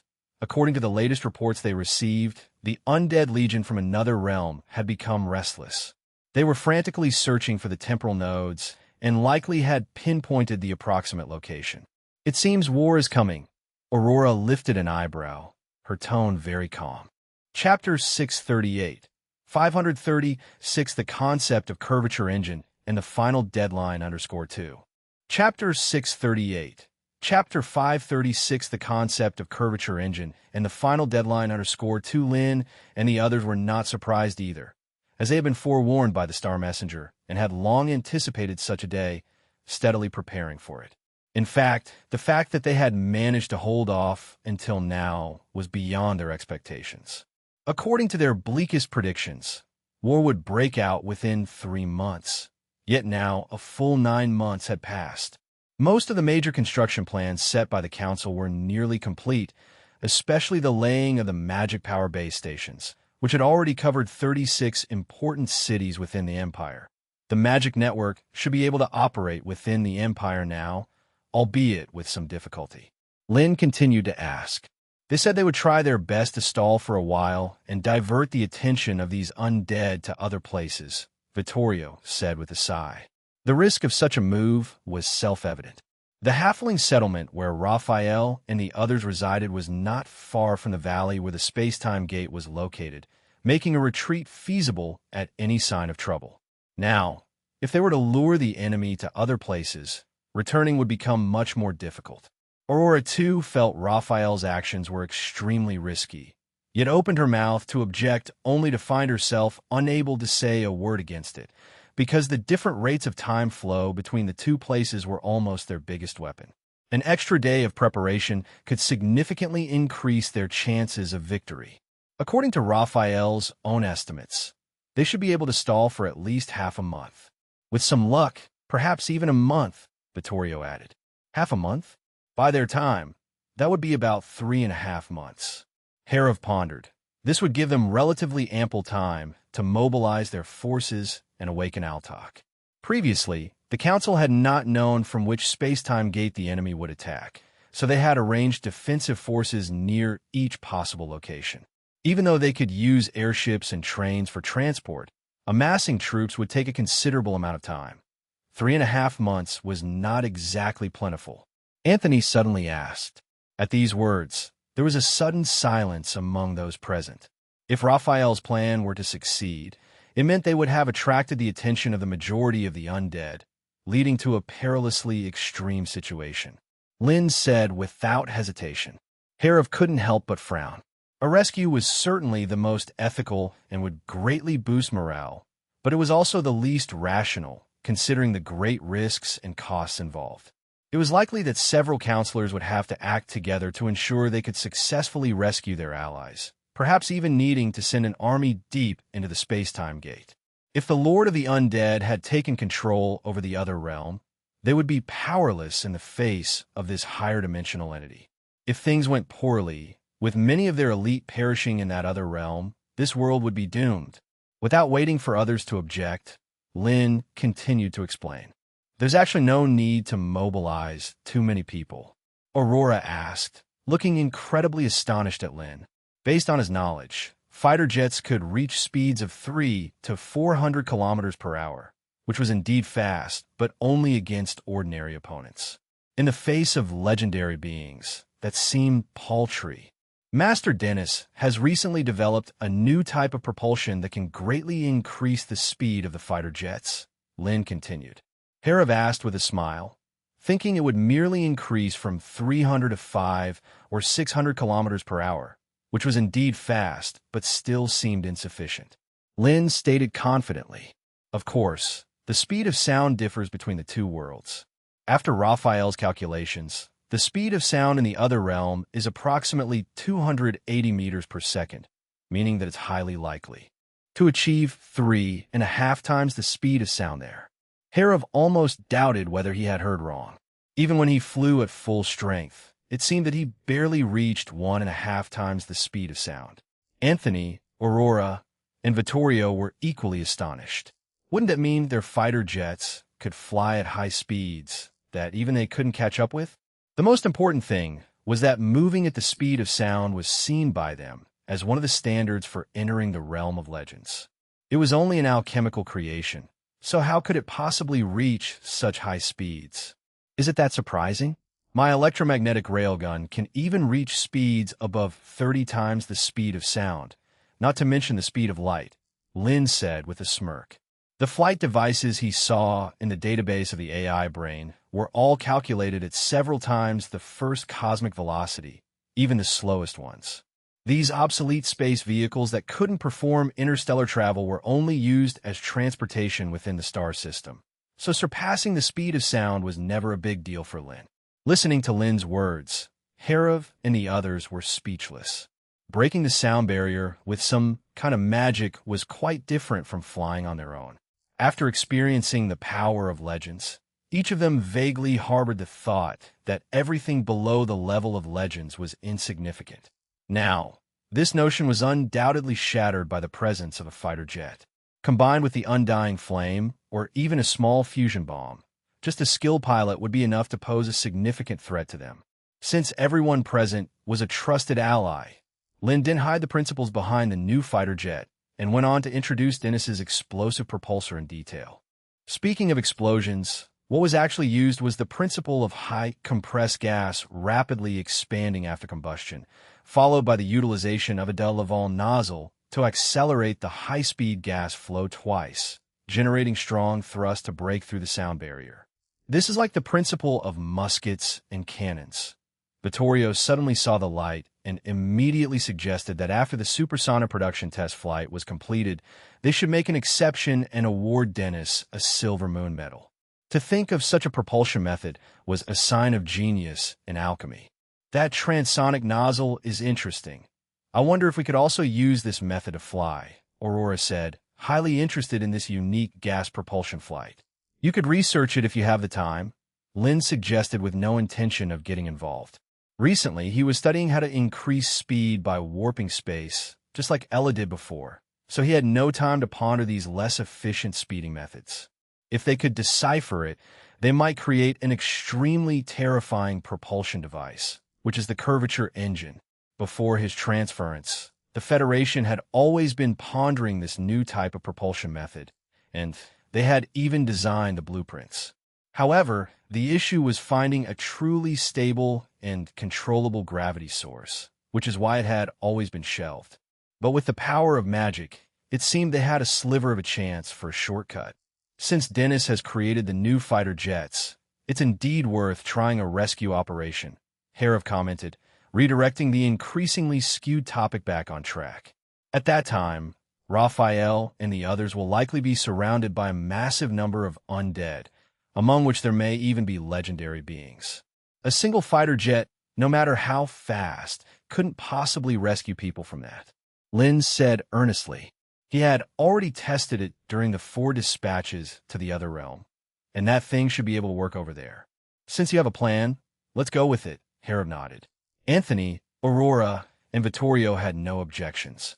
If there was a chance to rescue people without taking too much risk, it was naturally worth a try. Otherwise, it would be too disheartening. As for the timing of the action, Lin paused, which is half a month later in the other realm, and that was the shortest time frame Raphael thought he could secure. If they were to sacrifice themselves before that time, then there would be nothing the Council could do. Chapter 639, 537. Establishing the Magic Net System and Methods for Extracting Antimatter. Chapter 639, Chapter 537. Establishing the Magic Net System and Methods for Extracting Antimatter. The internal meetings among legendary councilmen didn't stir much in the outside world, but some perceptive wizards still sensed the approaching war. Because the council expedited various foundational constructions, especially the railway network between the major cities of the empire, which was the top priority, mandating completion within 2 months. In addition to that, the council also reassigned a large number of laborers to the northern border and began to build various sturdy fortifications there. Magic workshops also crazily expanded their recruitment, working overtime every day to produce weapons and ammunition. Now, with an imperial population of 20 million, just the number of laborers reached a staggering 4 million. leading to a host of problems such as chaotic management, enslavement of workers, and deduction of wages following one after another. Among them, the most serious was undoubtedly the problem of food shortage. After all, the mass relocation of people from farming meant a reduction in food production and wasteland. Fortunately, relying on the grain collected from various merchants, the empire barely managed to hang on until the summer harvest of the new year. Large farms covering most of the Central Plains reaped an unprecedented bumper harvest under the combined effects of mechanical plowing and magical fertilization. Tons of wheat were transported to every part of the empire by the railway network, directly nipping the impending food crisis in the bud. But whether it was the joy of a good harvest or the gloom brought by war, it was all soon overshadowed by another piece of major news. The magic net developed by Councilman Lin officially went into operation, and any wizard, apprentice, and even a portion of well-performing commoners could join it. This was undoubtedly explosive news. Although Lin had previously used the magic net to allow tens of thousands of wizards to witness the results of the double-slit interference experiment during an academic conference, this time it affected hundreds of thousands of people across the entire empire. Upon the news release, countless apprentices throughout the empire who were confined by their limited talents and unable to advance were overjoyed and joined the magic net in droves. And those who were most excited were undoubtedly the graduates of the civilian academies. Alec was one of them, but he was much luckier than others. Born in Wizardland, he was one of the first to enter a civilian academy. Yet, he was recruited early due to his excellent grades, becoming the envied airship pilot. However, after the Council's war was over, Alec did not continue to climb the ranks through military merits, but chose to return to the academy to delve deeply into subjects such as mathematics, physics, chemistry, and more. Whether it was his comrades or relatives, they all found his decision very hard to understand. After all, like them, as a commoner without magical talents, no matter how well they studied, the most they could do was to enter a wizard's workshop and assist the high and mighty wizards. Being a pilot, controlling the massive and intricate sky airships, was the dream of countless people. Yet Alec gave it up for a simple reason. He was not content with it. Being born in Wizardland, he knew a secret piece of information.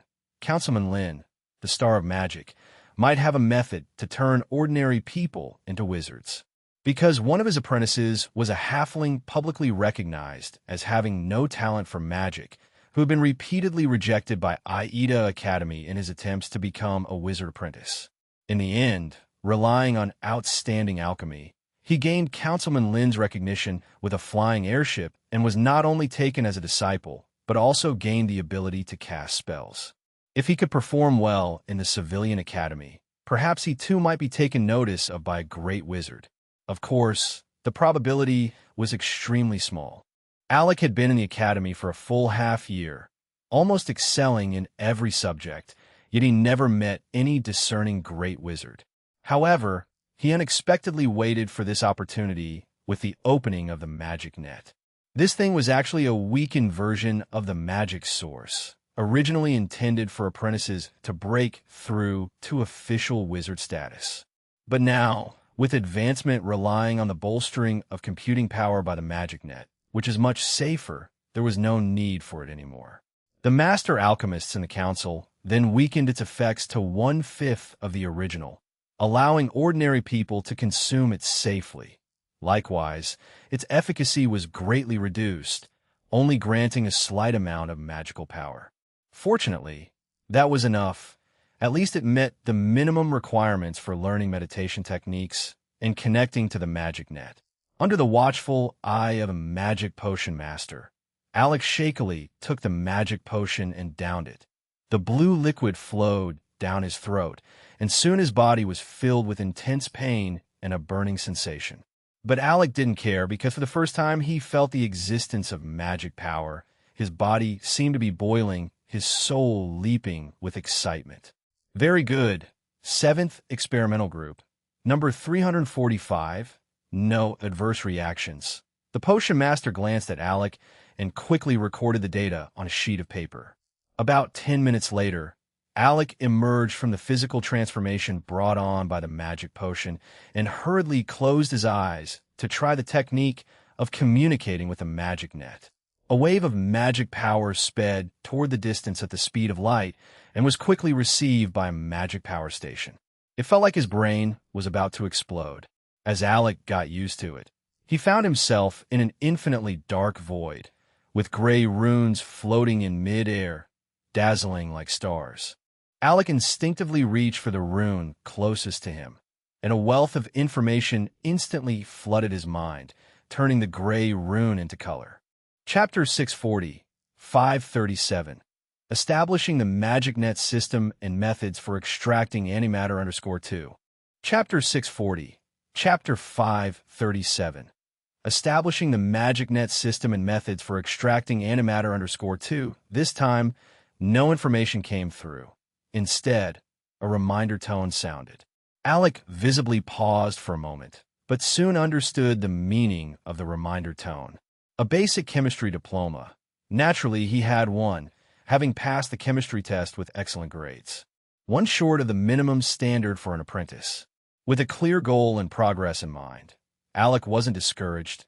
He decided that he would diligently train his spiritual power after returning home, to reach the standards of a wizard apprentice as soon as possible.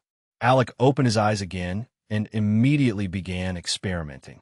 Under the influence of Mage's Hand, the books on the desk immediately floated up.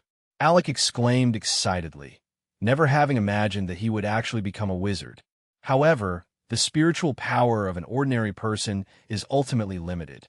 Even though Alec was one of the best among the commoners and had taken a magic potion for enlightenment, after maintaining Mage's Hand for about 30 seconds, his brain began to feel dizzy, and he quickly canceled the spell. The potion master recorded Alec's performance in detail, but his expression was complicated because, from today onward, what was known as the miracle of magic would no longer be the exclusive domain of the gifted. It was uncertain whether this change was good or bad. Even though the hereditary noble system of the empire was uprooted, signs of a different kind of resurgence were vaguely emerging. The main idea was that wizards are noble, their bodies teeming with magic blood, which enables them to wield this incredible power called magic. This ideology had not yet had the chance to develop a significant following before it was shattered by the magic net built by Lin. The establishment of the magic net system meant that even commoners without any natural magic talent could acquire power equal to theirs through study. Naturally, there were endless objections. Fortunately, these objections didn't last long before they began to diminish. The reason was that more and more wizards found that the magic net was simply too convenient. Using computing power to assist in advancement was just one of its functionalities. Rumor had it that that star of magic planned to continue adding communication and monetary transaction functionalities. All 1,000 people succeeded? It looks like it's time to consider widespread implementation, Lin thought to himself. The only problem with widespread implementation was the lack of materials. Every bottle of potion for enlightenment used up considerable magic potion reserves. However, setting up the magic net throughout the entire empire brought huge benefits. There were now 19,000 certified wizards linked to it, and the apprentices even surpassed 300,000. Having tried linking with the magic net, Lin found that with the boost in computing power, only a small distance remained before he reached the limit of a 9th ring wizard. Thinking this, Lin turned his attention to the books spread open on the desk. He had found time recently to finish the books written by the elemental controller, Altok, which could only be described as insanely profound. The text was filled with all kinds of wild guesses and fantasies. Fortunately, Lin had managed to find some clues about quantization from the few words in them, which seemed to be related to his own soul. He vaguely had some guesses about what to do next, but he was not 100% sure. He had also found time to write a paper integrating special and general relativity with quantum theory, divided into 10 parts, ready to be published one by one, accessible only to Grand Wizards and above. If he could dispel the Grand Wizard's fear of microscopic phenomena before the war against the Lord of the Necropolis began, they might gain several more legendary warriors. Next came the problem of acquiring antimatter. This was the weapon Lin had decided to use against the Lord of the Necropolis, annihilating everything with the powerful force created by the annihilation effect of matter and antimatter. But how to obtain antimatter was a difficult question. Antimatter was like a mirror image of ordinary matter, reminiscent of the Taoist theory of yin and yang, where there was polarity in everything. Contrary to what many might think, antimatter was actually not rare at all. Rather, it was everywhere, whether in the surrounding space or inside the body, as particles and antiparticles continuously emerged. They existed for an extremely short time, often annihilating each other to release energy as soon as they appeared. When this phenomenon was first detected, many historical researchers even exclaimed that the law of conservation of energy had been broken, because these particles and antiparticles appeared out of nowhere, even popping out from the vacuum without any warning. Of course, subsequent research proved that the law of conservation of energy was still solid. It's just that the vacuum wasn't truly empty, or to put it another way, the Federation's level of technology couldn't completely remove all matter and energy. As for the antimatter extraction devices, there were quite a few in intelligent systems, such as the most advanced antimatter extractor, which had antiparticle traps inside that could capture antiparticles emerging from the vacuum and store them.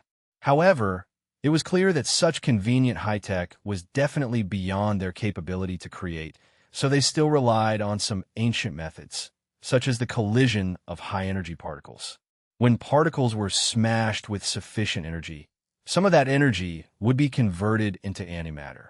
This required the use of a demonized high-speed particle collider, which he had already quietly started to build, and due to secrecy, it had not been announced publicly. I just don't know if antimatter can also be analyzed and controlled by magic power, Lin pondered internally, and this was his greatest concern. Mass manufacturing antimatter with their level of capability was nearly impossible, and they didn't have enough time. The only solution was to manufacture a few antihydrogen atoms, then deconstruct them using the great decomposition technique, and subsequently use magic power to mass-produce them, just like they had transformed nuclear explosion magic into a practicable spell to perform matter-antimatter annihilation. While thinking this, Lin organized the documents and called Alok to compile some of the relativity papers into volumes and make 100 copies to send to the grand wizards in the council who were studying quantum phenomena. Unfortunately, there was very little time left, only about 3 months. If they could have had a few more years, they would certainly have been more relaxed. Chapter 641, 538. Chapter 641, 538. The Capital, the Magic Research Institute. Inside the Micro and Quantum Experiment Lab, a dozen great wizards gathered here, conducting a new round of double-slit interference experiments. Although Lin had conducted a similar experiment a few months ago at an academic seminar and had proved with indisputable experimental results that quantum possesses both wave-like and particle-like properties. But this result was really hard for people to accept, firstly because of this so-called probability wave, which completely defied common sense and nearly overturned the entire foundation of magic studies. How could the world possibly be random? The truth could never be constantly rolling dice. As for the observer effect, it had led quantum theory to a very strange place, where human consciousness could actually have a decisive influence on quantum phenomena, or perhaps the microscopic particles were conscious and could detect their observation. This theory made many great wizards who studied micro-theories incredulous, so much so that many people suspected that the so-called probability wave and observer effect were just concepts fabricated out of thin air by the star of magic to explain phenomena. Just like before the theory of planets emerged, they all firmly believed that the land beneath their feet was flat and that the sun, moon, and stars all revolved around the land. Indeed, they had mistaken appearance for reality, so quantum theory must be the same. To verify this hypothesis and stabilize the crumbling foundation of magic studies, These 15 great wizards who had made significant contributions in the microdomain decided to improve the double-slit interference experiment. Among these people were scholars from the particle faction, as well as founders of the wave faction like Jeffrey. Many had been quite unhappy during the arguments a few months ago, nearly coming to blows, but now they had set aside their differences and united to test the validity of quantum theory. As for the methods of verification, they were varied and filled with wild and fantastic ideas. But overall, it was focused on the opposition between the wave and particle properties. The biggest headache for the wizards was the issue of tracking the paths of microscopic particles. But fortunately, with the gradual opening of the magic network, this issue was resolved to some extent. These great wizards each had 3 opportunities per week to mobilize the computing power of the magic network, 10 minutes each time, adding up to 45 minutes for the 15 of them. They had to be frugal with its use, which was why they chose to gather together rather than study independently. Jeffrey, who was in charge of this experiment, quickly adjusted the steps of the experiment. This week, their experimental goal was very clear, which was to verify whether observation could have an absolute effect on the transformation of wave-particle properties. Jeffrey's idea was very simple. Since the transformation of electrons occurred when they passed through the double slits, why not let the electrons pass through first, and then explore what would happen in the latter half? Because they had not observed the first half, the electrons should not be aware of being observed and might just display wave-like behavior, thus allowing them to catch it. While explaining his concept, Jeffrey set up the electron accelerator. The concepts and experiments over the past few months had taxed his mental energy greatly. He had conducted many similar experiments before, but due to difficulties in observation, he had never achieved very satisfactory results. Today, there would inevitably be an answer. Jeffrey was absolutely certain. He had waited too long. The last time he had been in Fire Oil City and witnessed 2 colleagues being devoured by a terrible energy wave, the fear of quantum phenomena had loomed over his mind like a nightmare. Jeffrey knew that if he did not solve this issue, he might never dare enter the formation to advance to a legendary level. Gentlemen, let's begin. Jeffrey took a deep breath, adjusted his mindset, and then activated the magic network. An invisible magic domain enveloped the entire scene, and others like Raphael also connected to the magic network, using the shared perception feature. The electron accelerator was quickly activated, and one electron, after another, accelerated at high speed, flew towards the middle partition. Jeffrey was completely focused, his mind strung to its limit, and the other great wizards also dared not be distracted. Because the accelerated electrons flew very fast, even with the reaction speed of great wizards, it was very difficult to notice. Almost the instant the accelerator was activated, a great wizard shouted out loud. A point of light had already appeared behind the partition. Then another electron was shot out. This time, everyone sensed it. The disturbance in the electromagnetic field was incredibly obvious. This shouldn't be right. Jeffrey's brows furrowed instantly. After waiting for over a minute, hundreds of electrons were fired, and all of these electrons obediently passed through the single slit in particle form. This was completely different from what he had imagined. Could it be that it's too close? Sanchez pondered aloud. In order to better capture how individual particles appeared in multiple locations simultaneously as a probability wave, interfering with itself and forming several interference stripes, the domain for detecting magic had almost touched the partition in order to capture this moment. Jeffrey hesitated for a moment, then agreed with this guess, moving the sensing domain back by 5 centimeters, but the result remained the same. He then gritted his teeth and moved it back another 10 centimeters, leaving less than a centimeter's distance from the sensing screen. Chapter 642, 538. Chapter 642, 538. In such a state, they could only barely capture the trajectory of the electrons moving past, and were unable to determine which slit the electrons actually passed through, let alone how they passed through both slits. Yet even with such an extent of effort, only 2 distinct spots of light were projected on the fluorescent screen behind, indicating that the electrons had behaved obediently as particles and passed through one of the slits.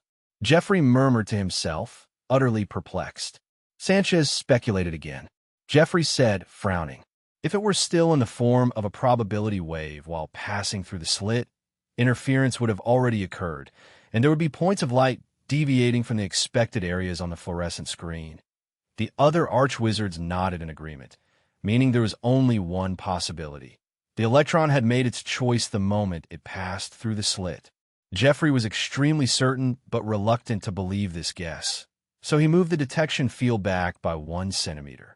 Just as the magic field had just disengaged from the surface of the detection screen, a series of conspicuous bright dots appeared outside the 2 spots where the light fell, signifying that the electron's path was once again subject to interference. This discovery caused Jeffrey and the others to feel a tremor in their minds, a chill rising up their spines. The electron had indeed sensed in that instant that its path would not be detected, and thus transformed from a definite particle back into a probability wave. Jeffrey murmured to himself, his face extremely unsightly. To them, the magic field capable of detecting electromagnetic fields might be invisible, but for the electrons, it could be equivalent to a huge solid wall. Consequently, the moment they were fired from the electron gun, they would have seen the perception field ahead, leading to an immediate change. This speculation was undoubtedly far-fetched, suggesting not only that electrons have consciousness and can detect their observation, but also some degree of vision. Impossible. Chairman Lin has already tested this.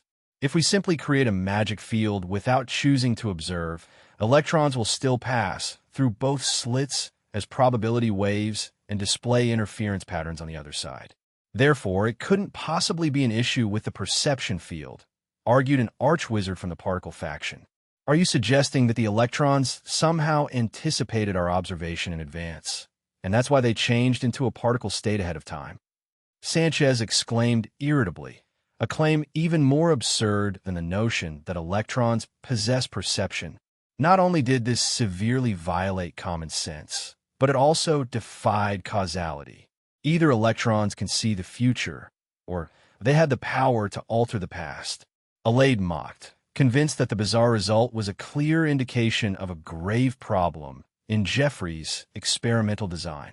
Jeffrey stepped aside, watching Alade with a scoff, curious to see what the other could come up with. "My approach is actually very simple." Alade cleared his throat, and amidst everyone's gaze, he took out a box that was over 1/2 meter tall. Sanchez immediately thought of something. Alade said with prideful laughter. Jeffrey's face twitched involuntarily, for he certainly hadn't forgotten that bizarre thought experiment. Although Lin had merely proposed the concept and hadn't actually put it into practice, the memory was still fresh in his mind. "Exactly, this is the device I adapted from Chairman Lin's cage for imprisoning the quantum cat." Jeffrey's eyes suddenly brightened, and the look of dissatisfaction on his face diminished considerably. Now, it wasn't just the electrons.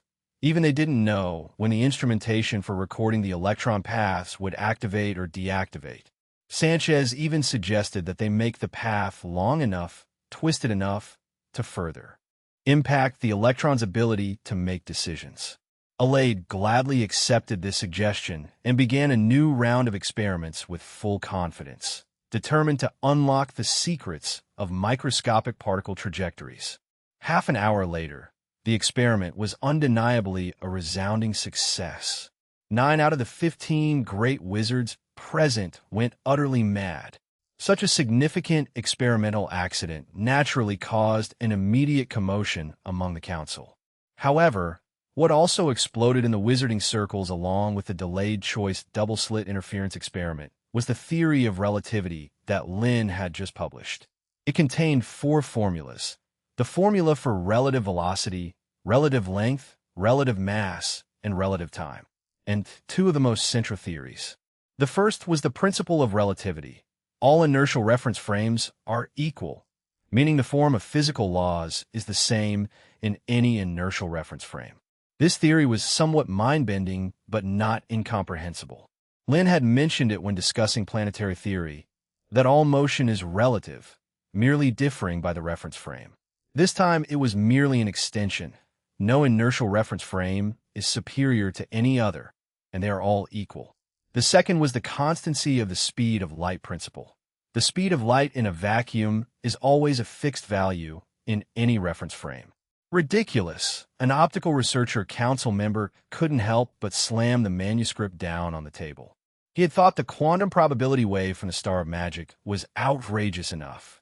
He didn't expect that now the other party had proposed an even more preposterous constant speed of light theory. A simple thought experiment would suffice.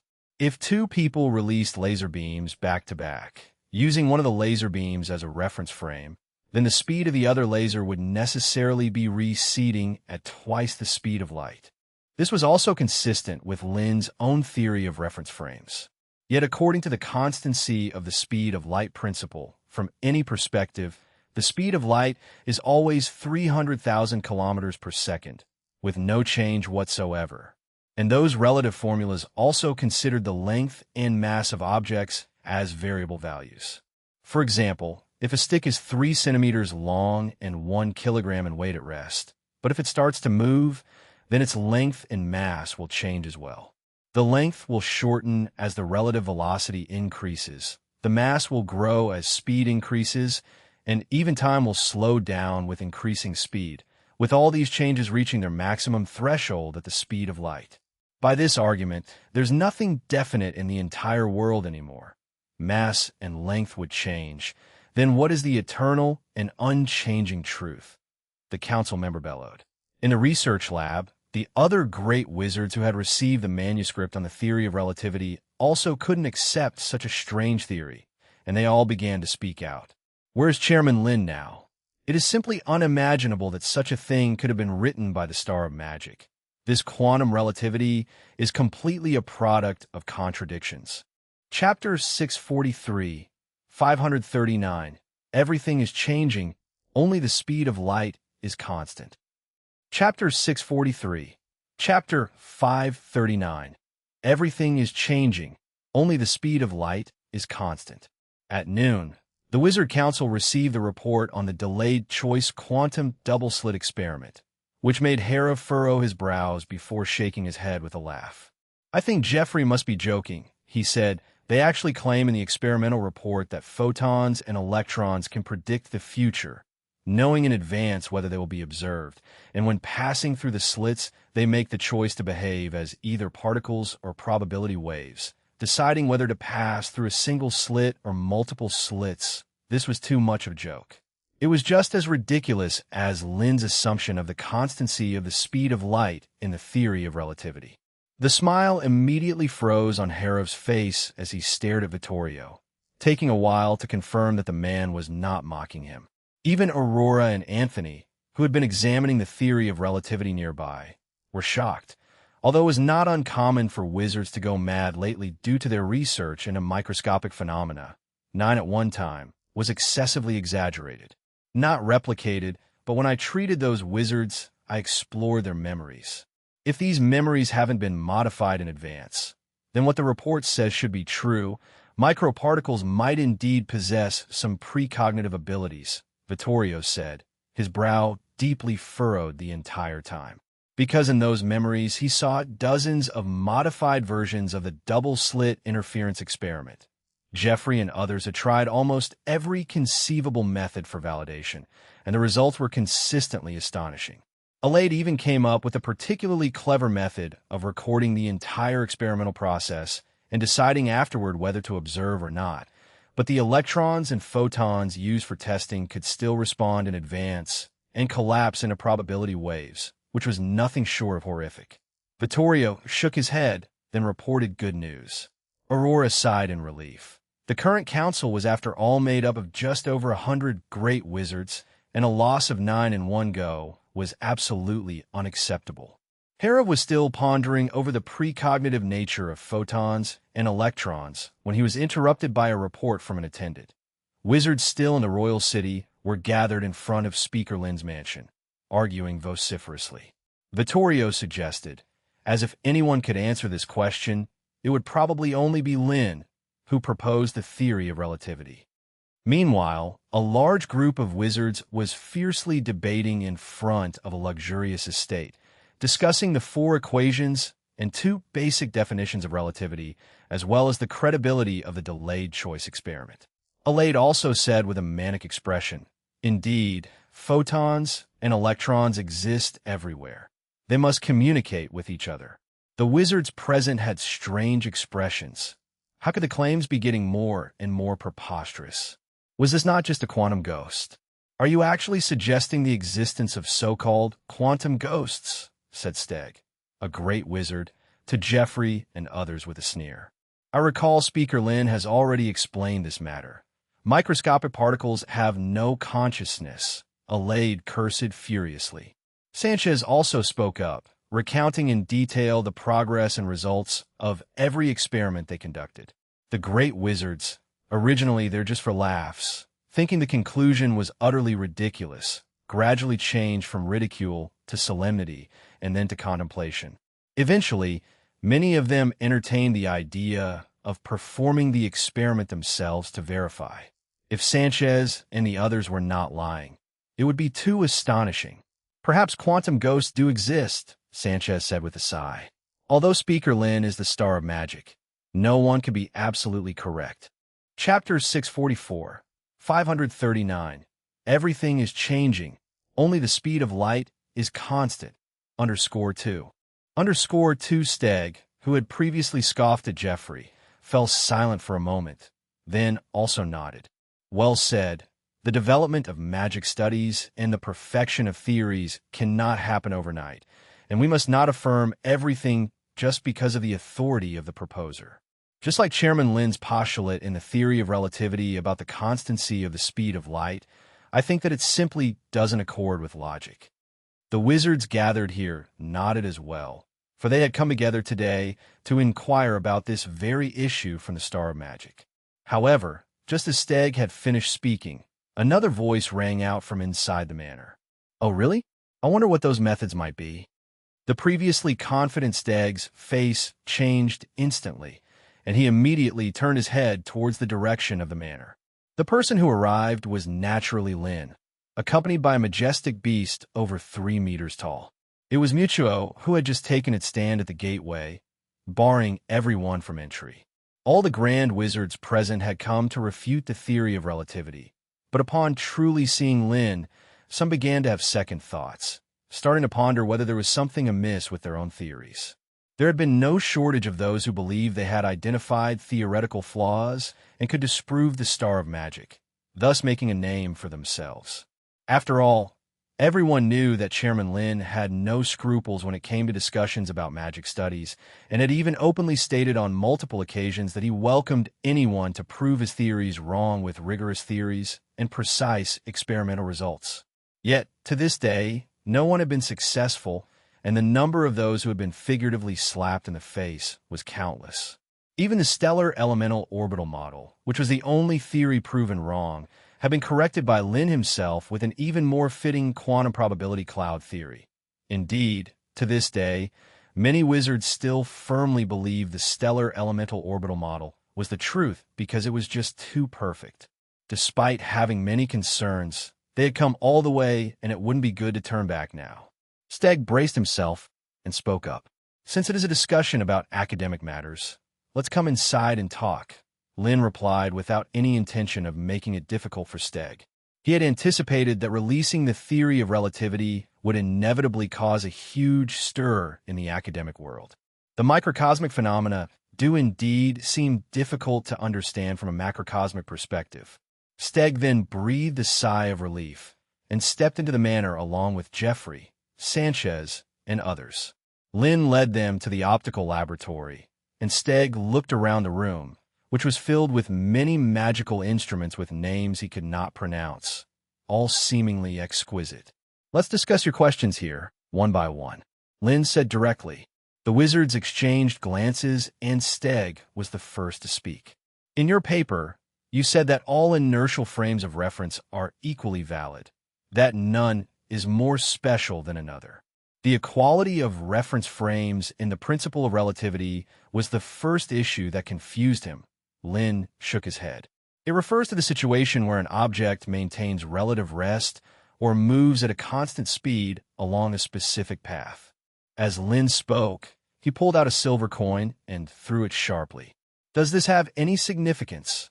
a senior wizard asked in surprise. Lin shrugged and said with a smile.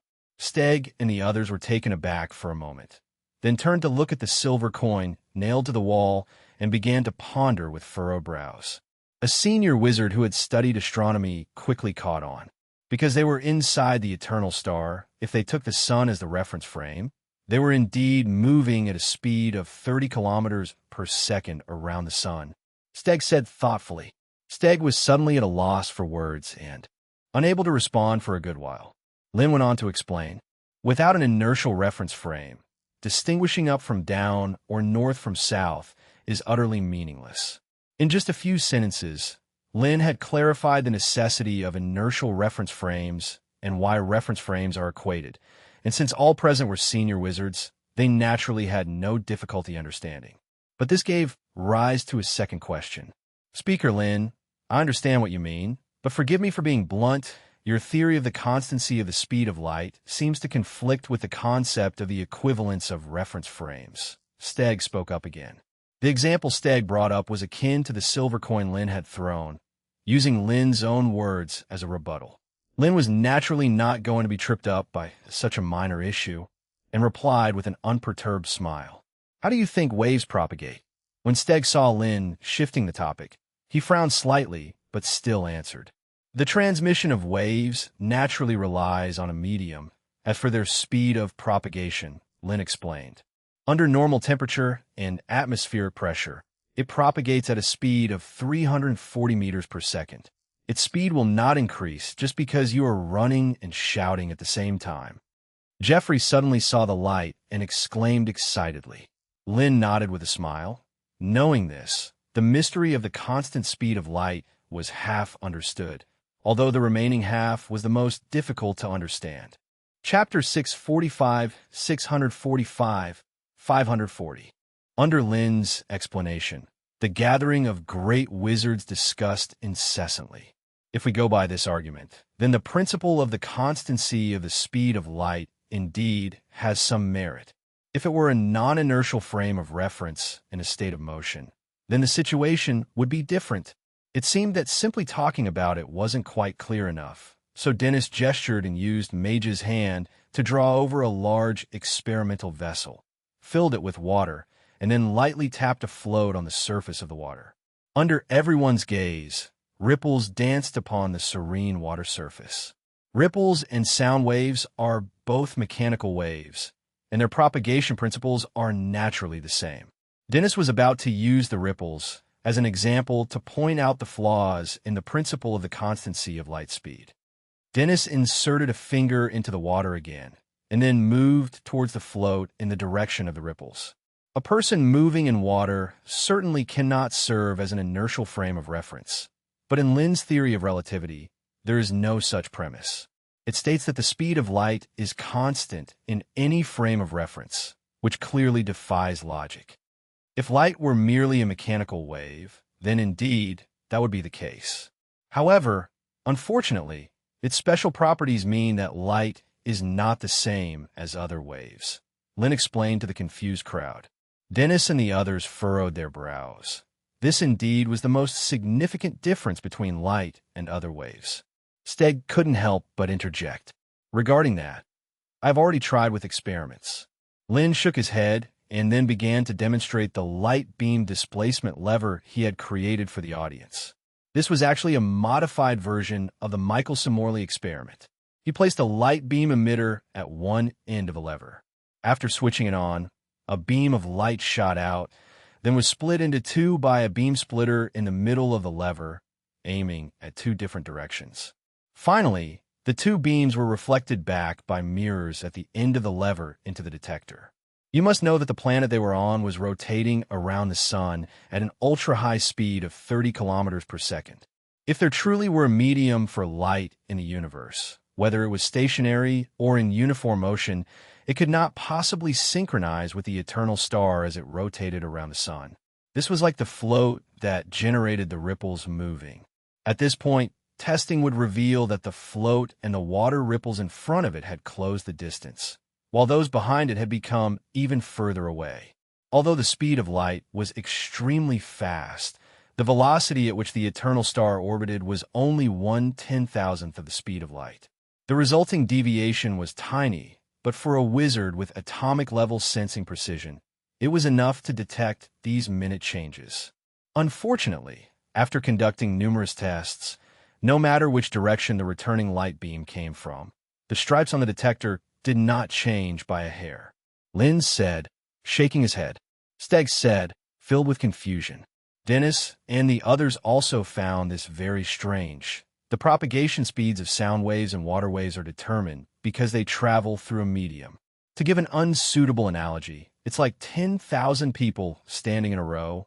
The first person slaps the second slaps the third, and so on. Hence, the speed of force transmission is uniform. If there were no medium, then the speed of light should naturally vary. Just as Lin was about to answer, a voice preempted him. As the sound rang out, Anthony, Herav, Aurora, and Vittorio, the four chairpersons, walked in from outside. The one who had just spoken was Anthony. Steg and the rest of the great wizards turned their heads, and while greeting, they looked at Anthony with eyes full of envy and jealousy. A few months ago, the counterpart was just like them, a great wizard, but now he had suddenly become a high and mighty legendary wizard, a chairperson of the Wizard Council. Only Jeffrey's gaze held no envy. On the contrary, there was a trace of admiration. To be able to successfully complete the legendary Ascension ceremony while understanding the various bizarre phenomena of microscopic particles was something he found humbling. Anthony paid no attention to those looks and continued to speak to Lin. However, in the equations describing electromagnetic waves provided by Lin, the oscillating electric fields and magnetic fields, their speed is related only to the non-directional scalars, the vacuum permittivity and the vacuum permeability. At first, he even doubted whether this might be an oversight by Lin. After all, any speed must have a reference point, just like the example Lin gave at the beginning. The silver coin he shot out could be said to be traveling at 50 meters per second or at 30 kilometers per second, with different reference points. Unless, as relativity suggests, the speed of light is the same for all reference frames. Lin nodded. Steg and others began to ponder this concept. Lin tried to explain this in the simplest way possible. For example, if the same thrust is applied to a 1-ton object, it can only move at 1 centimeter, but if applied to a 10-kilogram object, it would shoot out at an extremely fast speed. Therefore, speed and mass are necessarily related to a certain degree, and hence the concept of relative mass was derived. Because light is always traveling at the maximum speed space can tolerate, it cannot be surpassed. So even if you're moving away from light at a high speed, the measured speed of light will not change. Lin once again threw out an incredibly shocking viewpoint, using the insurmountable nature of light speed to explain why it is constant. An elder wizard couldn't help but interrupt. Steg, Jeffrey, and a few others hesitated, also not approving of Lin's conjecture that the speed of light cannot be surpassed. Even Anthony, Herav, and the other chairpersons frowned. I think there is nothing wrong with making bold assumptions about an unknown phenomenon and then validating them with care, Lin shrugged, explaining. This was no longer just a bold assumption. It was nothing but gibberish. Steg rolled his eyes. If the person proposing this preposterous theory hadn't been Lin, the star of magic, he would probably have been vehemently attacked by now. Lin naturally noticed the confusion and doubt in everyone's eyes, the existence of a speed limit in space, and the principle that the speed of light remains constant indeed seemed very strange, and anyone hearing this conclusion for the first time would instinctively object. However, it is a fact, just like the Planck constant, the gravitational constant, and the strong coupling constant. It is an intrinsic property of space, one of the basic constants of the universe. My light deflection experiment proved that light is not reliant on a fixed medium to propagate, and wherever it is measured, the speed of light does not change at all. The response from Lin was undoubtedly succinct yet effective, much like how he demonstrated the wave-particle duality. It's about deducing the arguments based on the phenomena. Because the facts lay right there, They could only explain them with such theories. Even so, I still cannot accept this conjecture. Steg raised his doubts. After all, the theory of constant light speed and the notion that light speed cannot be surpassed are riddled with holes everywhere. Dennis also spoke up. According to your principle of the relativity of speed that you provided, Chairman Lin, as long as I run after the light, the speed at which the light moves away from me will inevitably be less than the speed of light. The other elder wizards also nodded, similarly contemplating numerous ways to conceptualize this. The so-called constant and unsurpassable speed of light seemed as fragile as thin paper, easily punctured with a poke. P.S. Recently, reading about relativity has been giving me a headache. I need to sort out my thoughts. I'll try to finish explaining in the next chapter quickly. Chapter 646, 541. Chapter 646, 541. Dennis's words resonated with the wizards, and many put forward their own methods to surpass the speed of light, such as finding a reference object with a sufficient speed, or more directly, firing 2 lasers forward and backward. It seems that you all haven't finished reading my theory of relativity, or else you wouldn't have such thoughts, Lin said with a sigh, interrupting the discussion. Anthony suddenly asked. Unlike other wizards who could not resist questioning the theory after reading only the first half of the paper, Anthony, based on his trust in Lin, had carefully read all of the manuscripts, though his doubts were more abundant than others. What shocked him the most were the 4 major relative formulas mentioned. From these formulas, he saw the grand ambition of the Wizard of Magic, which was to unify energy, mass, velocity, and space-time, creating a power theory completely different from their cognitive understanding. Exactly, Lin nodded, then continued to explain. According to the well-known formula for speed, distance equals speed multiplied by time. Now, since the speed of light has become a constant value, the only thing that can change is time. Let's assume a beam of light is traveling forward. To a standing observer, its speed is 300,000 kilometers per second.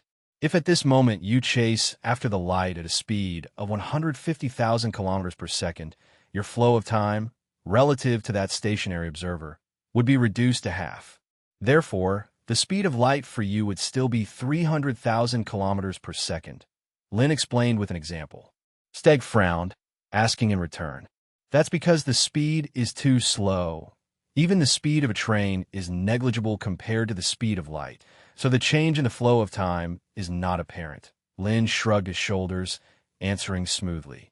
This undoubtedly explained why the speed of light is constant in the eyes of any observer. But to most wizards, time was mysterious and constant, at least in their universe, where no one's second is longer or shorter than anyone else's. But according to the theories of this wizard of magic, the time for all people and even all material existence was relative and chaotic. Dennis asked with confusion. That's also easy to handle. Lin explained with a smile. Only gravity has the characteristic of being stronger with greater mass, while at the same time existing in all matter. Lin nodded. Time and space are one, inseparable. Lin took out a quartz clock and placed it on the table, then continued to speak. I tried to create the largest gravity field I could within my abilities and place this quartz clock within it. 3 seconds? Are you sure it's not a problem with the quartz clock? Steg showed a puzzled expression and opened his mouth, but finally he closed it. Such a simple issue would not have been overlooked by this wizard of magic. With several more experiments, the truth would be clear, as it was not possible for a problem to occur every time.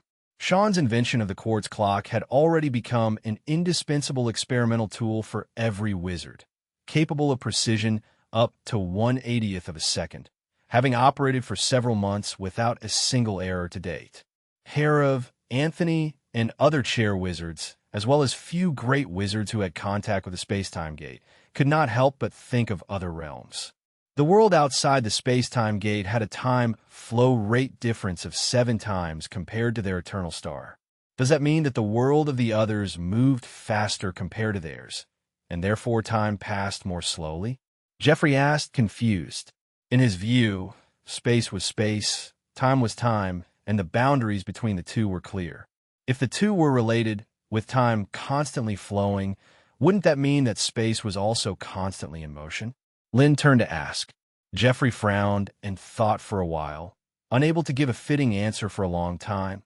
The rest of the wizards also started to ponder. Lynn did not wait too long before he took the initiative to explain. In my view, time is the persistence and sequentiality of the eternal motion and change of matter. Chapter 647, 541. Chapter 647, 541. You might imagine, if all the elements in this universe were to come to a halt now, would time still have any meaning? Everything would be frozen in place, unable to move, let alone possess the capacity to think. Thus, the so-called four-dimensional space-time universe could also be interpreted as a moving three-dimensional spatial universe. Lynn looked at the gathered wizards and spoke seriously. Based on the equations of mass and gravity, combined with the relativity formula of velocity equivalent to mass, the moment an object reaches the speed of light, its time has already halted. Lynn's voice was not loud, but as it reached each wizard's ears, it resonated like a giant bell, stunning their minds. Your theory of relativity might just topple and rebuild the entire magic system, Harov sighed. Harov was incredibly incredulous when he first received the manuscript, and now he was deeply shocked. Though these theories sounded more counterintuitive than the next, as Lynn had just said, their pursuit of magic science was to explain the laws governing things. A theory, no matter how bizarre, strange, or illogical, as long as it could accurately explain natural phenomena, was undoubtedly the truth. Steg and the others were also speechless in astonishment, wanting to object, but having to admit that relativity not only achieved a strange logical consistency, but also had the evidence of light deviation experiments and quartz clock gravitational experiments. Once it was confirmed that relativity was correct, then concepts of space, time, speed, and mass would all need to be redefined from now on. Jeffrey grimaced and said, I suspect we've encountered an elemental ghost. Alade thoroughly explained all the eerie phenomena they encountered in the experiment. Photons and electrons can even anticipate in advance our intention to observe them. No matter how much we disguise it, no matter what methods we think of, we can't alter this situation. Alade's face showed a touch of fear. Lynn said in surprise. Alade paused, then almost jumped up. How is this normal at all? Have you forgotten? Time has no meaning for light, since it has reached its ultimate speed. Relative to you, time is in a state of rest. This means that for light itself, it arrives instantaneously at any place, Lynn said with a smile. Because time is halted, it must invariably know at the moment of emission whether it will be observed, thus determining whether to collapse. So there's no such thing as precognition. It's all very magical. Alade stood dumbfounded. Although Lynn had previously explained the principle of time nearly stopping due to the maximum speed of light, he always felt that things had become even more bizarre. If light had already traversed the entire course instantaneously, then what was the moving light beam they saw? Wasn't that a reversal of cause and effect? Thinking of Lynn's mention that time was meaningless, Alade suddenly fell into confusion. Jeffrey continued to inquire, what about electrons? Lynn patted Jeffrey on the shoulder, encouragingly, with no intention of revealing the mystery.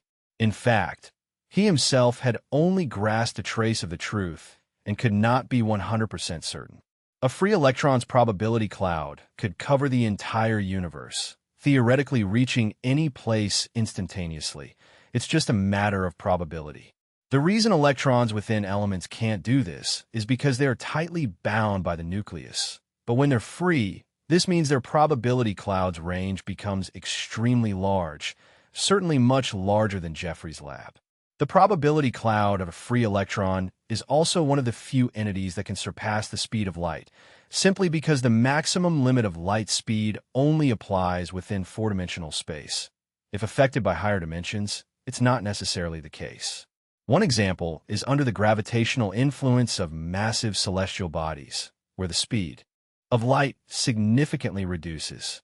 The reason is that light is forced to detour, no longer propagating in the straight line they see. It's like an ant that can't simply walk straight to the other side of a hill. It must first climb the slope.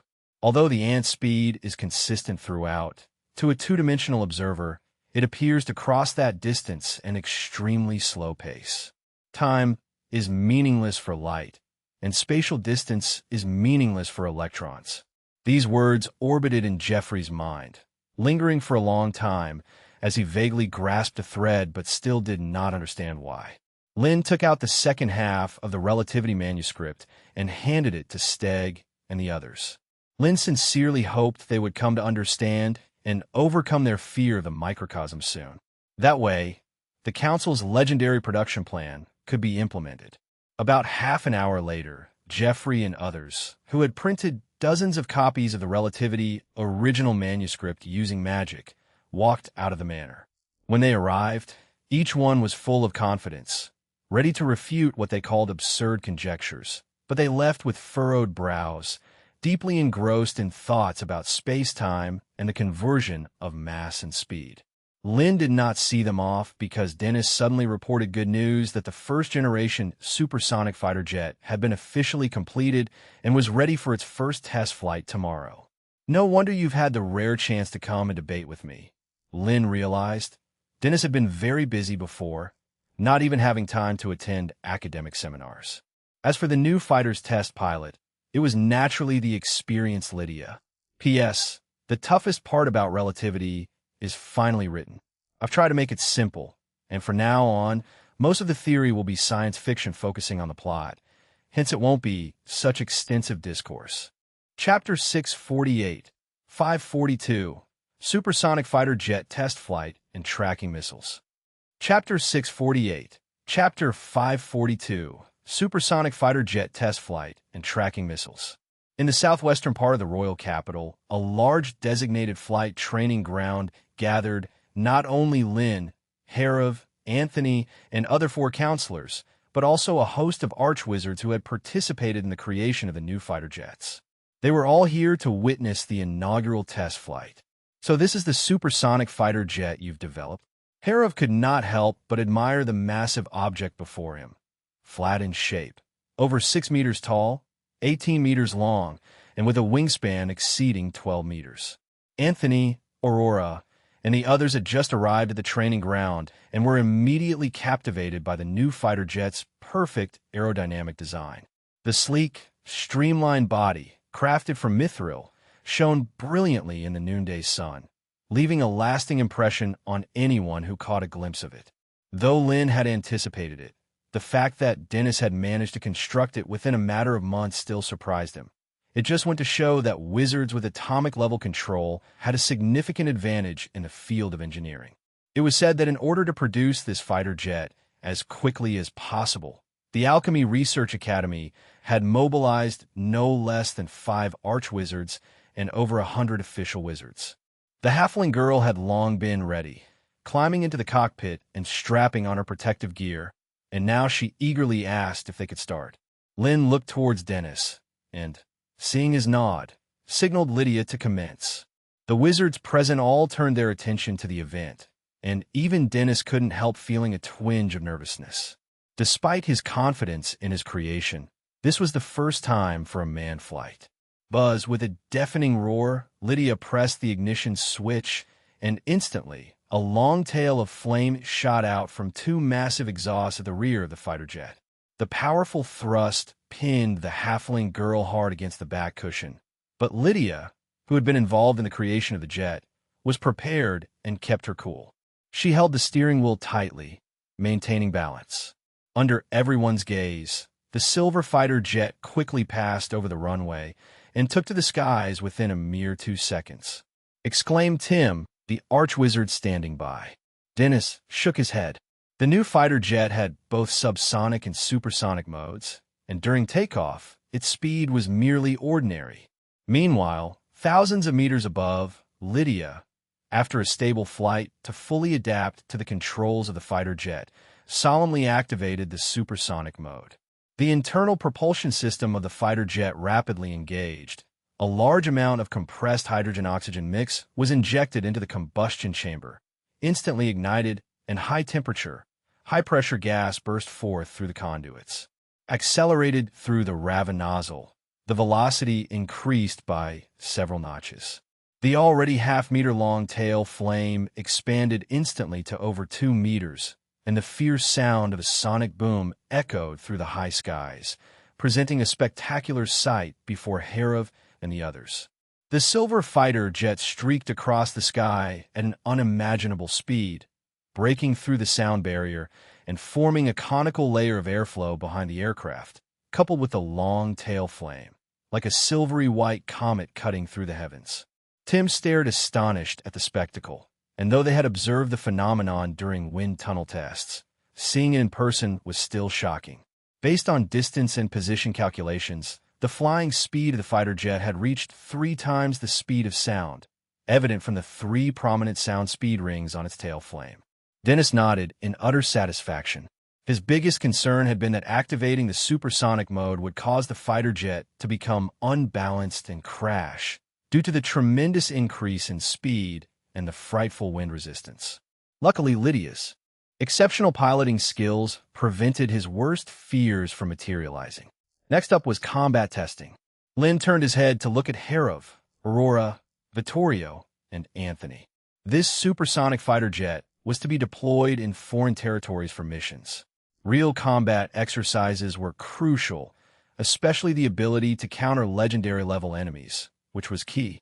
The counselors were all quite interested in this new type of fighter jet, and Harov, with genuine enthusiasm, was the first to offer. No sooner had his words fallen than Harov transformed into a streak of light and soared towards the sky. Lynn nodded and simultaneously sent a message to Lydia through the magic network. Inside the cockpit of the fighter jet, the halfling girl was not scared in the slightest. On the contrary, she was somewhat excited. She never thought she'd get to match skills with a legendary councilman. But excitement aside, Lydia, with her abundant experience in flight and aerial combat, did not dare to be careless and heightened her attention to 120%. Under the electromagnetic radar and magic power detection, Harov's trajectory was incredibly clear, like a bright blue star, constantly closing in on Lydia. The distance between them closed rapidly, and after crossing the safety distance of 1.5 kilometers, Lydia made the first move. From the cylindrical bombs mounted on either side of the fighter jet, flames identical to those of the jet surged forth. Then they broke free of their constraints and sped towards the approaching Harov at an unimaginable velocity. Chapter 649, 542. Chapter 649, 542. At the same moment, Lydia was pulling on the lever, controlling the fighter to climb rapidly upward. As she saw several bombs racing towards her, a sonic boom cloud, similar to that of the fighter, appeared around her, leaving Harov somewhat astonished. Unfortunately, the precision wasn't great. Not a single bomb was aimed directly at her. Far from dodging, Harov, who was very interested, moved towards them and constructed a powerful magic shield around himself, intending to test the strength of these attacks. The speed of both sides had reached an extreme, crossing the distance of 1,500 meters in less than 3 seconds. Harov soon collided with one of the incoming bombs, the explosive shockwave sweeping through the space, tearing the magic shield covering him into shreds, but it was immediately blocked from reaching further by the legendary domain. Is that it just that? Harov was somewhat disappointed. The explosion of that magnitude couldn't hurt him, much less pose a substantial threat to other legends. But Harov quickly realized something was wrong, as the light from the explosion rushed into his domain at an extremely fast rate, even making him feel an indescribable threat. Harov immediately realized, his expression changing abruptly. He hadn't expected Lynn to use something so dangerous on the fighters. At the same time Harov sensed something amiss, down at the training ground, Vittorio was quite proudly introducing to several councilmen the bombs loaded on the fighter, explaining that each of them was fitted with a miniature thruster too. The flight principle was similar to that of the fighters, and due to their compact size, they could reach speeds exceeding 4 times the speed of sound. At the moment of detonation, chlorotrifluoride present inside, as compressed gas would react explosively on contact with the combustible material on the outer layer, covering a radius of 300 meters. With multiple bombs launched together, they could turn a vast area of the sky into a sea of fire, leaving enemies traveling at the speed of sound, no time to evade. The only downside was that they were too complicated to make. Each sound speed bomb was practically a mini-fighter.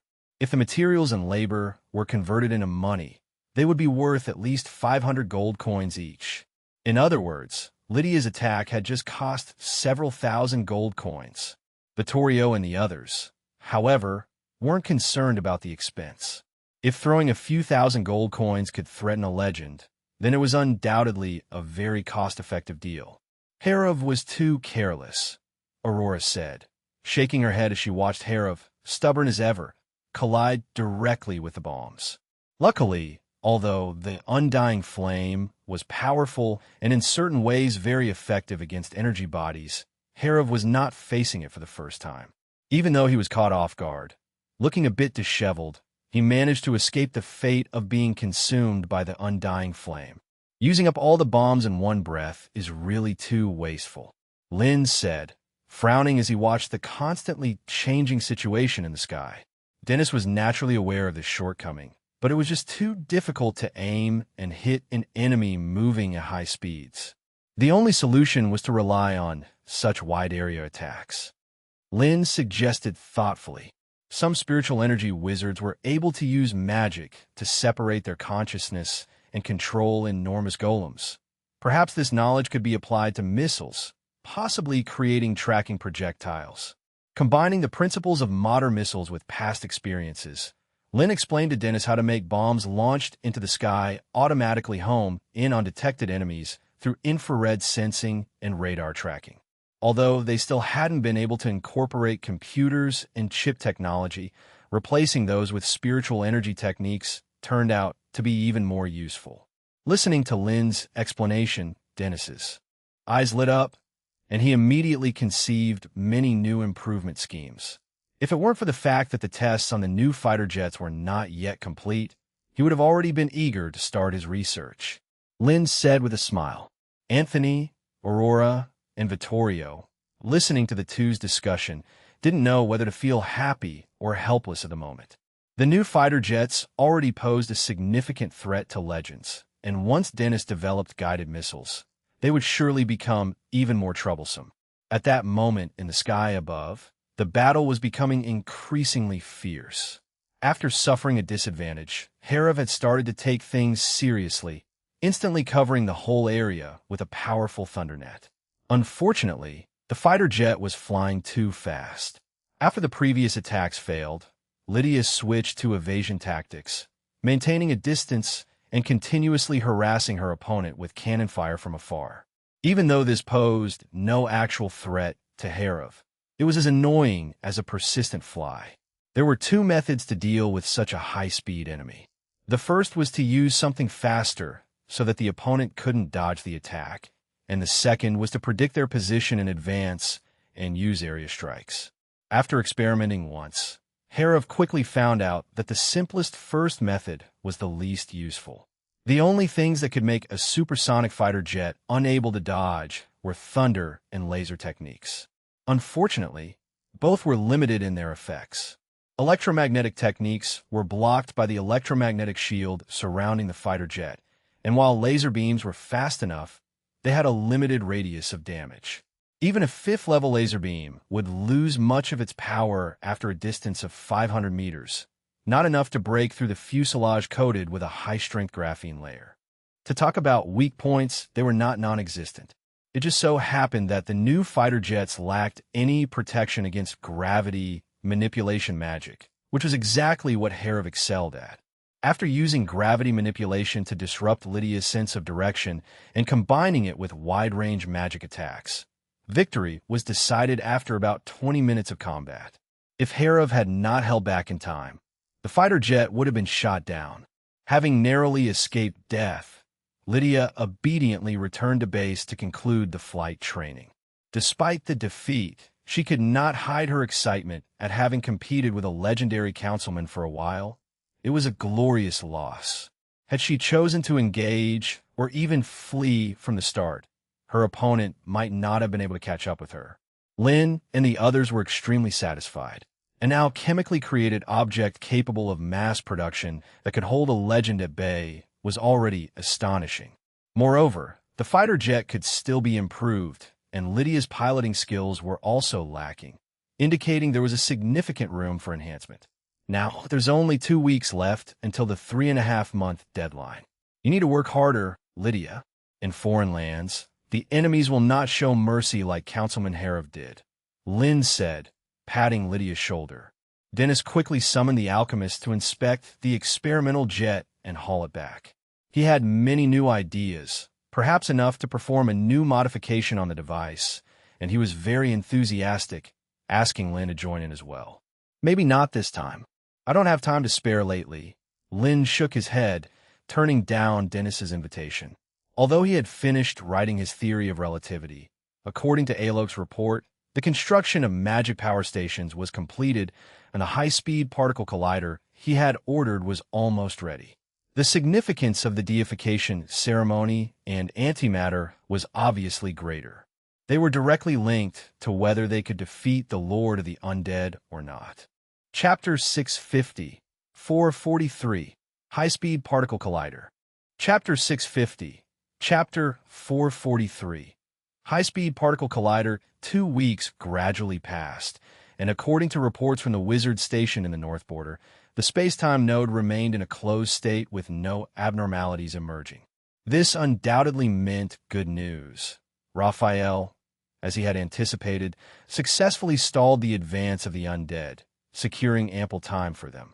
The Council spent 3.5 months using magic to build a 3-kilometer-long protective fortress, blocking off the entrance to the valley and mobilizing over 300,000 troops to be stationed in the North Border. They transported various modern weapons there, preparing for any potential invasion. War preparations for the other realms had also reached the final stage. Nearly 70% of the Council's wizards had arrived at the encampment outside the valley. A huge protective barrier enveloped the entire valley. 15 sun flame cannons were aimed in the direction of the space-time gate. This was one of the Council's biggest trump cards. At its limit, each sun flame cannon could unleash 3 atomic breaths, powerful enough to chill any legend to the bone. Even if several of the Council heads joined forces and entered this valley, they might not be able to make it out.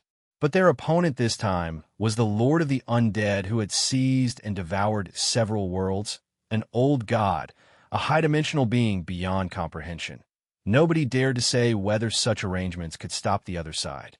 What a pity that we still haven't had enough time to bring over all the magic crystal cannons and armored vehicles, Sanchez, who was in charge of coordinating personnel, said with regret. Although the Council had the railways extended here early on, the train's capacity was ultimately limited. 3 months was far from enough. In the end, Sanchez even suggested waiting a while longer. Due to the time flow discrepancy between the two places, as long as Raphael and the others held out for 2 more days, they could gain another half-month of preparation time. Lin also felt the time was pressing, but after pondering for a while, shook his head. Moreover, other places need protection as well. If we concentrate all our forces here and the enemy suddenly launches an attack through another space-time gate, the consequences would be severe, said Lin, speaking gravely. Sanchez thought about that scenario and immediately held his tongue. He then began to grumble about the huge laboratory Lin had him build in the North Border, where over 1/3 of the Council's labor force wasted their energy. Harov even had him dispatch people to hollow out the entire valley to create a massive trap, which was only half completed so far. By the way, how's my particle collider laboratory coming along? Lin asked expectantly. Sanchez answered, confused. The laboratory requested by Lin, occupying several square kilometers, was no less work than the protective wall and was also very mysterious. Even Sanchez had not been told what it was for. That's because building the facility is only the first step, Lin said mysteriously. Sanchez had to suppress his curiosity because they were about to open the space-time gate and let Lydia and others enter to rendezvous with Raphael's exploration squad in the other realm. They couldn't leave now. The wait didn't last long, as a silver-white jet fighter soon appeared in the distant sky. Probably to accommodate the two airships assisting from the rear, Lydia had not initiated supersonic mode. However, even so, the jet's extremely fast speed and sleek appearance left Sanchez, who was witnessing a jet fighter for the first time, utterly astonished. Amidst the roaring sound, the fighter jet completed a very smooth deceleration and landing, stopping on the specially constructed runway alongside two much larger airships. Dennis and others immediately came forward to conduct final checks, replacing the magic stones that powered the internal alchemy array with new ones to ensure energy supply outside the realm. Lynn approached, looking at the half-elf girl who had opened her windscreen, and said with a smile. During her first test flight, Lydia had performed well, but whether during takeoff, landing, or cruising, one could still perceive a sense of unfamiliarity. Lydia replied proudly. For the past 2 weeks, she had almost been undertaking 10 hours of intense flight training every day. It was an astounding feat, because flying at 3 times the speed of sound placed a great strain on the body. If not for Lydia having become a wizard and the half-elf's robust constitution, she probably wouldn't have been able to endure it. Even so, after each training session, she had to drink a magic potion to heal her body's damage. Lynn turned his head, instructing several great wizards responsible for monitoring the space-time gate to open the sealed space-time node. Then, looking at Lydia once more, he spoke in a solemn voice, reminding her, "Be very careful once you enter, Lydia." And that's where we'll leave this part. If you enjoyed it, smash that like button, subscribe for the next part, and drop a comment telling me which story you want to hear next. Thank you for watching, and I'll see you in the next part.